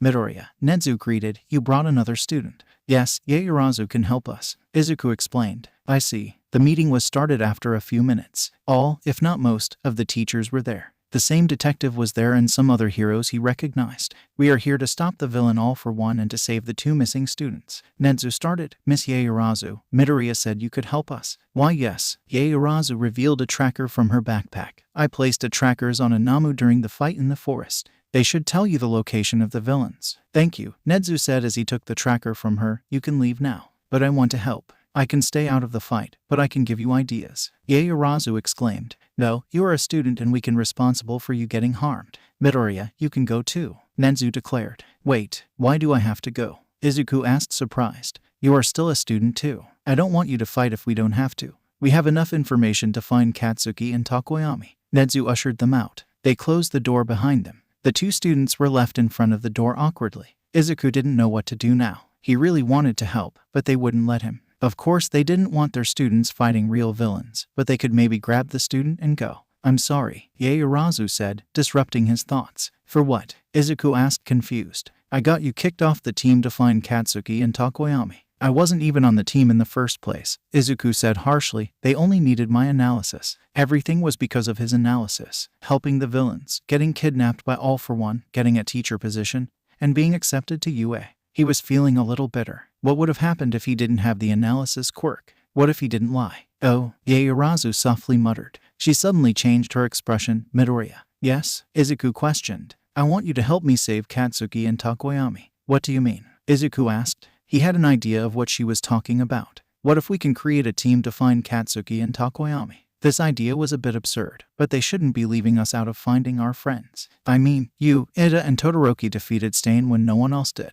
We all survived the USJ. So, why couldn't we do it? Yaoyorozu explained. That's true, Izuku exclaimed. Maybe they could do it. Maybe they should do it. Let's make a team. Do you have a replica of the tracker? Yes. I can also get us the supplies. Yaoyorozu added. I can check the area out. I'll bring Ida with me, so we can run away fast. If there are too much villains or a trap, then we can get the tools for it. Izuku told her. Are you sure? That broke the streak of ideas they were throwing in. If there are traps and we don't have the right supplies, then how would we get there? There would be no way to save them. That's why we should scout ahead, Izuku explained. But you would be going to the base of the League of Villains. Aren't you afraid? Yaoyorozu asked. Of course I am, but if I'm going to save them, I have to be brave. It's not like I'm going alone. I'll ask Ida to come with me. He is the fastest. I'm not really sure, Yaoyorozu. It's not like I'm going to run in and save him. I am only going to see what's there. With my analysis, then I can spot the dangerous quirks and traps that are there and deflect it. We need to know what we're up against.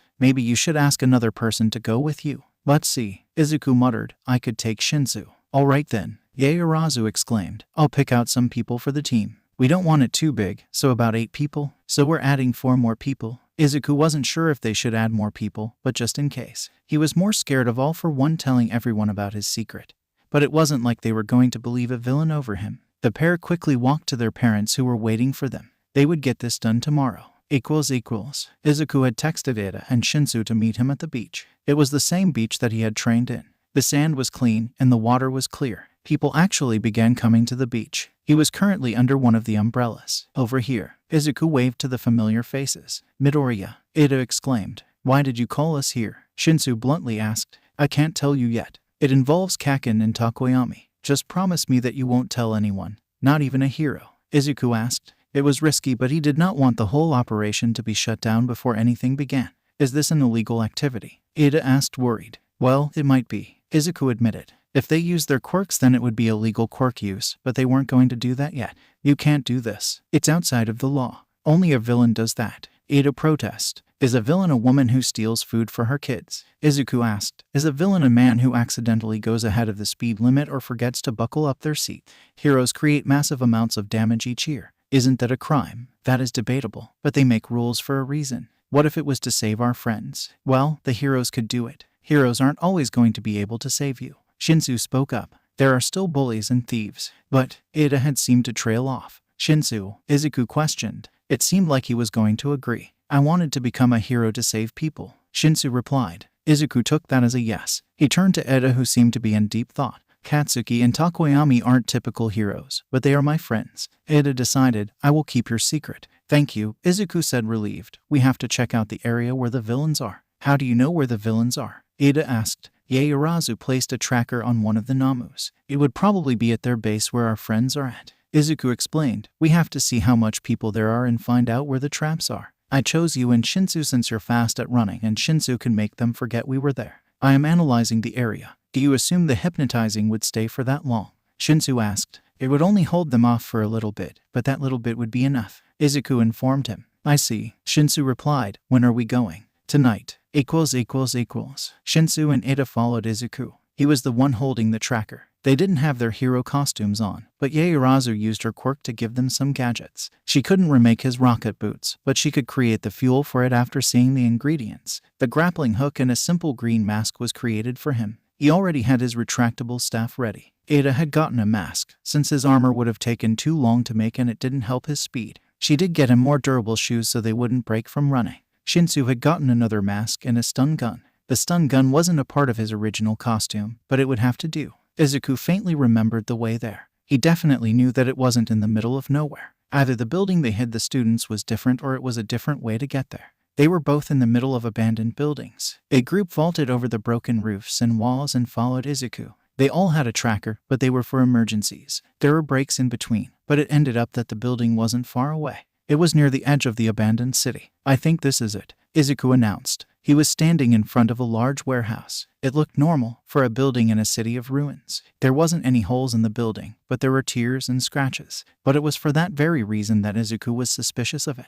Every other building had a hole in it. Even if it was a small one, they still had a hole. The ones on the building must have been patched up. So far, they didn't activate any traps, so that was good. "Are you sure?" Ida asked. "Yes," Izuku confidently stated. "All right." They checked the outsides of the building. There wasn't any entrances other than the front door and one in the back. "Shinsu, come with me and take the front door. Ada, you can take the back door," Izuku ordered. Ada could easily run away if there was a trap. Shinsu could help him if he got stuck, or Izuku could help Shinsu if he got stuck. Ada and Shinsu nodded in confirmation. Izuku crept to the front. He slowly opened the door. A creaking noise was created and he slipped right in. It was a bit dark so he couldn't really see anything. Suddenly, the lights flickered on. "I have found the lights," Ida announced. The other two didn't answer. They were too busy staring at the Namus in the test tubes. It was horrifying. The massive dark creatures were stuck in a tube. They had wings, muscles, horns, and each one of them looked different. "Have they become Namus?" Ida asked, horrified.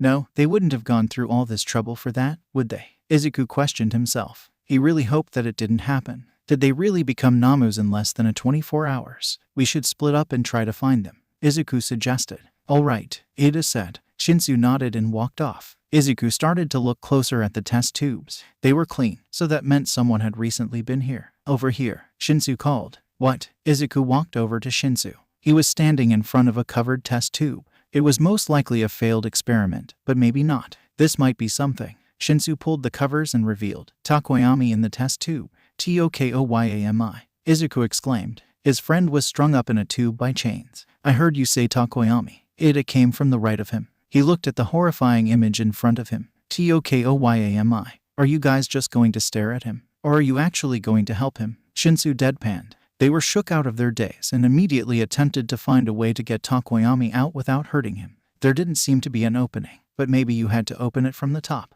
Izuku glanced at the electronics around Takoyami's tube. Would one of them harm him? Maybe they should try it on another person's tube.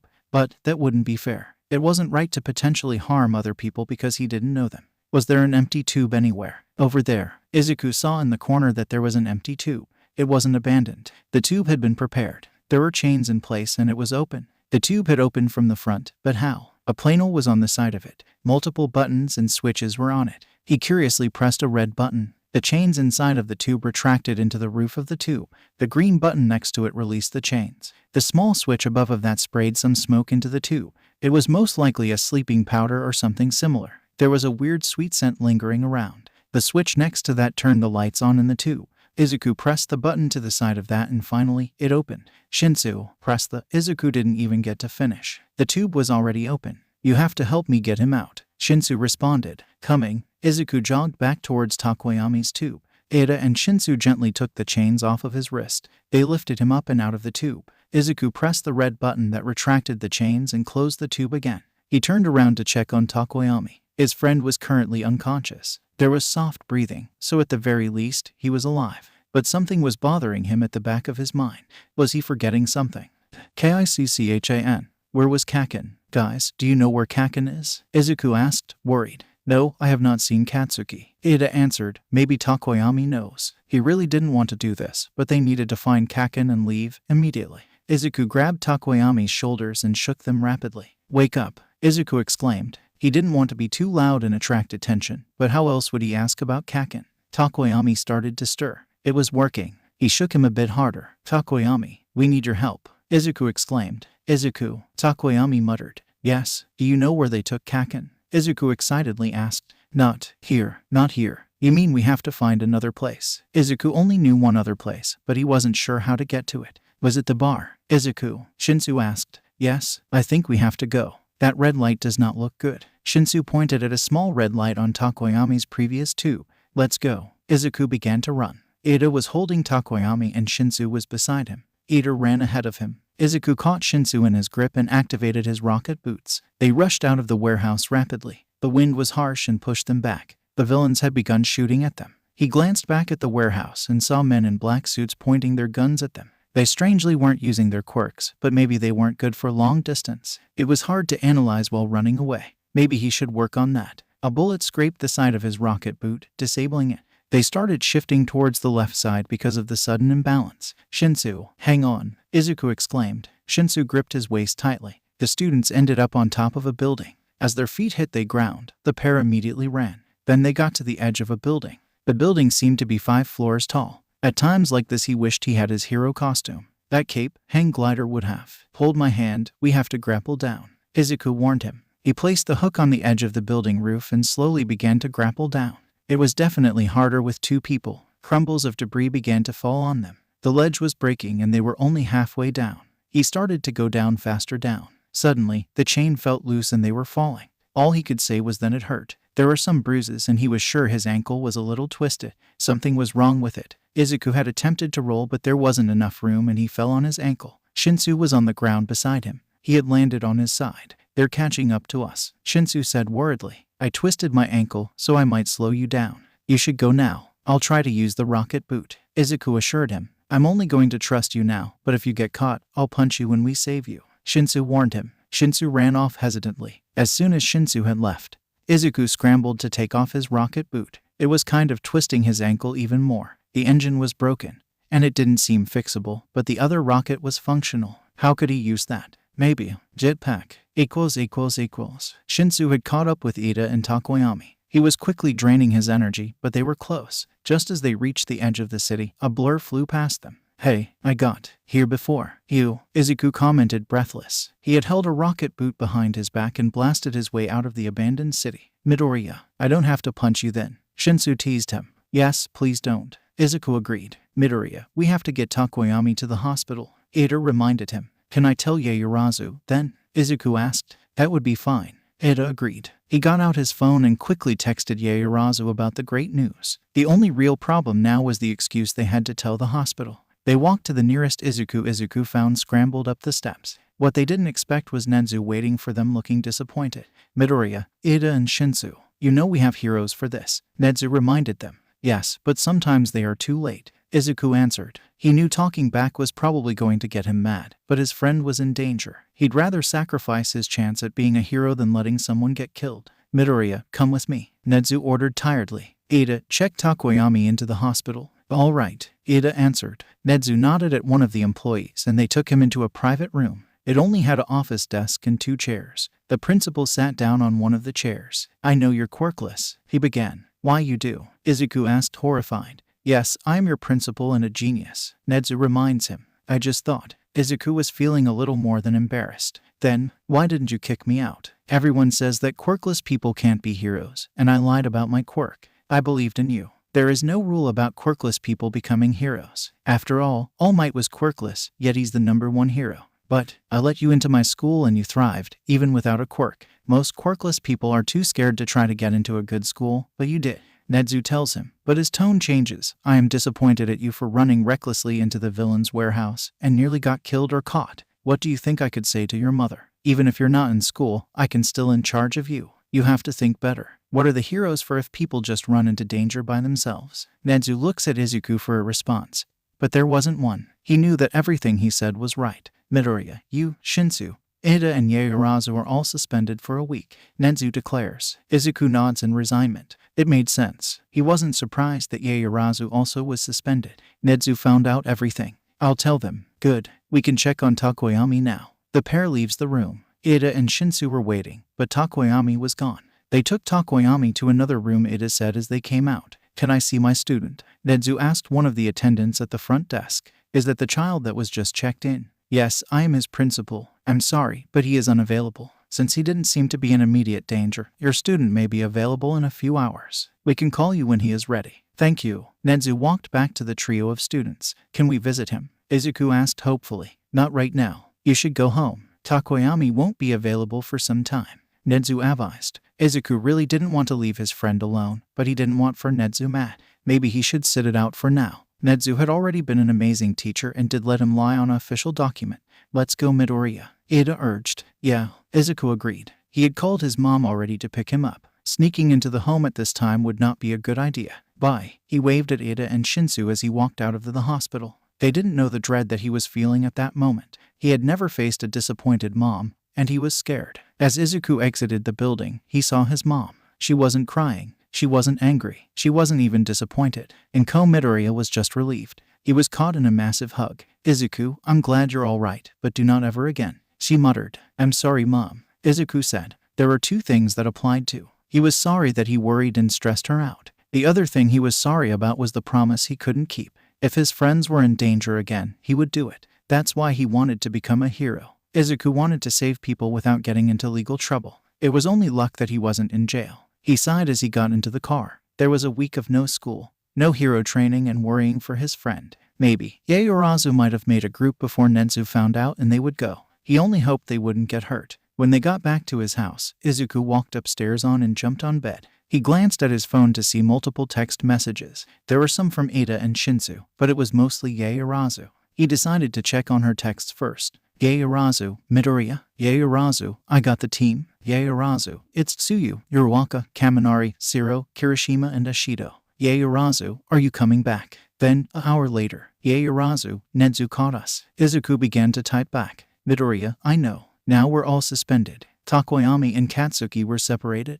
We only found Takoyami at the Namu location. Katsuki is somewhere else. He's probably at the bar close by. I'll tell Nedzu because they don't want they to be in trouble. He turned off the phone and laid down on the bed ready to rest. This day was just too stressful and tiring. Maybe he should shower or change his clothes. But honestly, he was too tired to notice or care. It was the afternoon when he woke up. Izuku had heard a furious pounding at his door, HS bedroom door. It wasn't his mom, he knew, so who could it be? He curiously wandered out of his bed into the door. When he swung open his door, Izuku did not expect Kaken's face staring at him. Kicchan. Izuku shouted. What? How did you get here? I escaped and beat up those villains. Kaken growled. You did that all by yourself, Izuku deadpanned. No, Kaken admitted. But I could have. You could have defeated a whole entire league of villains. Izuku asked sarcastically. Yes, it doesn't matter right now. Are you all right? Did they experiment on you? Did they hurt you? How did you get inside my house? Your mom let me in.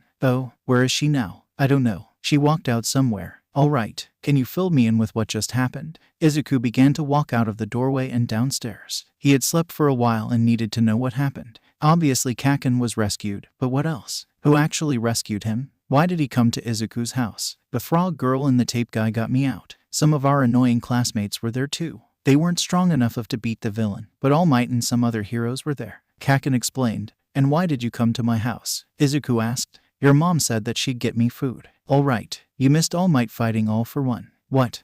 And then retiring. Why did he retire? Did something go wrong? Did All Might die? That shitty hero was killing himself with an awful skeleton body. He was lying to us. Kaken growled. Oh, Izuku wasn't sure what to think about that. He was on even terms with All Might now. Izuku was only mad with him because he just immediately dismissed him when he told him that he was quirkless. Only when he discovered that All Might was quirkless at one point. That changed his view. So the fight against All Might and All for One was on the TV. Yes, I'm going to watch it until my mom comes back. We can eat breakfast after. It's the noon, idiot. Lunch, then. They separated and Izuku got out his phone. How could he find the video? It was probably on the internet. Somewhere. What happened to All Might last night? Izuku had watched the video. It wasn't as grand or surprising as he thought, but the video was dramatic. All Might had almost lost. That was just scary. There was no sign of Shigaraki being there, so he had no idea what happened to him. Since he was currently on a suspension, there are nothing else to do. Izuku had stopped his website, and he didn't have any homework. He could have worked on some sheets for UA.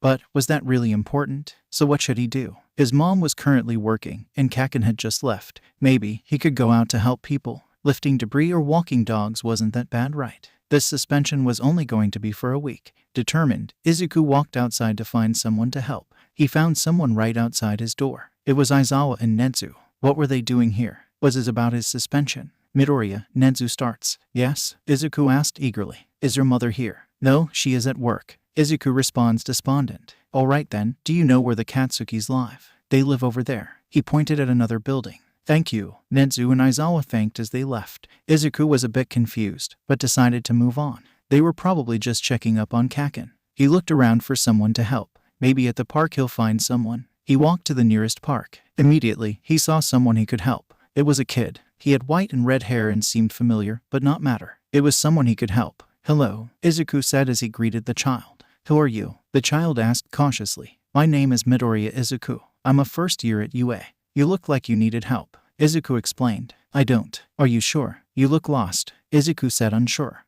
Do you know where the Mellow Park is? I can walk home from there. The child reluctantly asked. I know where that is. Izuku happily exclaimed. They quietly walked down the street. He knew that the park was about a mile away. Izuku only lasted a couple of seconds before turning towards the child to talk. So, what's your name? Izuku curiously asked. Why should I tell you? That's true. Then what should I call you? Toya. Well, hello Toya. Don't tell everyone. Toya growled embarrassed. All right. What are you doing at the park? I was running and got lost. Are you doing a sport? No. Exercising? No. Then what? I was going somewhere. Did you tell anyone? You might have gotten in trouble. It's better than staying at home. Toya muttered. Why? Toya, interrupted a female's voice. Fayumi. Toya, you had me worried. Natsuo said you went out. I just got lost a little. Toya grumbled. You shouldn't have gone out then. You're lucky that. The woman looks at him. Who are you? My name is Midoriya Izuku. He answered nervously. You're Shoto's friend, right? Shoto, as in Todoroki Shoto. Midoriya asked excitedly. Yes, he's our brother. I didn't know that Shoto had siblings. He doesn't really talk a lot.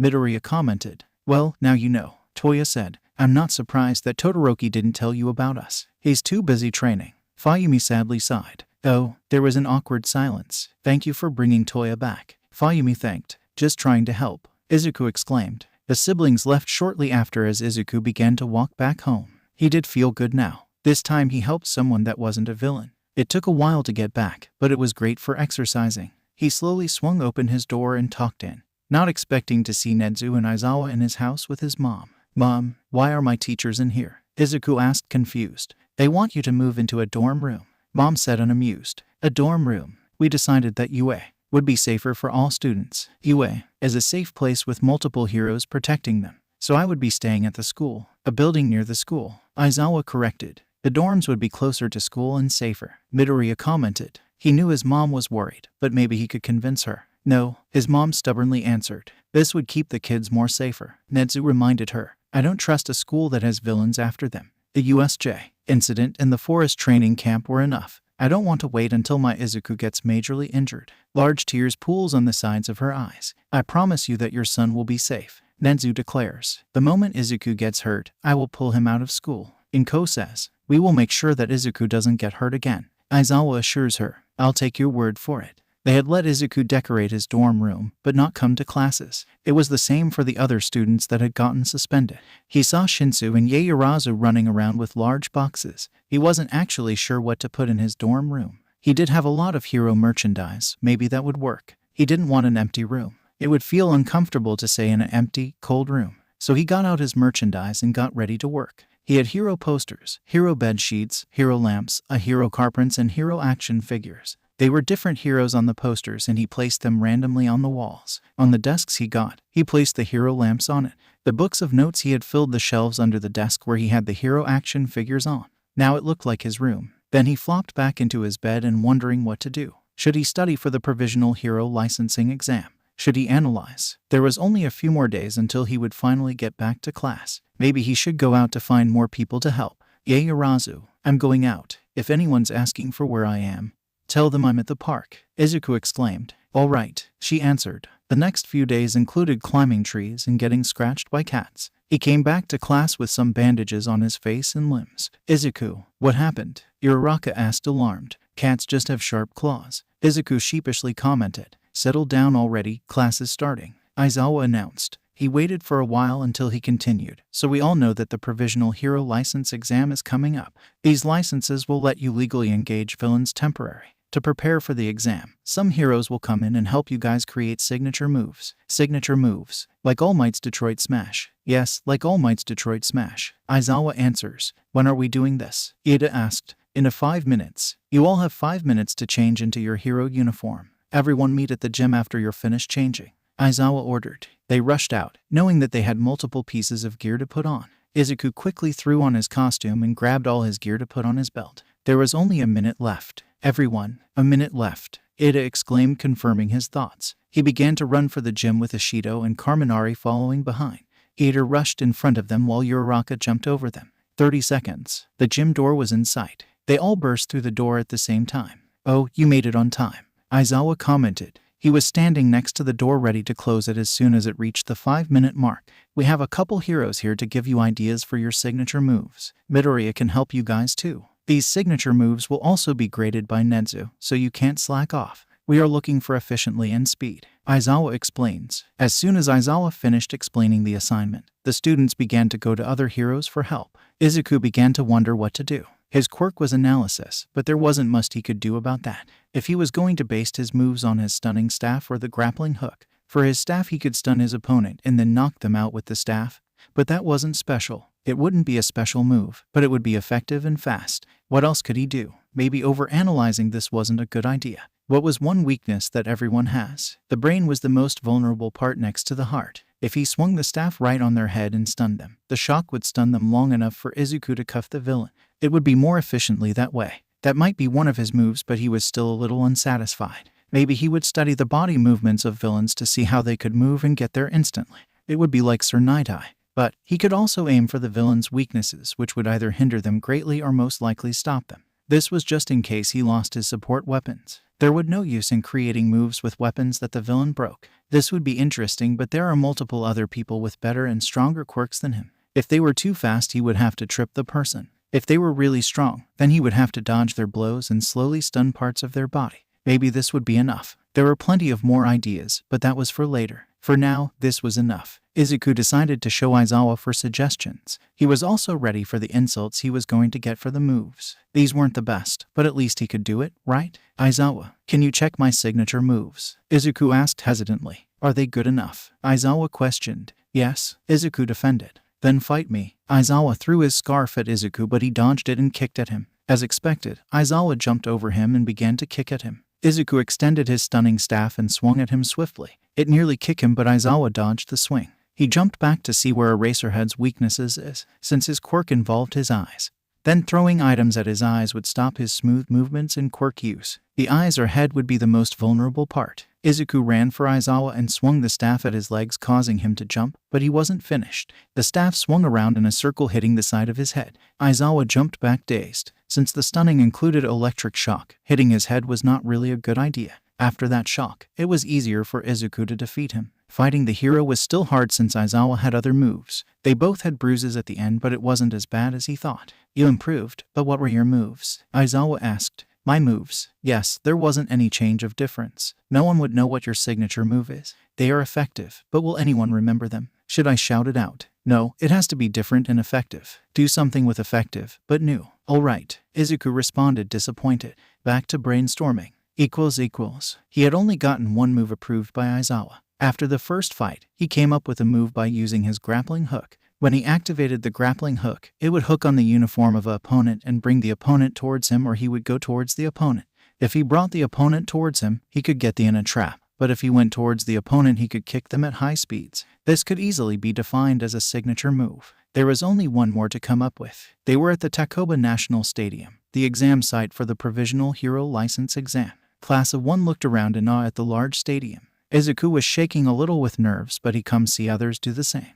They were all worried. Remember, do your best and your hard work will pay off. Ida told them. Let's all pass. Uraraka exclaimed. Yeah, they all shouted. Aizawa sighed at his rowdy class. Aizawa, shouted a woman. All of class looked towards the shout. Izuku was took off guard, but he already knew the voice from TV. It was MS. Joke, the smile hero. Ms. Joke. Aizawa responded. You don't have to be so uptight. Smile, Aizawa. Ms. Joke said. While they were having an one-sided conversation, some students that followed her walked up to them. "Hello, my name is Shindo from the Ketsubutsu Academy High School. It's nice to meet you." The student as he shook hands with all the UA students. Kaken growled, visible annoyed by the cheery attitude but still accepted his greeting. "It's nice to meet you too," Midoriya said as he shook the student's hand. "You guys are all so cool. I think it's awesome that you guys had to face villains and actually beat them." Shindo admired. "It's not as cool as you think." Uraraka blushed. "Well, you do have used this experiment to push through the competition, especially during the exam's about to start. Get your hero uniforms on." Ms. Joke interrupted. "That applies to you guys too." Aizawa looked at his kids. "Good luck on the exam," Izuku exclaimed as UA rushed to put their uniforms. "You too," Shindo responded as he ran back to his school. All examiners go to the arena. Tons of people were chatting and waiting for the next announcement. Everyone had different design gear and uniforms, and Izuku couldn't help analyzing them. All the uniforms had different uses, and they were usually made to help their quirk. He could use the free time for analysis since people were still coming in. The speakers on his chest might amplify something. Izuku excitedly pointed at a green hero uniform. "Those goggles probably help her with a sight or tech quirk. Look at those spikes. If they had a speed quirk or agility quirk, they'd be great. Gloves may help with a strength quirk. Welcome to the Provisional Hero License," announced a voice. The face of the announcer appeared at the top of the arena. It was hard to see him, but Izuku could tell that he was a middle-aged man from the sound of his voice. "This is the preliminary round. Only 100 students will be able to move on after this." Surprise and shock exclaimed through the crowd. "For this round, everyone will have a ball. To get into the safe room, the student must have 3 discs." Izuku was given a small orange disc. It was plastic. He shook it and examined it. How could he steal the balls? Grappling hook, stunning staff. "This is starting in a minute." Everyone ran to different directions. Izuku gathered the UA students to propose his idea. "We should work all together or make little groups. If we're all together, then we can help either other, but if we're in little groups, we're a smaller target," Izuku explained. "Do what you want, Zuku. I'm going to do this myself." Kaken stalked away. "I'll be going too." Todoroki apologized. "Then, we should probably do little groups. There's not that much time left, so we have to split up," Izuku said. "Takoyami and Shinsu, come with me. Zero and Tsuyu would be great to steal the balls, so they should be in separate teams. They're only 15 seconds. The arena was filled with mountains, rivers, and buildings to create obstacles for the students. Izuku ran towards the mountains. They were tall and had a clearing right between them. They could steal discs from the people who would walk through the mountains. When they got to the mountains, other people were waiting there. "Let's sneak up on them when the round starts," Izuku whispers. Takoyami and Shinsu nod in response. The round has started. Takoyami immediately used his quirk to grab the 2 students hiding behind the rocks. Shinsu plucked the orange discs out of their hands and Takoyami threw them.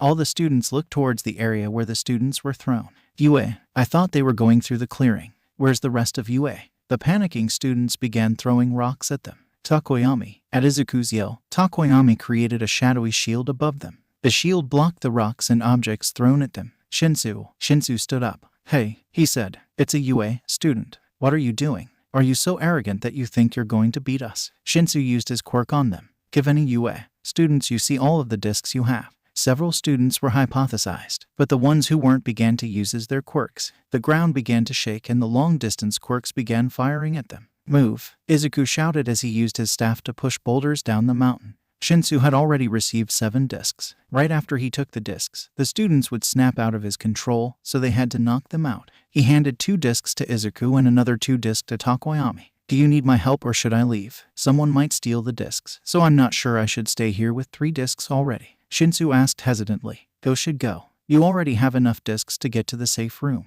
Izuku held out a disc to Takoyami. "You should go with him. I'll find another group from UA to help. This is only the preliminary round, so no one's judging us. Go quickly." Shinsu and Takoyami ran towards the safe room while Izuku jumped to another group. "Uraraka." Izuku jumped right between her and another student, hitting the opponent with his staff. "Midoriya," Uraraka exclaimed in surprise. "Where everyone else? They got their discs already." "All right." The ground below them shifted and he jumped off, Uraraka following him. "Oh," Izuku whipped his head around, spotting Uraraka holding her ankle. "I think I sprained my ankle. I'll carry you." Izuku scooped her up and started to run. He ignored the lasers and rocks being thrown. He quickly ran behind a small mountain. Suddenly, he turned at her as she was grasping his disc. Izuku pushed her hand away. He knew that she wasn't Uraraka since the Uraraka he knew wasn't as clumsy and wouldn't have attempted to steal his disc. The fact that she didn't try to levitate while they were falling was also a warning. Who are you? Izuku asked. What do you mean? You're not Uraraka. Where is she? So you knew, and you carried me here anyways. Well, yes, heroes are supposed to help people, no matter who they are, Izuku explained. She started laughing as her body melted. Blonde hair came from the skin-colored goop revealing a familiar face. It was one of Ms. Joke's students. Kami or something. Did she have a morphing quirk? He didn't stay for long. I'll be going then. Izuku backed up. He had to find the other UA students. He snuck through the back of the mountains looking for opponents. His target stood at the top of the mountain. Izuku aimed his grappling hook at the disc on his waist. Then he launched it, grabbed the disc and pulled it back. He grabbed the disc with his left hand. What? The student looked back to find Izuku with his disc. He sprinted out from the mountain ranges, with some students following him. Izuku ran in a jagged path, dodging the lasers and shiny objects being thrown. He couldn't dodge all of the projectiles. Oh, Izuku gripped his wounded shoulder. It was definitely going to be bruised, so he needed to be more careful. Where are everyone else? Never mind. It probably wouldn't be a good idea to find them since he was wounded and could reveal their location. He only needed one more disc, just one more. There, just on the road was a student with 2 discs in both hands. Izuku shot at the disc, but missed due to his hastiness. The student turned towards him and Izuku changed directions. He wasn't sure where to go now. Suddenly, a hand gripped his shoulder. Izuku turned around and quickly spotted the owner of the hand. It was the second student he aimed at. The student had to be mad. Izuku flinched as the student's hand got closer and his eyes squinted close. Something touched his hand. He slowly opened his eyes. It was a disc. Why would he give him a disc? Hello, Izuku cautiously said. He didn't say a thing. Was he hypothesized? The 2 discs were both pushing against his hands and he took it. Apparently Shinsu's quirk still worked on them. I only need 1 disc. Izuku gave the student the another disc back and ran. The crowd of students vanished when the student grabbed his shoulder since they thought that the UA student was done for. Izuku knew it wasn't going to last for long. He snuck through the forest and buildings as he got closer to the exit. The exit door was a large white building with her slots next to it. He inserted the discs in each slot and the door opened.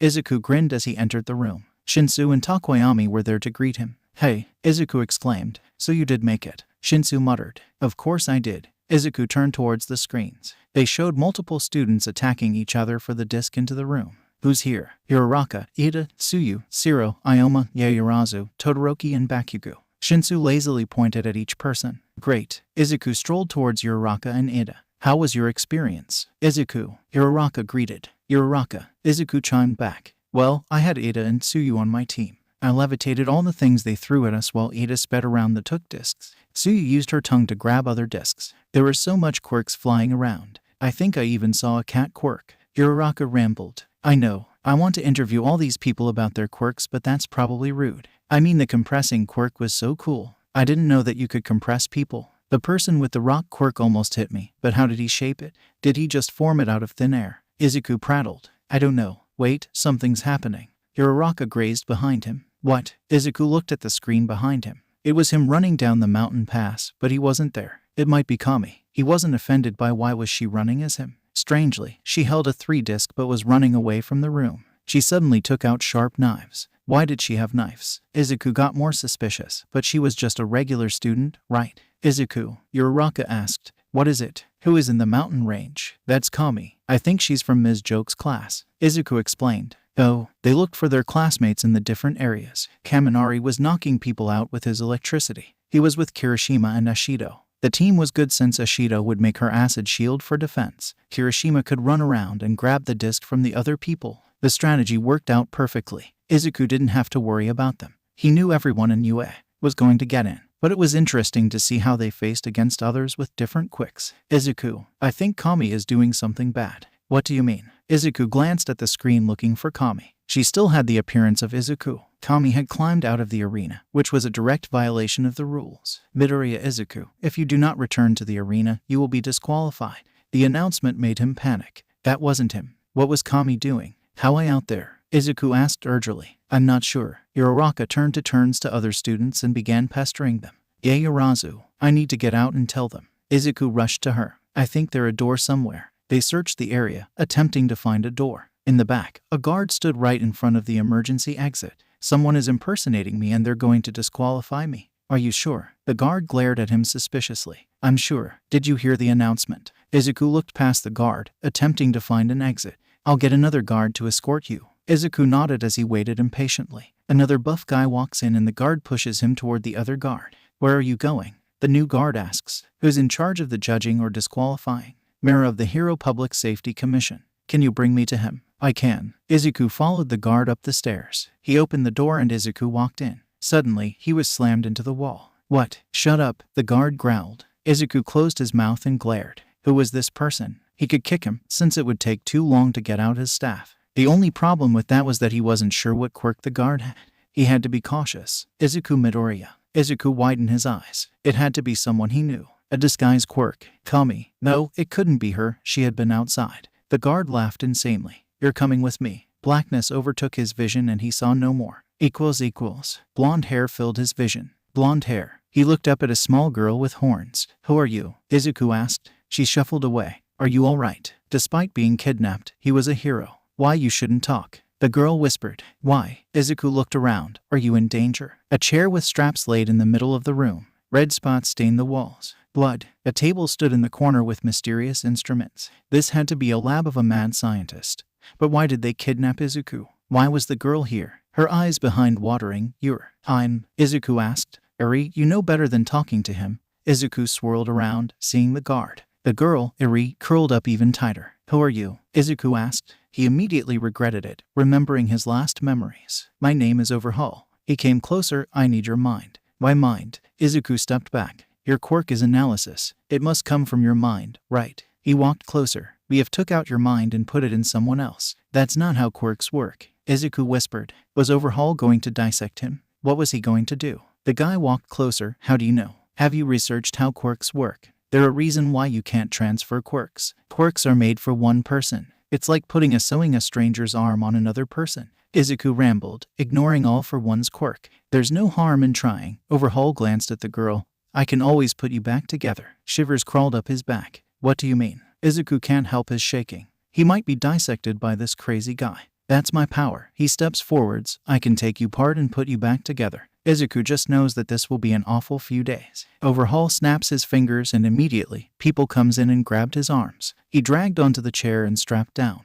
Stained brown straps hold down his wrists and ankles. Another strap holds his chest down. A scream builds up in his throat, but it doesn't come out. They talk about where to cut him and other information, but it blanks from Izuku's mind. The unknown people leave him and Eri alone in the room. Mister, asked a soft voice. He struggles to turn his head but eventually sees Eri tucked away in the corner. You can call me Izuku, he offers, uncomfortable being called Mister. He's also uncomfortable with being strapped to a chair and waiting to be dissected. But most people would. Izuku, I'm sorry, Eri mutters. It's not your fault. Izuku says. She shifts closer, but he wants to use your analysis for my quirk. What do you mean? Izuku turns to her curious. He's brought multiple people here to examine my quirk. What's your quirk? I can turn back time, Eri muttered. You can turn back time. Izuku repeats. Can't you turn back to a time where Overhaul haven't kidnapped you? I can't control them. Everything that gets close to me just disappears. It's not your fault, Eri. Eri shakes her head. It's always my fault. Eri, look at me. Eri turns to him. This is not your fault. You're not the one who kidnapped me and planned to dissect me. It's Overhaul's fault. Tears held in her eyes, but you're still hurt. My friends will come and save us, Izuku says. I promise. Where is he? Ms. Midoriya, you have to calm down. Where is my son? Ms. Midoriya. Izuku had been missing since the second round of the provisional licensing exam. The test examiners hadn't noticed until the results had come out. 2 students were missing, Midoriya Izuku and Utsushima Kami. After the third round, Uraraka had asked the guards about Izuku, but they hadn't seen him. That led Uraraka to report this to the authorities, and they called Midoriya and Co. Now they were in the detective's office. Uraraka stepped up. I'm sorry for losing Zuku. And Co stopped shouting, it's not your fault. But I'll let him go and now he's gone. You didn't kidnap him. I don't blame you. You're supposed to focus on the exam. She glared at the guards, but the guards are supposed to protect my son. I'm sorry, but we didn't see him. The important thing is we find your son. One of the guards said. Do you know anyone who would do this? No, I think I know. Uraraka spoke up. It might be the League of Villains. The League of Villains? Inko asked. They're the group of villains that attacked UA. Multiple times. Everyone glanced at the door. The speaker was a man who looked familiar. Detective Naomasa. The man nodded. Yes. Now that I'm here we can start. Inko Midoriya, your son is the person missing. Yes. He takes out a phone and plugs it into the desk behind him. The footage on security cameras show a guard showing Midoriya to a room. I don't recognize that guard, muttered one of the men. That's because this isn't a guard. When we ran his face on our criminal database, a face came up. You're saying a criminal took my son. Calm down, Ms. Midoriya. I'm not finished yet. We have the name of the suspect, but we're not sure where he is. Inko frowned. What's the name? Chisaki Kai, also known as the villain Overhaul. He's a villain. Uraraka gritted her teeth. Zuku's with a villain? The detective sighed. Yes. He's from the Yakuza organization, but we're not sure why he took Izuku. There are no signs of reason of him kidnapping others. That just makes it worse. Inko sobs. We have a very capable team that is going to find him. He'll be fine. I can't just sit here and wait for him to come back bruised and bleeding. I did that last time, and the time after that. You're supposed to keep him safe. But I see him come home with bruise, bandages. Inko wipes her tears away. Uraraka grips her arm. Ms. Midoriya, don't forget that every single time Zuku comes back, after the USJ or the training camp, he always returns stronger. You're such a good friend to him. Inko sighs. What can I do to help? Nothing for right now. We don't have a lot leads yet. And do why you think he's going to see come back? I don't know. Uraraka arrives in class, seeing the others chatting around. Ida waves her over. She notices Aizawa isn't here yet. They probably don't know. Hi Ida, Uraraka muttered glumly. Ida frowned. Why are you sad? Aren't you glad you passed the exam? I'm just. Aizawa probably going to tell you. Just as she says that, their sleep-deprived teacher drops in. Class, I regret that I have to inform you that your classmate, Izuku Midoriya, has been taken by villains. Aizawa shifted around in his chair. What? That idiot got kidnapped again. Katsuki, it's not his fault. Uraraka protest. The guard tricked him. What guard? Kirishima asked. Uraraka nervously bit her lips and stared at Aizawa. Was she supposed to tell them? There was an imposter, faking Zuku's identity, and he tried to tell them that it wasn't him. And that guard turned out to be a villain? Jiru asked. Yeah. Todoroki frowns. Is he in immediate danger? Uraraka winced. I don't know. It got colder. They haven't gotten his brain yet. Izuku knew they were focused on something else, that it couldn't be good. He's been taken out and in, but he couldn't do anything. It wore on his muscles and mind. If he couldn't save the girl in front of him, what kind of hero is he? Every single time Iri returned, there was always a wound on her and he could never do anything about it. Iri, are you all right? Izuku glanced at Iri, stumbling next to him. Ah, yes, Iri nods, sitting next to him. Good. Was it anything bad today? And no, they haven't done a lot. That's good, right? The door creaked open, a dim light lighting the room. Izuku tensed as the person strolled in. Midoriya, it's your turn. Don't do it, Iri shouted, her arms blocking his path. Overhaul frowned. Iri, are you being a bad girl? And no, just don't hurt him. Izuku can see the violent shivers rattling her body. Izuku smiles at her. It's all right, Iri. I'm going to be fine. It's she going to be like the L last time.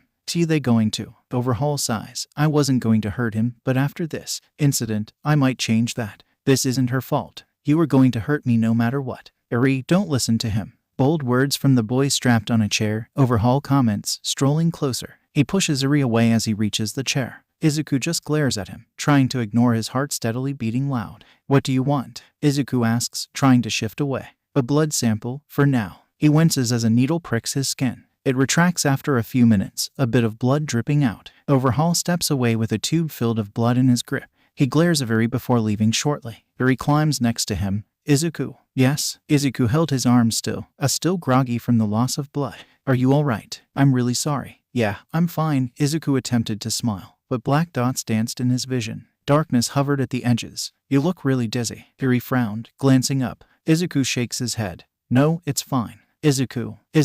Iri's calls seem to drift off as his vision blurs. Crash. The wall seemed to crack, slowly getting larger. Dust flew off as specks of wood dropped off. Boom, boom, boom, each crash making him shudder. Suddenly, the walls crumbled down, debris clattering onto the floor. Ashes float about, drifting in the air. Izuku violently coughed from the mess. Iri, are you all right? Izuku cried, tugging at the straps. Izuku, what's happening? Iri's muffled voice echoed from the walls. I don't know. Izuku Midoriya. A familiar boomed from the crash. Mirio's blonde hair stuck out. So you are here. Why yes. How did you find us? He tilted his head. Us. Iri, come out. It's fine, Izuku muttered softly, trying to calm his voice down. Izuku, are you sure? Iri's voice shook, sputtering. Yes, this is one of my friends. She stumbled out of the ruins, strands of hair matted with specks of dirt. Her white dress had brown stains, bits of red. Are you all right? Mirio pushed the rocks out of the way, trying to get to her. Iri nods, but flinched when his hand reached over. Hey, you don't have to be scared. I'll get Midoriya out first. We can all walk out together, right? Mirio smiled thinly. walking over to Izuku's chair. He grasps the binding and pulled them, completely breaking them. Izuku twisted his wrist, trying to gain feeling again. He jumped off the chair, wincing at the pain crawling up his legs. Mirio grabbed his arm, trying to steady him. He looked at Eri, ready to go. She nods and tumbling towards them. Wait, isn't Overhaul there? He must have heard us. Izuku tugged back, stumbling over a piece of debris. No, Sir is there. Sir. Yes, Sir Night-Eye. He's the hero with the foresight quirk, right? Yes, he's holding the villains off with a couple other heroes. We have to get out of here before they come back. Mirio glanced at the hole in the wall. Let's go. Izuku climbed over the broken pieces of wood, tumbling out the ruins. Boom! From the distance, sounds of fighting came closer. Mirio led them towards the streets, thumping over pieces of trash and debris. Come on, we're really close. Mirio glanced back. Izuku looked ahead, seeing a small figure in front of them. Could it be a villain? A hero? Mirio, who's that? Izuku points the figure, hidden in the shadows. I don't know. Wait here. He vanished into the ground. Eri and Izuku huddled into the corner, still watching the guy. Twing! Something clattered on the ground beside them. Izuku glanced at it, itching over to it. It looked like a bullet. He picked it up. What is it? Eri leaned over. Izuku glanced at the bullet. It seems to be serum. That looks familiar. Eri muttered, eyes glazing. I think it's a quirk serum. A quirk serum. I'm not sure. How? The villain slammed next to them, Mirio coming over. Let's move. Mirio picked up Eri and quickened the pace. Izuku scrambled after them, with the bullet still in hand. What could this be? If Eri was involved with it, how could it be a quirk serum? Does it give people quirks? That didn't make sense. What would the villains shoot it at them? Izuku stumbled over a rock, shaking him out of the haze. Boom! The ground rattled as another wall collapsed. Sounds of grunting and huffing echoed from the room in front of them. Sir Night-Eye and Overhaul jumped around, flipping and twirling on the walls. Mirio's eyes narrowed as Sir Night-Eye tumbled into the ground, debris flying up. Stay here. Mirio ran at Night-Eye, but the hero waved him off. You have a sidekick. Overhaul scoffed, pulling out a gun. Bang! Sir Night-Eye clutched his arm, blood flowing out. It kept blinking, seemingly confused. Sir. Mirio turned around, glaring at Overhaul. The villain just laughed, but spotted Eri. Eri, come here. You know that all these people will just hurt if you do this. Eri doesn't listen to him. Mirio smiled at them. I can help you. Eri. Eri huddled against Izuku, still shaking. They slowly walked towards Mirio. His beat sped up as Overhaul's eyes watched them. Mirio took Eri in his grip and pushed Izuku behind him. Overhaul sighed. You never do listen. Bang! Izuku stood in front of them, a flood of red blooming out of his leg. Izuku! Eri cried. She leaped out of Mirio's grip and hugged him. It's my fault. And no, it isn't. Izuku winced at the spikes of pain running down his leg. And now stop saying that. I'm fine. Midoriya, you have a hole in your leg. That is not fine. Mirio glanced at the wound. Can you move? Why, yep. You guys leave. Night-Eye growled. Overhaul laughed. It's not like that's going to help him with his quirk. Yes, sir. Mirio swung Eri over his shoulders and held Izuku in his arms. Every jolt just made the wound sting. Rivulets of blood trickled down his leg, splashing on the ruins below them. He started to feel lightheaded as Mirio rushed through the hallways. Izuku mumbled, Are we close? Mirio gritted his teeth. Almost. They broke through a wall and Izuku could hear mutters of people. Darkness crawled at the edges of his vision as he finally lost consciousness. Equals. Beep, beep, beep. Izuku groaned as he woke up. He rubbed his eyes, trying to get his vision working again. White walls, white bed, white floor, white ceiling. It must be a hospital or a mental asylum. He glanced at his leg, noticing the stitching there. The door swung open, making him jump. A man with a gray suit walked through. Midoriya. Yes. Who are you? The man smiled. I am a quirk specialist. Izuku shivered. Quirk specialist, a word he did not like. A quirk specialist told him he was quirkless. And why are you here? What about the doctors? I'm here because of the bullet. The bullet. Izuku frowned. Did the bullet have special properties? He knew that Overhaul used Eri for something. Was that the bullets? But what effect did the bullets have? Wait, what happened to Eri? The little girl that was with me and Mirio. I'm not sure about that. I'm only here to see the effects of the bullet on your quirk. What does the bullet do? There has been cases of quirk suppressant bullets that only last a couple days. Apparently these bullets are something similar. So my quirk this gone for a few days. Well, not exactly. The villain Overhaul told us that these were permanent bullets. So my quirk is gone forever? We assume so. Night-Eye had been shot with the same bullet too. How long has it been? The man sighed. 5 days have passed. Izuku sighed. So that's it. My quirk won't work. We're not absolutely positive, which is why I'm here. But you're almost sure? Yes, maybe. It wouldn't be too bad. It wasn't like he had a quirk anyway. Nothing had to change. They didn't know that they were quirk-suppressing bullets. Did you tell anyone else? We had to tell your mom, your teacher, and your principal. That's all. He knew that Nezu and Mom knew, but Aizawa probably hadn't known. The doctor frowned. They might have told others, but yes. Okay, can I leave then? Leave. We need to check out if everything working right. You just woke up. Izuku shifted towards the edge of the bed. I'm fine. It's been a few days, right? I'm not sure about that since I'm only a quirk doctor. I'm here to check on your quirk. There might be slivers of your quirk still in you. Since we're not sure how the bullet works, there might be parts of your quirk still there. Right. I don't think it affected me. The man swung around. Why, you still have your quirk? Yes, I'm pretty sure it works. How do you know? Oh, I see the information flowing into my head. You see, information. It that a part of your analysis quirk. Izuku nodded. Ah, yes. This wasn't in your file. The specialist glanced down. Since it's a vision quirk, it might be your quirk leaving. No, I'm sure that my quirk is bad and I can leave. The man sighed. I'm not in charge of that. You have to wait until the other doctor comes in. Izuku gritted his teeth. What if they found out? How would they find out anyways? It should be fine. Were the others all right? The others? Yes, Mirio and Eri. They were at the scene. I don't know. Izuku groaned and collapsed on the hospital bed. Why didn't anyone know anything? Where was the real doctor? They should be here by now. What if Mirio got hit with a bullet? That would completely ruin his career. Did Overhaul stop Night Eye? Did Eri get hurt? Izuku flinched as the door creaked open. Hello? A woman walked in, heading towards his bed. Izuku shifted back. You're the doctor. Do you know what happened with the others? Yes, I'm the doctor. The others are fine, thanks to you. The doctor glanced down. While we looked at your x-ray, something weird came up. My x-ray? Yes. Your mom asked us to do a full check since we're not sure what the villains did to you. The woman frowned. After looking at a full body x-ray, we found something on your toe, an extra something. Izuku winced. The toe joint. It had to be the toe joint. You have an extra toe joint on your pinky toe. Aren't there some special people who have a pinky toe joint and a quirk?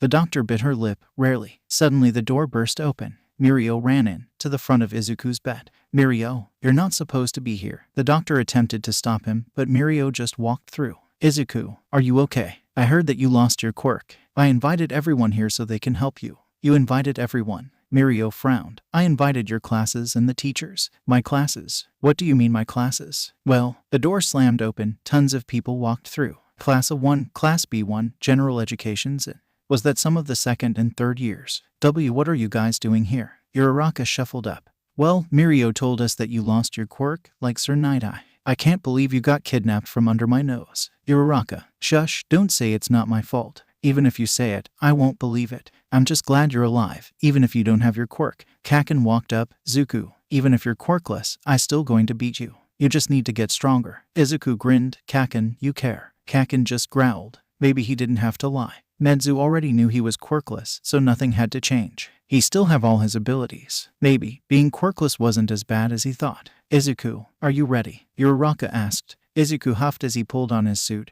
Almost. It already started. Well, you didn't tell me. It's not like Todoroki knows when he's going to get assigned to a villain. You're right. I'll be there soon. Izuku hung up and shoved the phone into a spare pocket. Todoroki's debut was going to start soon. He raced through the door, stumbling over the doorway. It should only be 5 minutes away. Izuku ran down the streets, trying to avoid the civilians. A couple of people were crowded next to the building. Faint sounds of fighting echoed through the city. Boom, crash. Suddenly a massive wave of flames rushed in front of them, along with a woman with green hair, laughing hysteriically. Todoroki leaped through the flames, following her on a path of ice. Izuku didn't want to distract him but couldn't help smiling at his determined expression. Zuku, Kaken, you're here too. I'm only passing by. Kaken glanced away. That bass guy is only blocking the road. Right, Zuku. Izuku whipped around. Uraraka, you were late. Well, you didn't tell me until a few minutes ago. Todoroki looks like he's doing well. Izuku muttered, observing growing flames in the distance. Did you doubt him? Of course not.